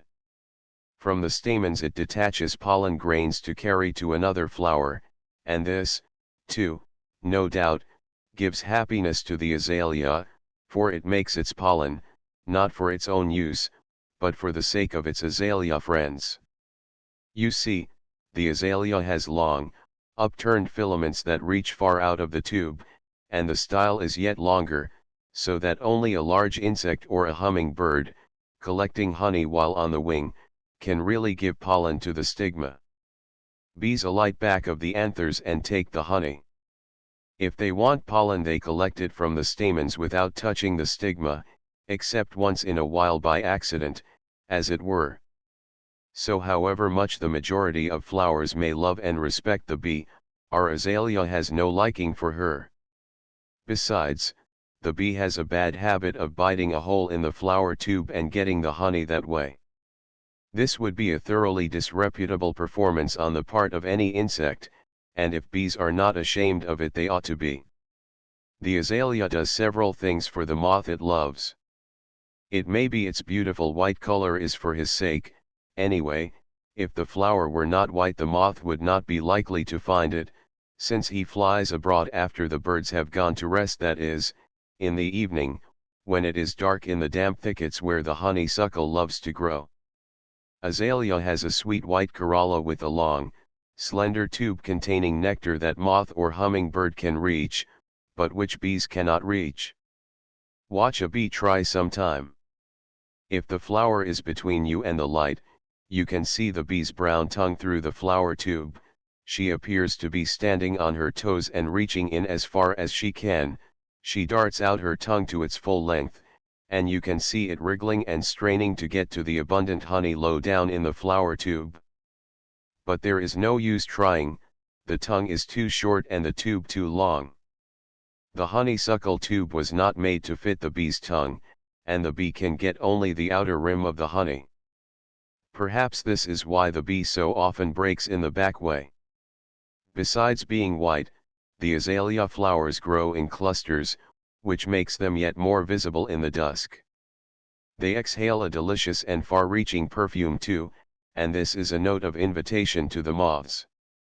Instead of writing a note on a sheet of perfumed paper, the honeysuckle simply sends the perfume without the paper, and the moth understands the message and knows the white azalea requests the pleasure of his company that evening, and he puts on his best manners, since he cannot change his clothes, and goes.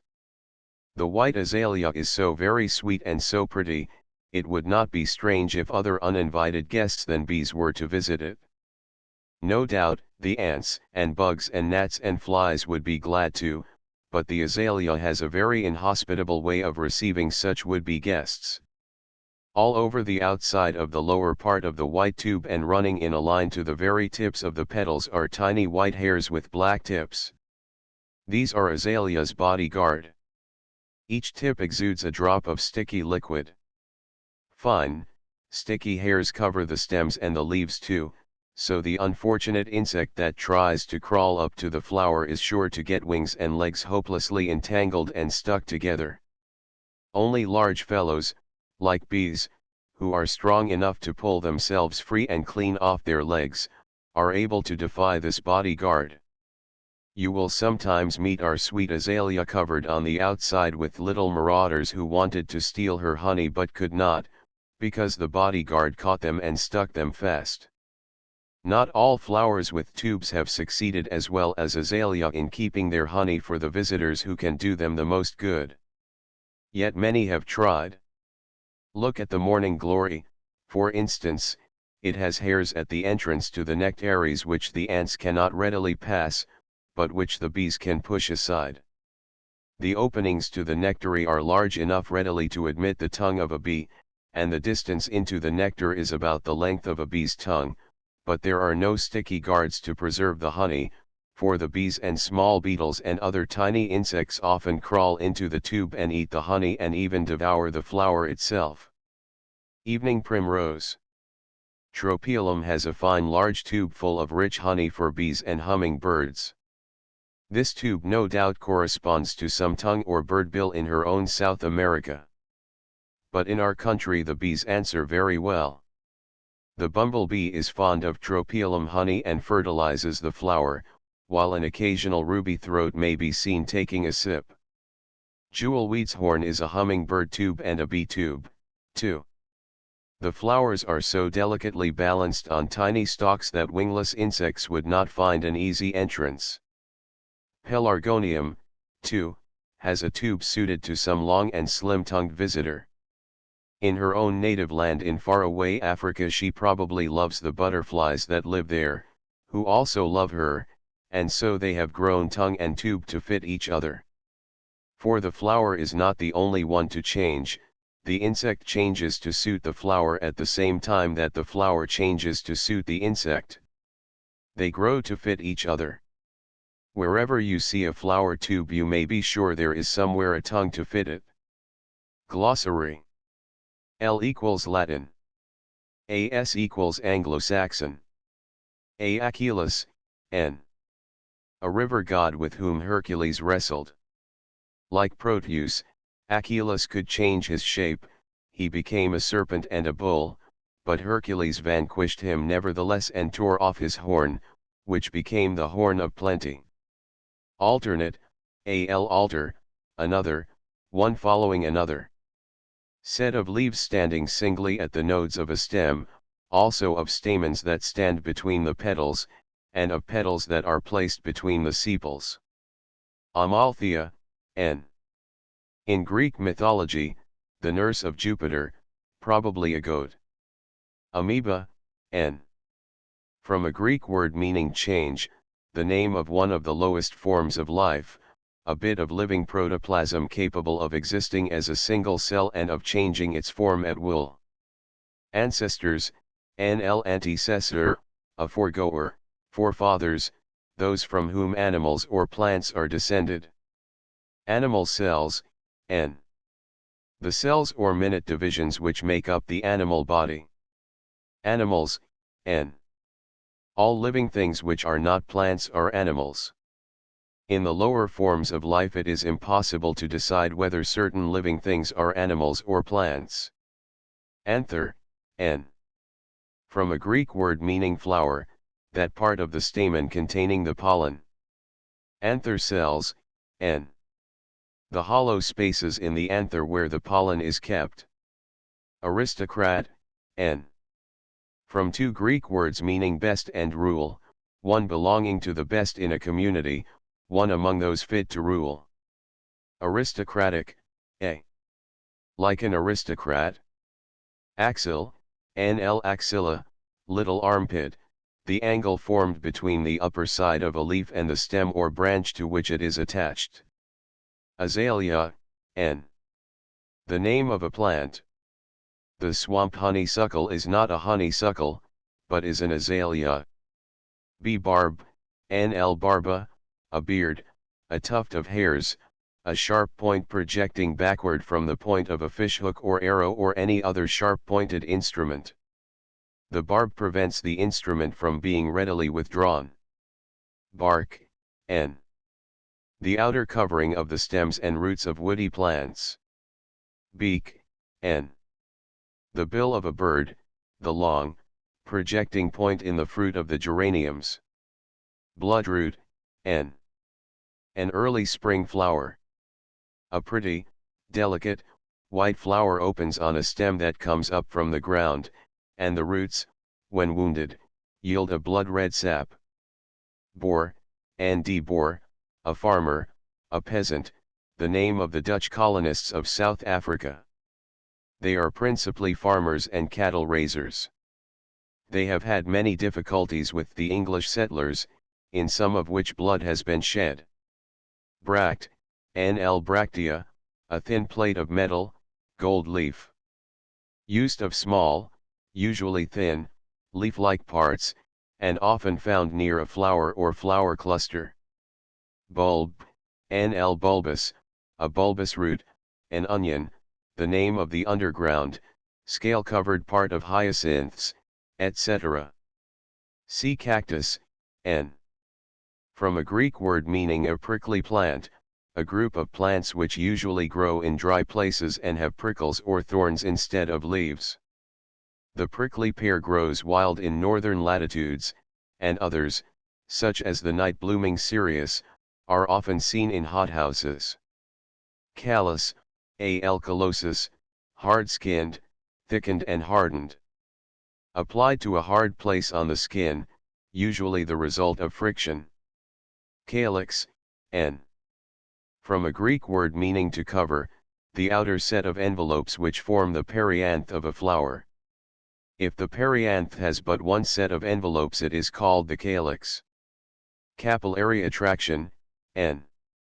The force which causes liquids to disperse through fabrics or tissues. If one end of a towel be placed in a bowl of water, the whole towel will be wet in course of time. Carbon, N.L. carbo, a coal, a substance very widely distributed and existing under various forms. Coal is one form of carbon, graphite another, the diamond a third. One atom of carbon combined with two of oxygen form carbon dioxide. Carbon dioxide, N. A heavy gas, found as an impurity in the air.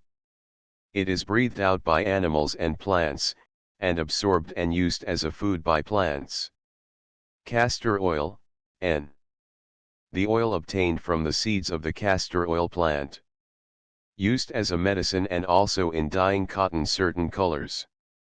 Cell, N.L. cella, a small room, a case or cup in which something is held, as anther cell, ovary cell, honeycomb cell, also the protoplasmic particles of which plants and animals are built up. Candelabrum, N.L. candela, a candle, a candlestick, any branched candlestick. A candelabrum rests on a post, while a chandelier is suspended. Candelabra is the plural. Chasm, N. From a Greek word meaning a yawning hollow, a wide, deep cleft.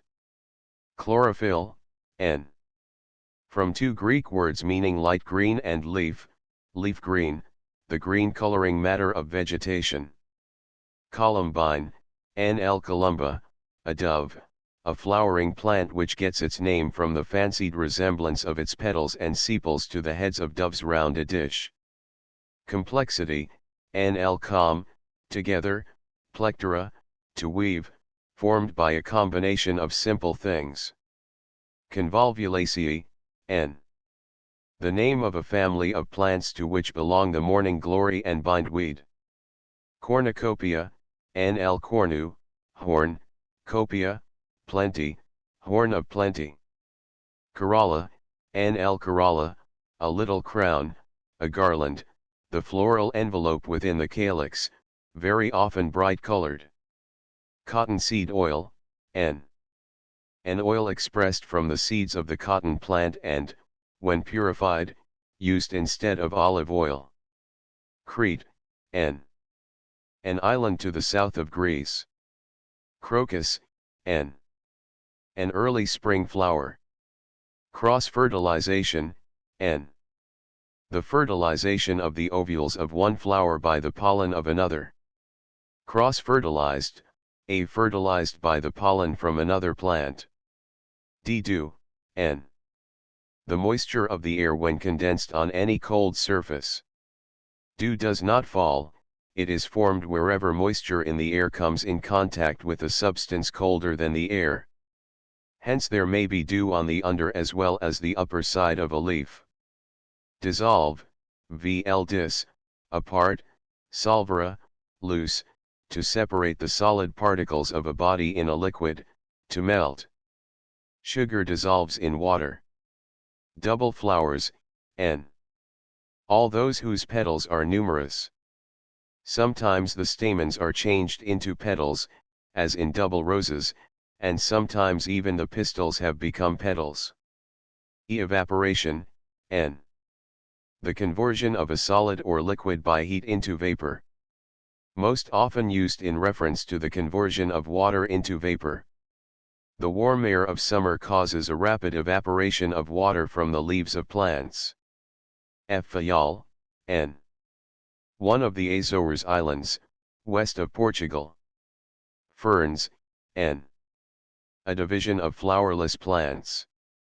Fertilize, vl fertilis, fruitful, to make fruitful or productive, in the flower, by introducing the pollen to the ovule, enabling them in union to become a seed. Filament, NL phylum, a thread, the stem of an anther, often thread-like in form, though it varies greatly, any thread-like part. Flower, NL floss, a flower, the part of a plant consisting of pistil, stamens, corolla, and calyx. Sometimes the corolla is wanting, sometimes both calyx and corolla are wanting. Since pistils and stamens are the most important part of the flower, an organ containing them only is called a flower. Sometimes a flower consists of only stamens or only pistils, as in some kinds of maple. Force pump, N. A pump in which a liquid is moved by pressure behind instead of being lifted, as is the case in the ordinary pump.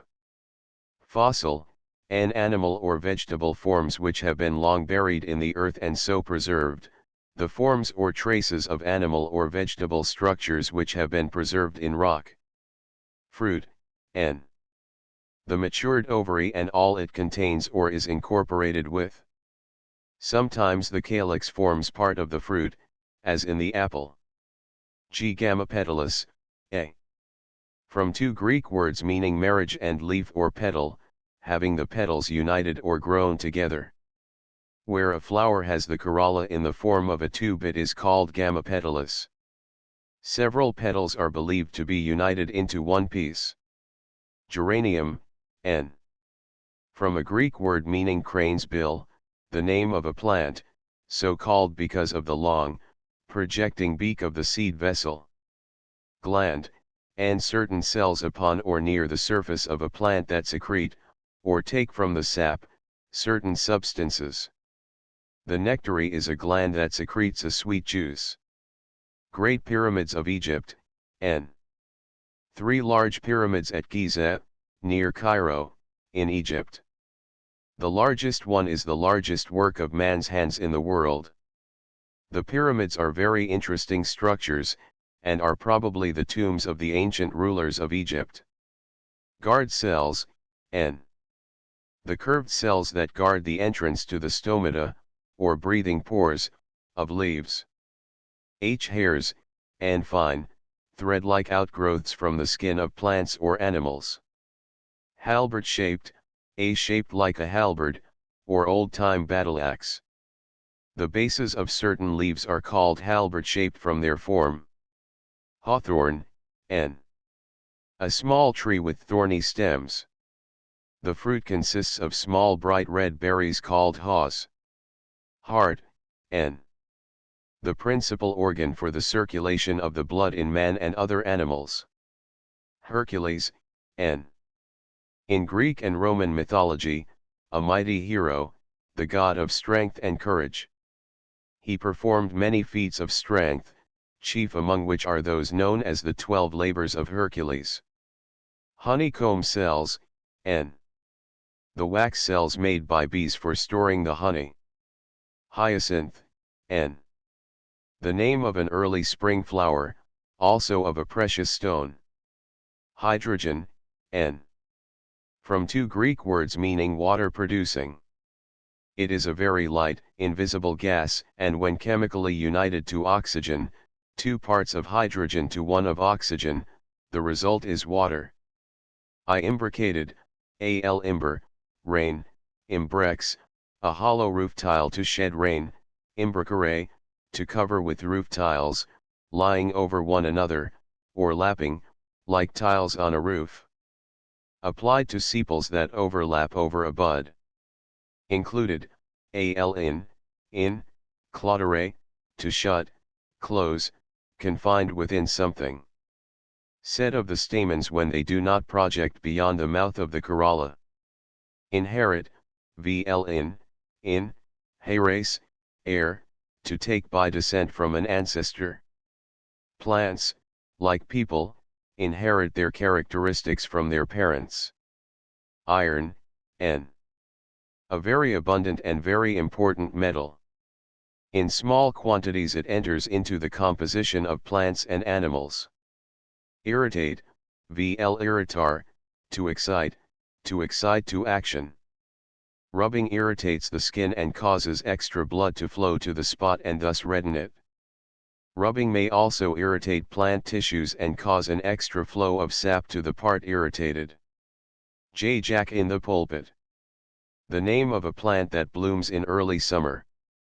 The flowers have no corollas or calyxes, but grow clustered together on a long spike. The spike of flowers is surrounded by a large overarching bract. Juan Fernandez, N. An island, west of Chile, in South America. It is said to be the island where Robinson Crusoe lived. Jupiter, N. In Roman mythology, the chief of the gods. The eagle is his favorite bird, and he is often represented with a sheaf of thunderbolts in his hand. Knead, v. To press or squeeze until thoroughly mixed. Levant, N. The name given to a section of country east of Italy and bordering upon the Mediterranean Sea.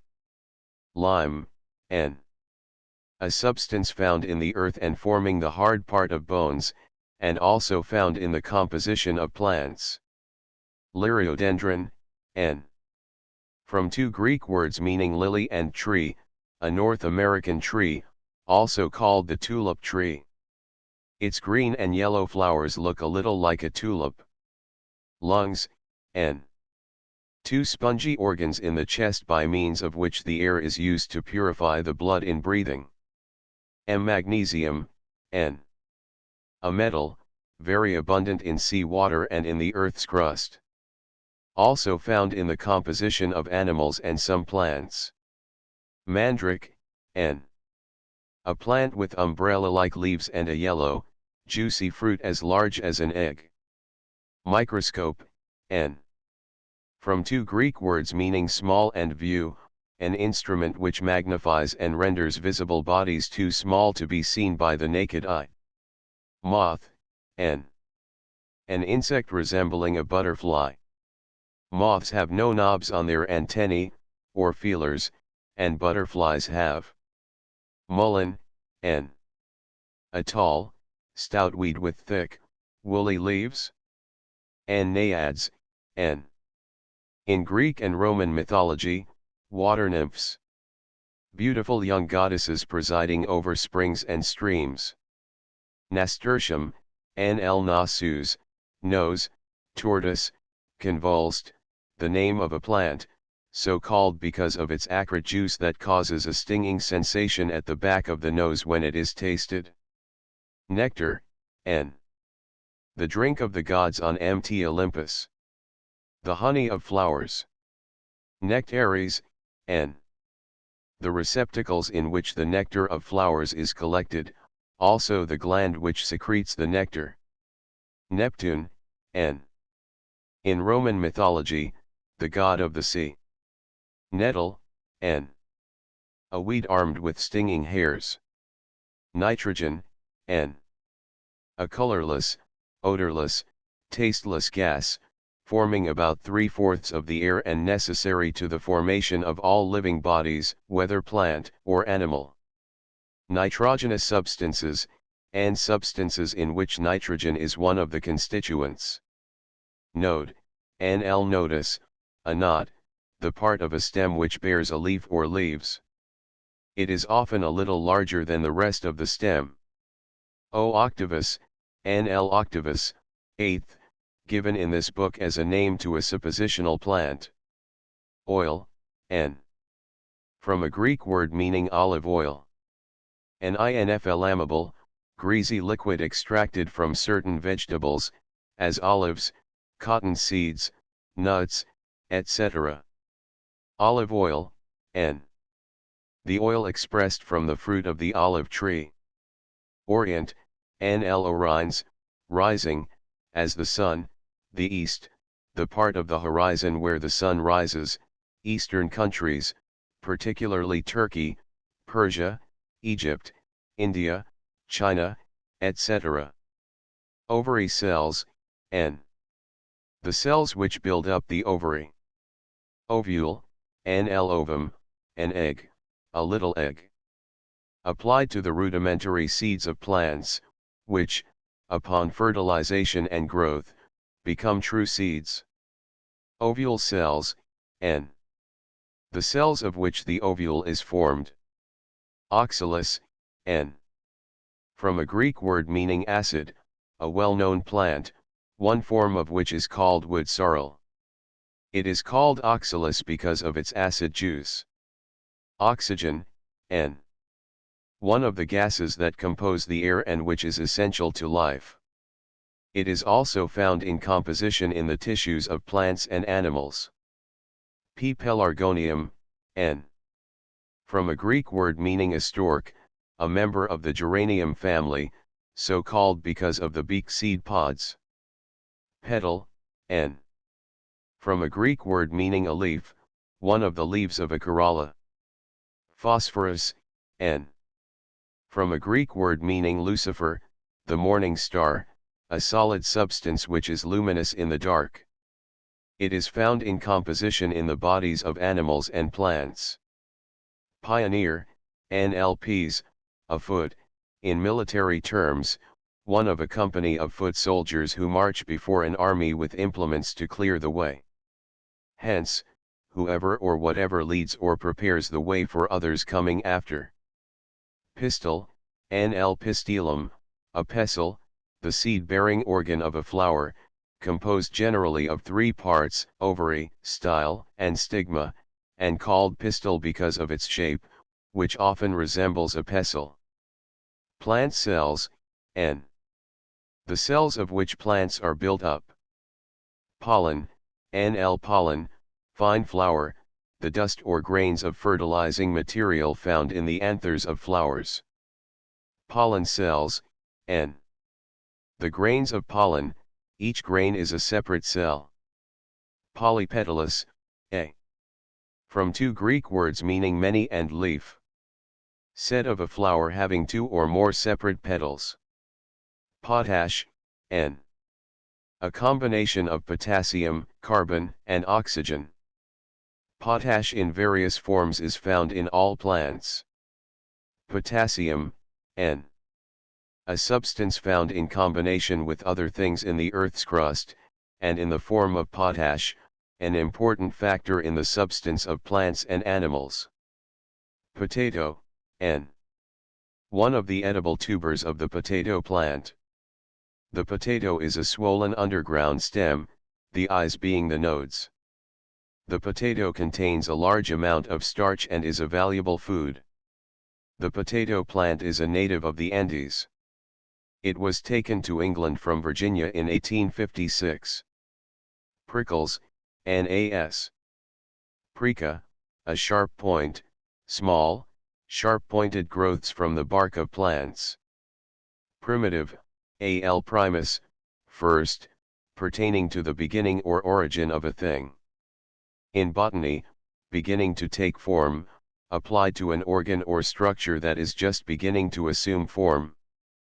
Primus, Nl primus, first, a name given in this book to a suppositional plant. Probing, Nl probare, to test, examine, examining by means of a long, pointed instrument or probe. The bee or butterfly probes for nectar with its long tongue. Protean, a pertaining to Proteus, readily assuming different shapes. Proteus, N. In classical mythology, a sea god who had the power of assuming different shapes. He could become a serpent or a cloud or a bull or anything he chose to become. Protoplasm, N. From two words meaning first and form.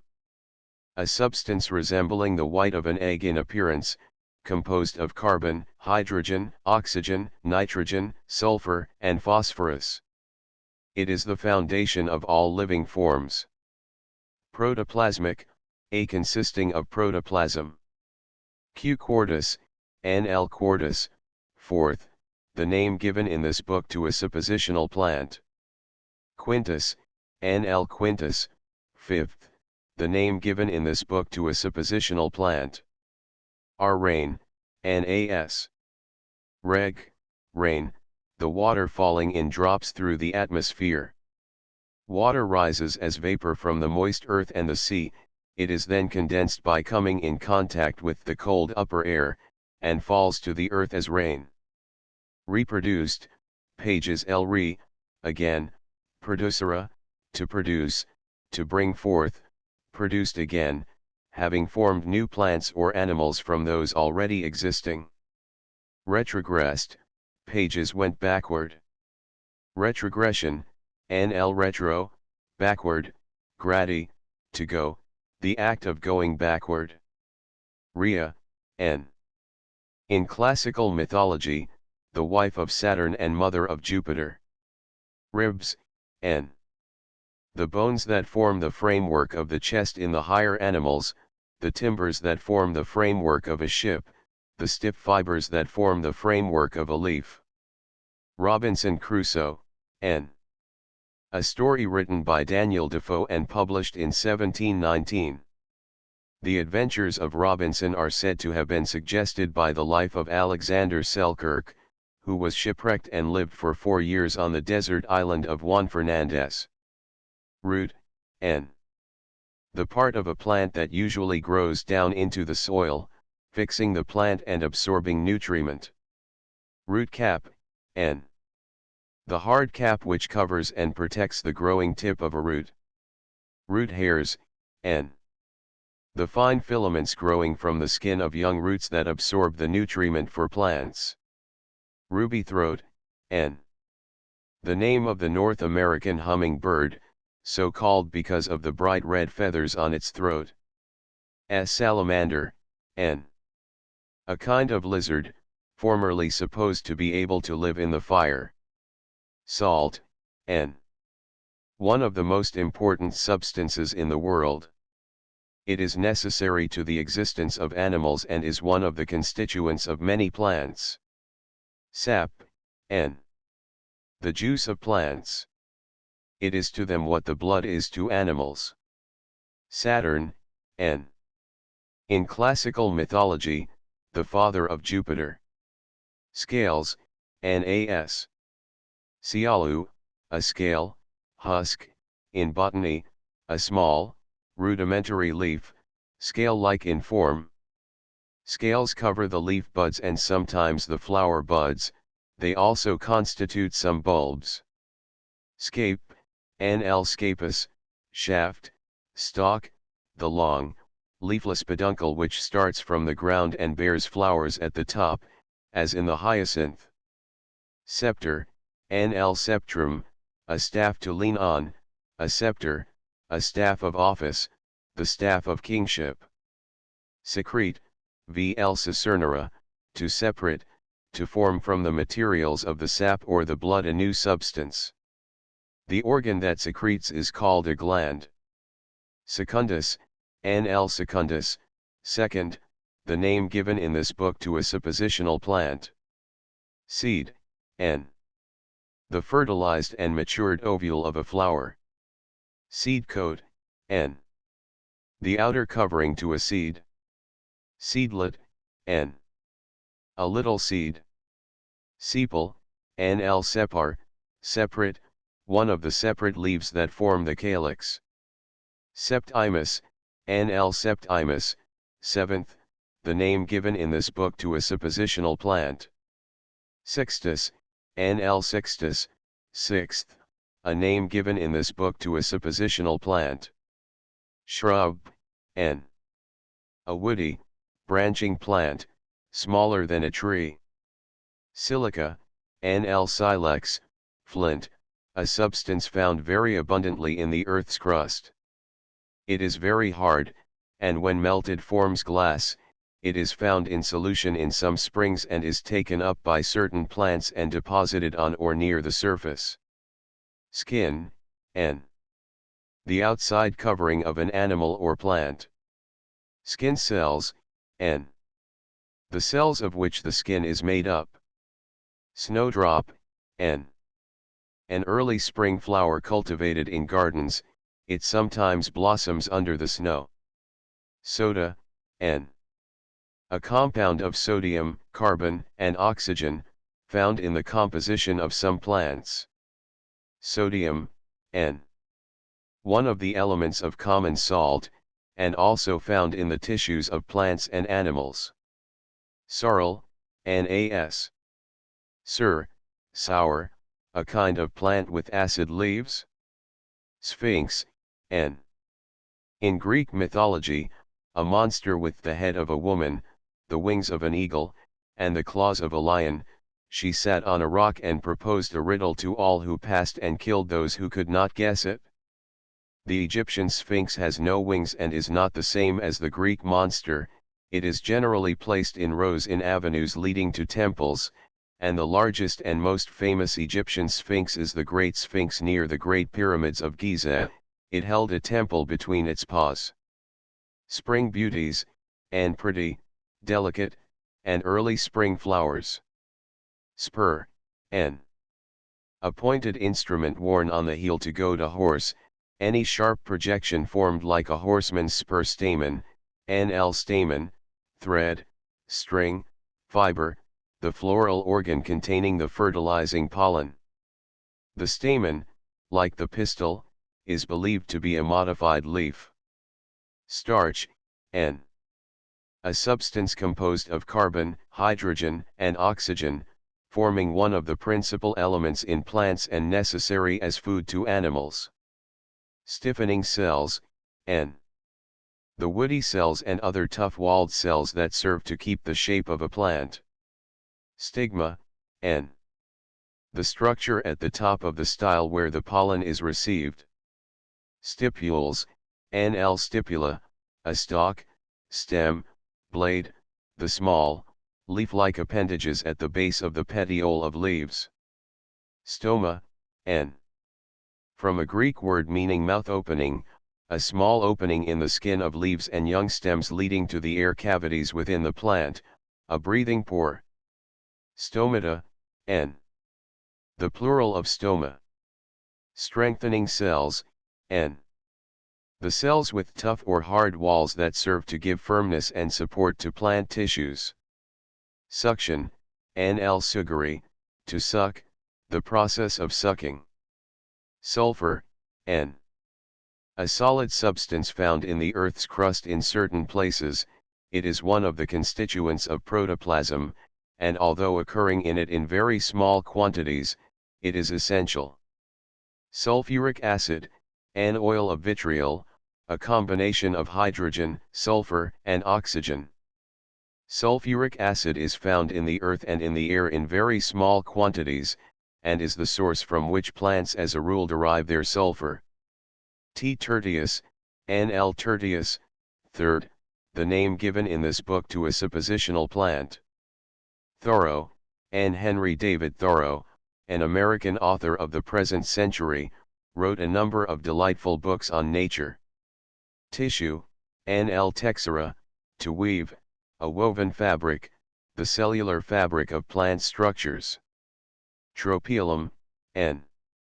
From a Greek word meaning a turning, hence, a turning of the enemy, a defeat, finally, the sign of a defeat, a trophy, the name of a plant, so called because of the shield-shaped leaves, many shields together suggesting trophies taken from the enemy. Tube cells, N.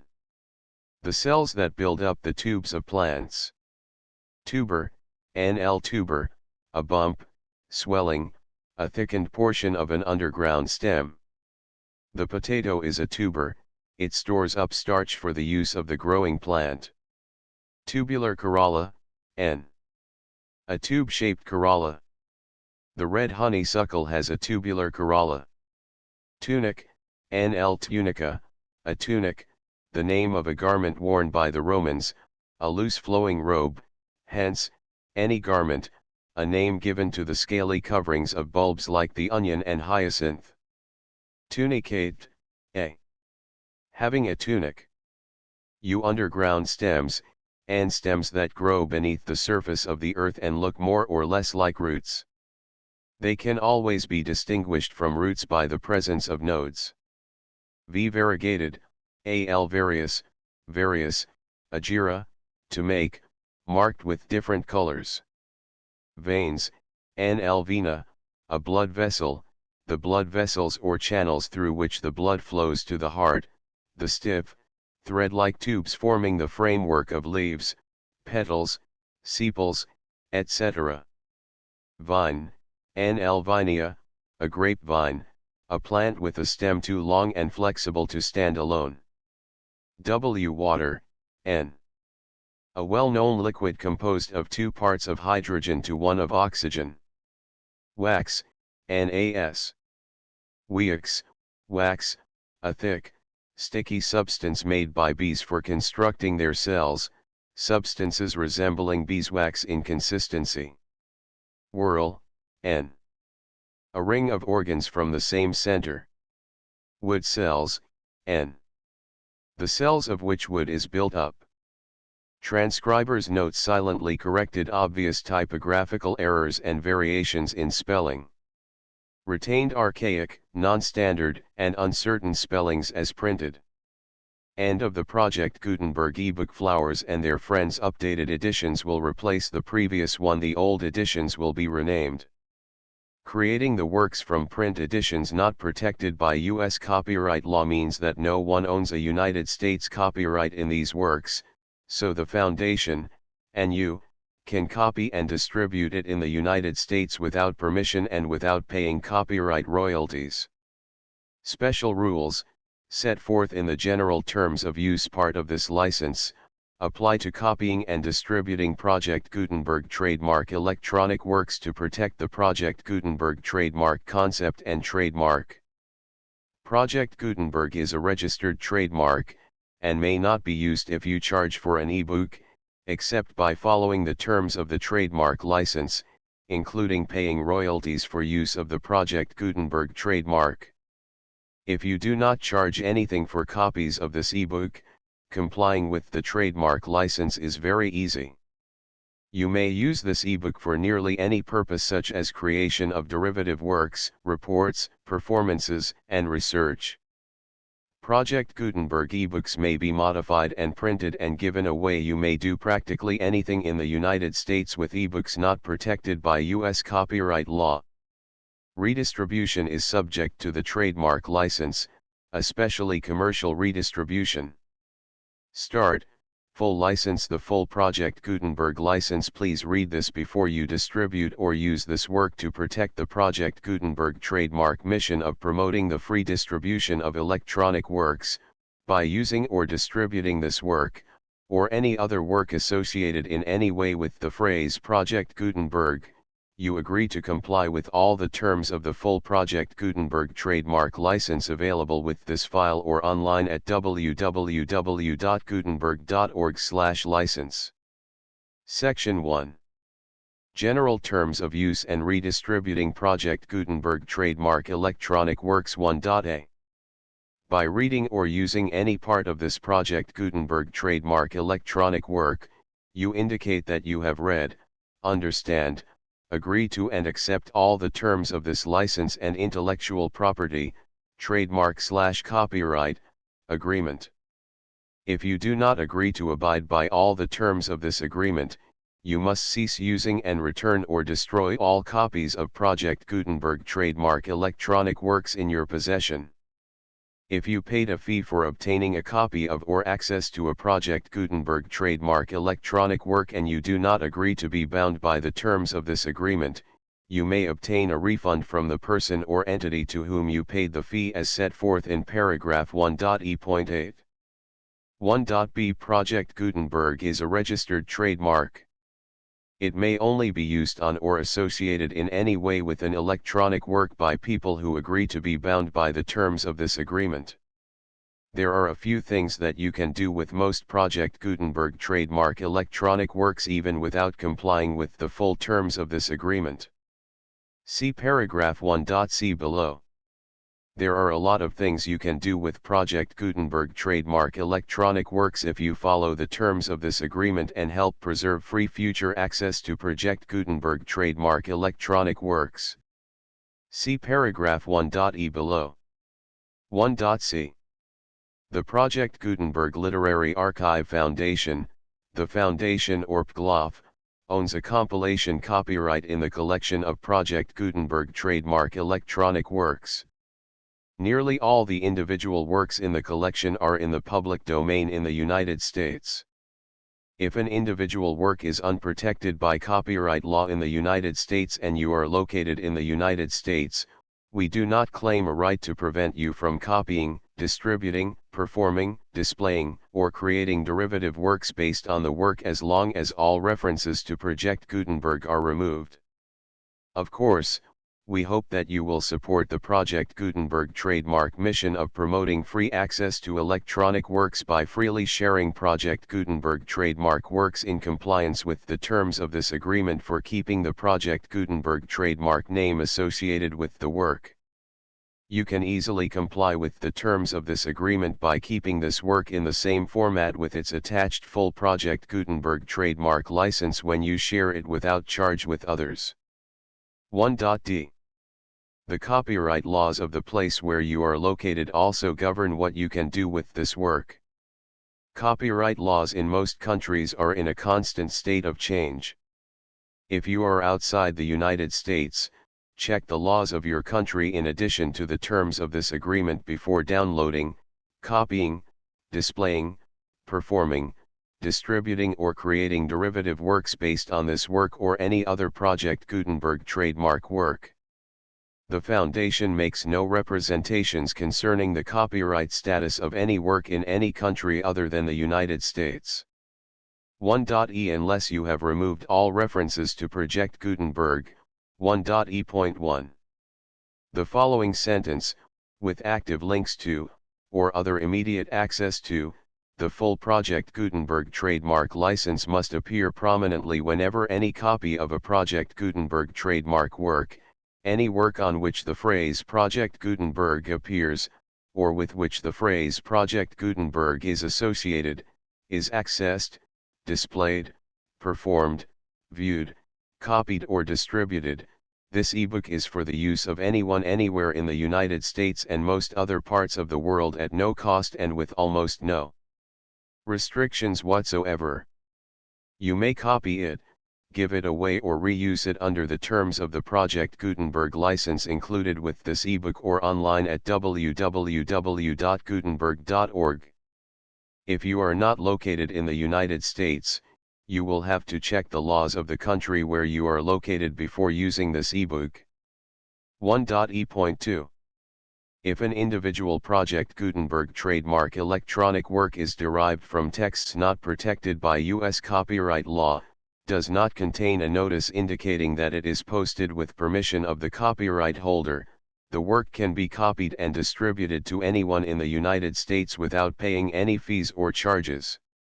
If you are redistributing or providing access to a work with the phrase Project Gutenberg associated with or appearing on the work, you must comply either with the requirements of paragraphs 1.e.1 through 1.e.7 or obtain permission for the use of the work and the Project Gutenberg trademark as set forth in paragraphs 1.e.8 or 1.e.9. 1.e.3. If an individual Project Gutenberg trademark electronic work is posted with the permission of the copyright holder, your use and distribution must comply with both paragraphs 1.e.1 through 1.e.7 and any additional terms imposed by the copyright holder. Additional terms will be linked to the Project Gutenberg trademark license for all works posted with the permission of the copyright holder found at the beginning of this work. 1.e.4. Do not unlink or detach or remove the full Project Gutenberg trademark license terms from this work, or any files containing a part of this work or any other work associated with Project Gutenberg trademark. 1.e.5. Do not copy, display, perform, distribute or redistribute this electronic work, or any part of this electronic work, without prominently displaying the sentence set forth in paragraph 1.e.1 with active links or immediate access to the full terms of the Project Gutenberg trademark license. 1.e.6. You may convert to and distribute this work in any binary, compressed, marked up, non-proprietary or proprietary form, including any word processing or hypertext form. However, if you provide access to or distribute copies of a Project Gutenberg trademark work in a format other than plain vanilla ASCII or other format used in the official version posted on the official Project Gutenberg trademark website, www.gutenberg.org, you must, at no additional cost, fee, or expense to the user, provide a copy, a means of exporting a copy, or a means of obtaining a copy upon request, of the work in its original plain vanilla ASCII or other form. Any alternate format must include the full Project Gutenberg trademark license as specified in paragraph 1.e.1. 1.e.7.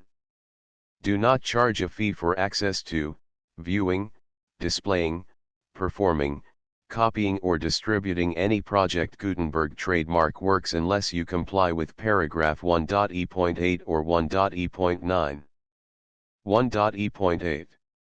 You may charge a reasonable fee for copies of or providing access to or distributing Project Gutenberg trademark electronic works provided that, you pay a royalty fee of 20% of the gross profits you derive from the use of Project Gutenberg trademark works calculated using the method you already use to calculate your applicable taxes.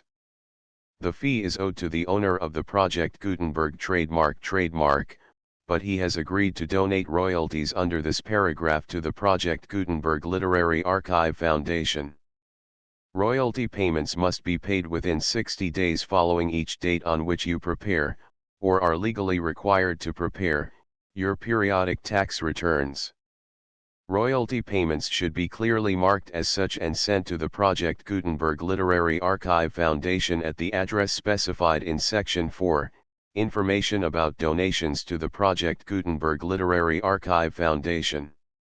You provide a full refund of any money paid by a user who notifies you in writing, or by email, within 30 days of receipt that he does not agree to the terms of the full Project Gutenberg trademark license. You must require such a user to return or destroy all copies of the works possessed in a physical medium and discontinue all use of and all access to other copies of Project Gutenberg trademark works. You provide, in accordance with paragraph 1.f.3, a full refund of any money paid for a work or a replacement copy, if a defect in the electronic work is discovered and reported to you within 90 days of receipt of the work.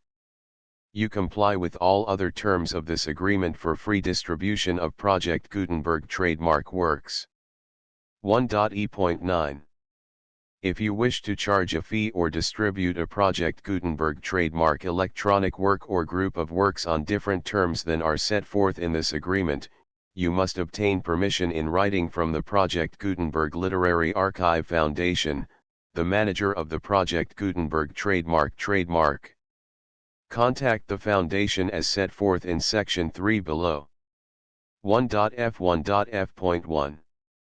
Project Gutenberg volunteers and employees expend considerable effort to identify, do copyright research on, transcribe and proofread works not protected by U.S. copyright law in creating the Project Gutenberg trademark collection.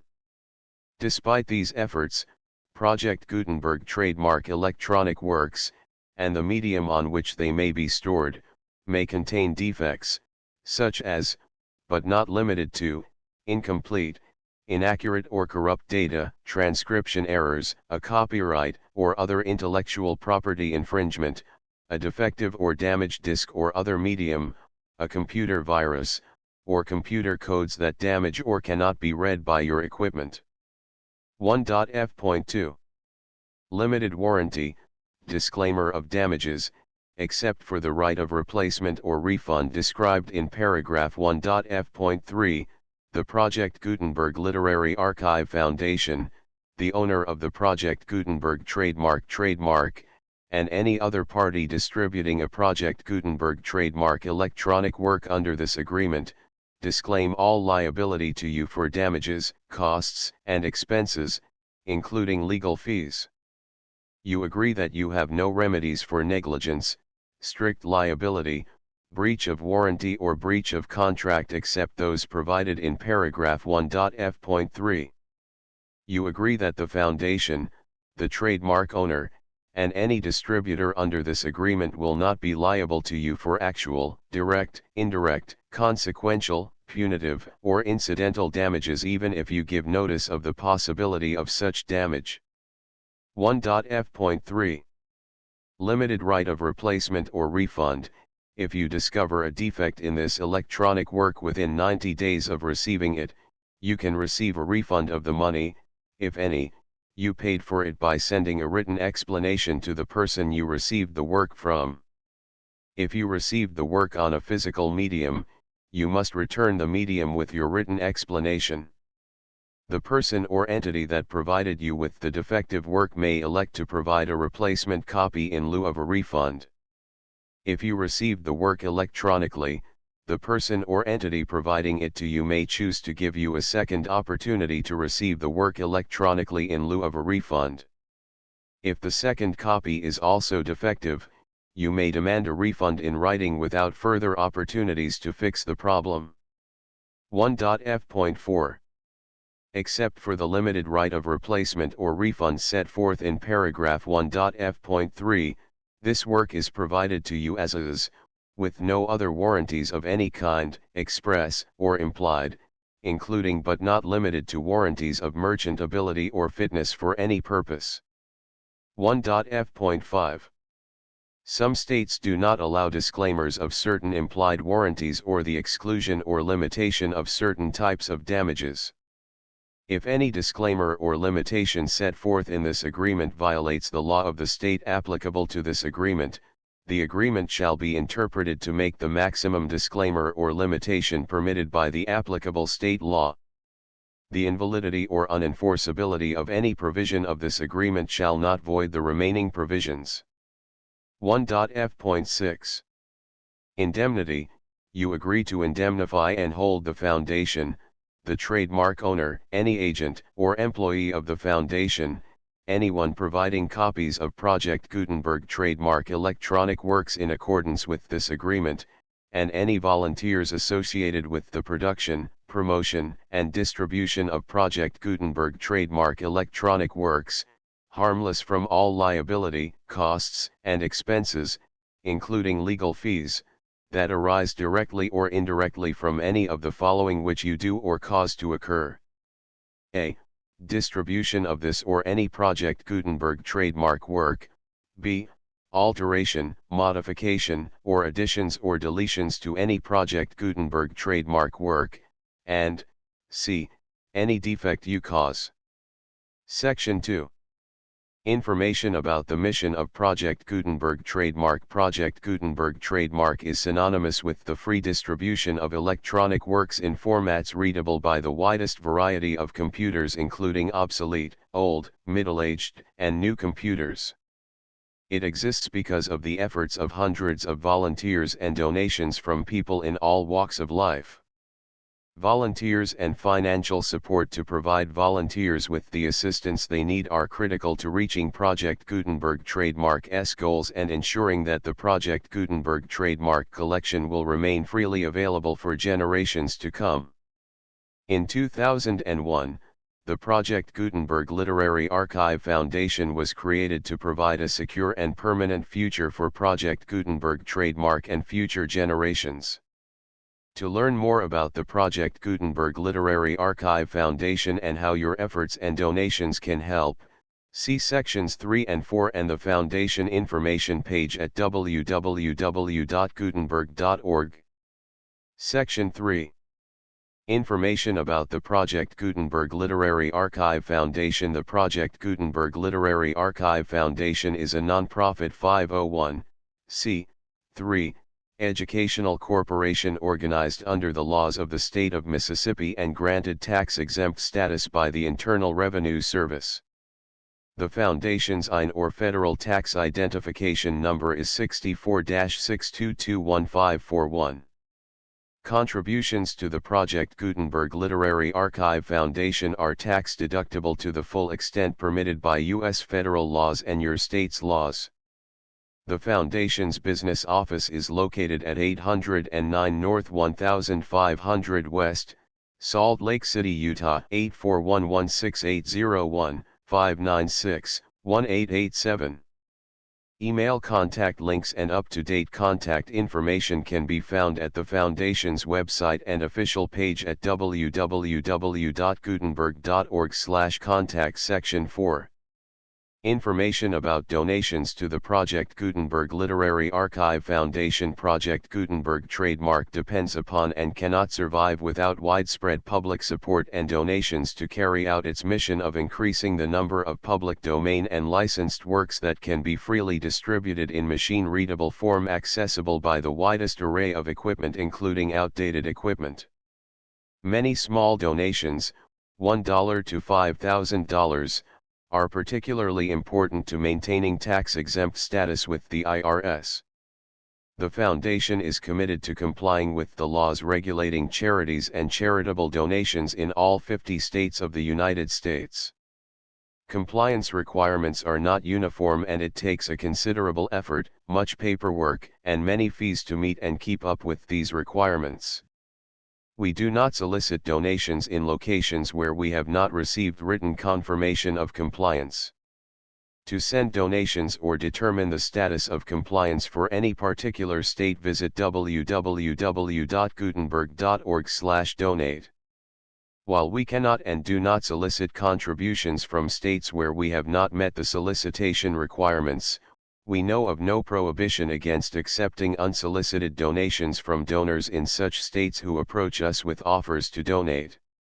International donations are gratefully accepted, but we cannot make any statements concerning tax treatment of donations received from outside the United States. U.S. laws alone swamp our small staff. Please check the Project Gutenberg web pages for current donation methods and addresses. Donations are accepted in a number of other ways, including checks, online payments, and credit card donations.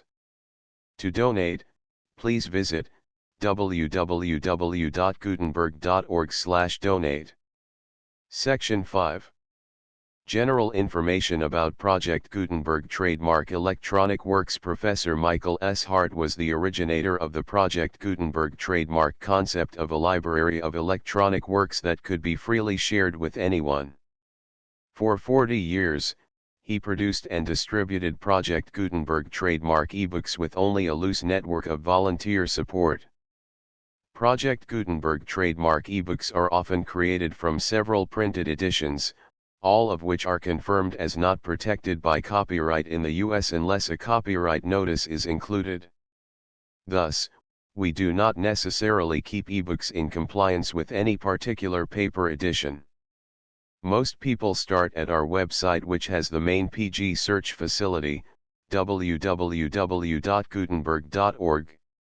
This website includes information about Project Gutenberg trademark, including how to make donations to the Project Gutenberg Literary Archive Foundation, how to help produce our new ebooks, and how to subscribe to our email newsletter to hear about new ebooks. Flowers and Their Friends: A Letter to the Readers of This Book. Contents: Morning Glory Stories. The Flower. This is the flower so bright and gay. The Calyx. Blossom dear. What happened in the garden? The ovules, the leaves. To the Morning Glory.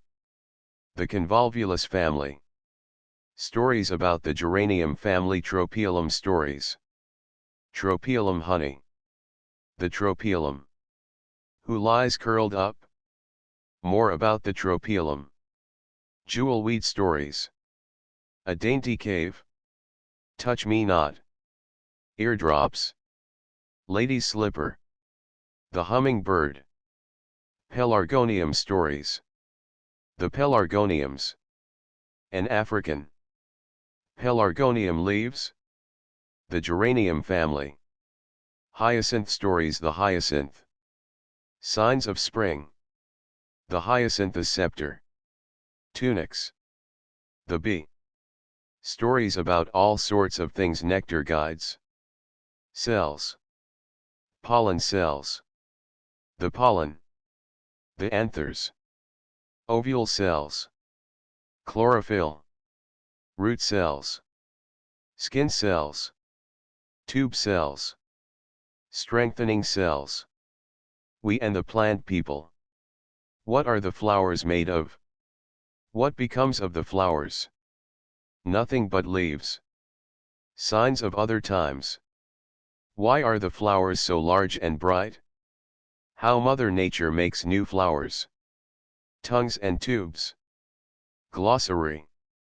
A B C D E F G H I J K L M N O P Q R S T U V W. The full Project Gutenberg license V6134456789320212223242526272829303132333435363738394041 42 43 44 45 46 47 49 50 51 52 53 54 55 56 57 58 59 60 61 62 63 64 65 66 67 68 69 70 71 72 73 74 75 76 77 78 79 80 81 82 83 84 85 86 87 88 89 90 91 93 95 96 97 98 99 100 101 102 103 104 105 107 108 109 110 111 112 113 114 115 116 117 118 119 120 121 122 123 124 125 126 127 128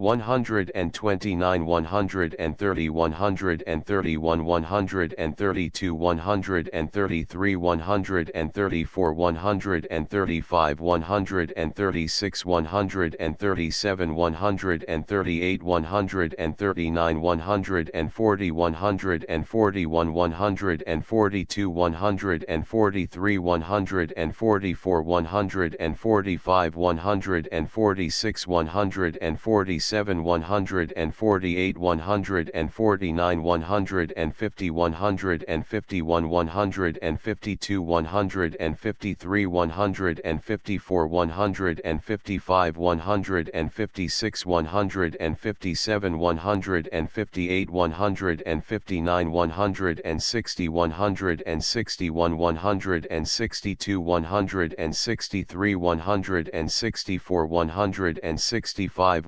166 167 168 169 170 171 172 173 174 175 176 177 178 179 180 181 182 183 184 185 186 187 188 189 190 191 192 193 194 195 196 197 198 199 200 201 202 203 204 205 206 207 208 209 210 211 212 213 214 215 216 217 218 219 220 221 222 223 224 225 226 227 228 229 230 231 232 233 234 235 236 237 238 239 241 242 243 244 245 246 247 248 249 250 251 252 253 254 255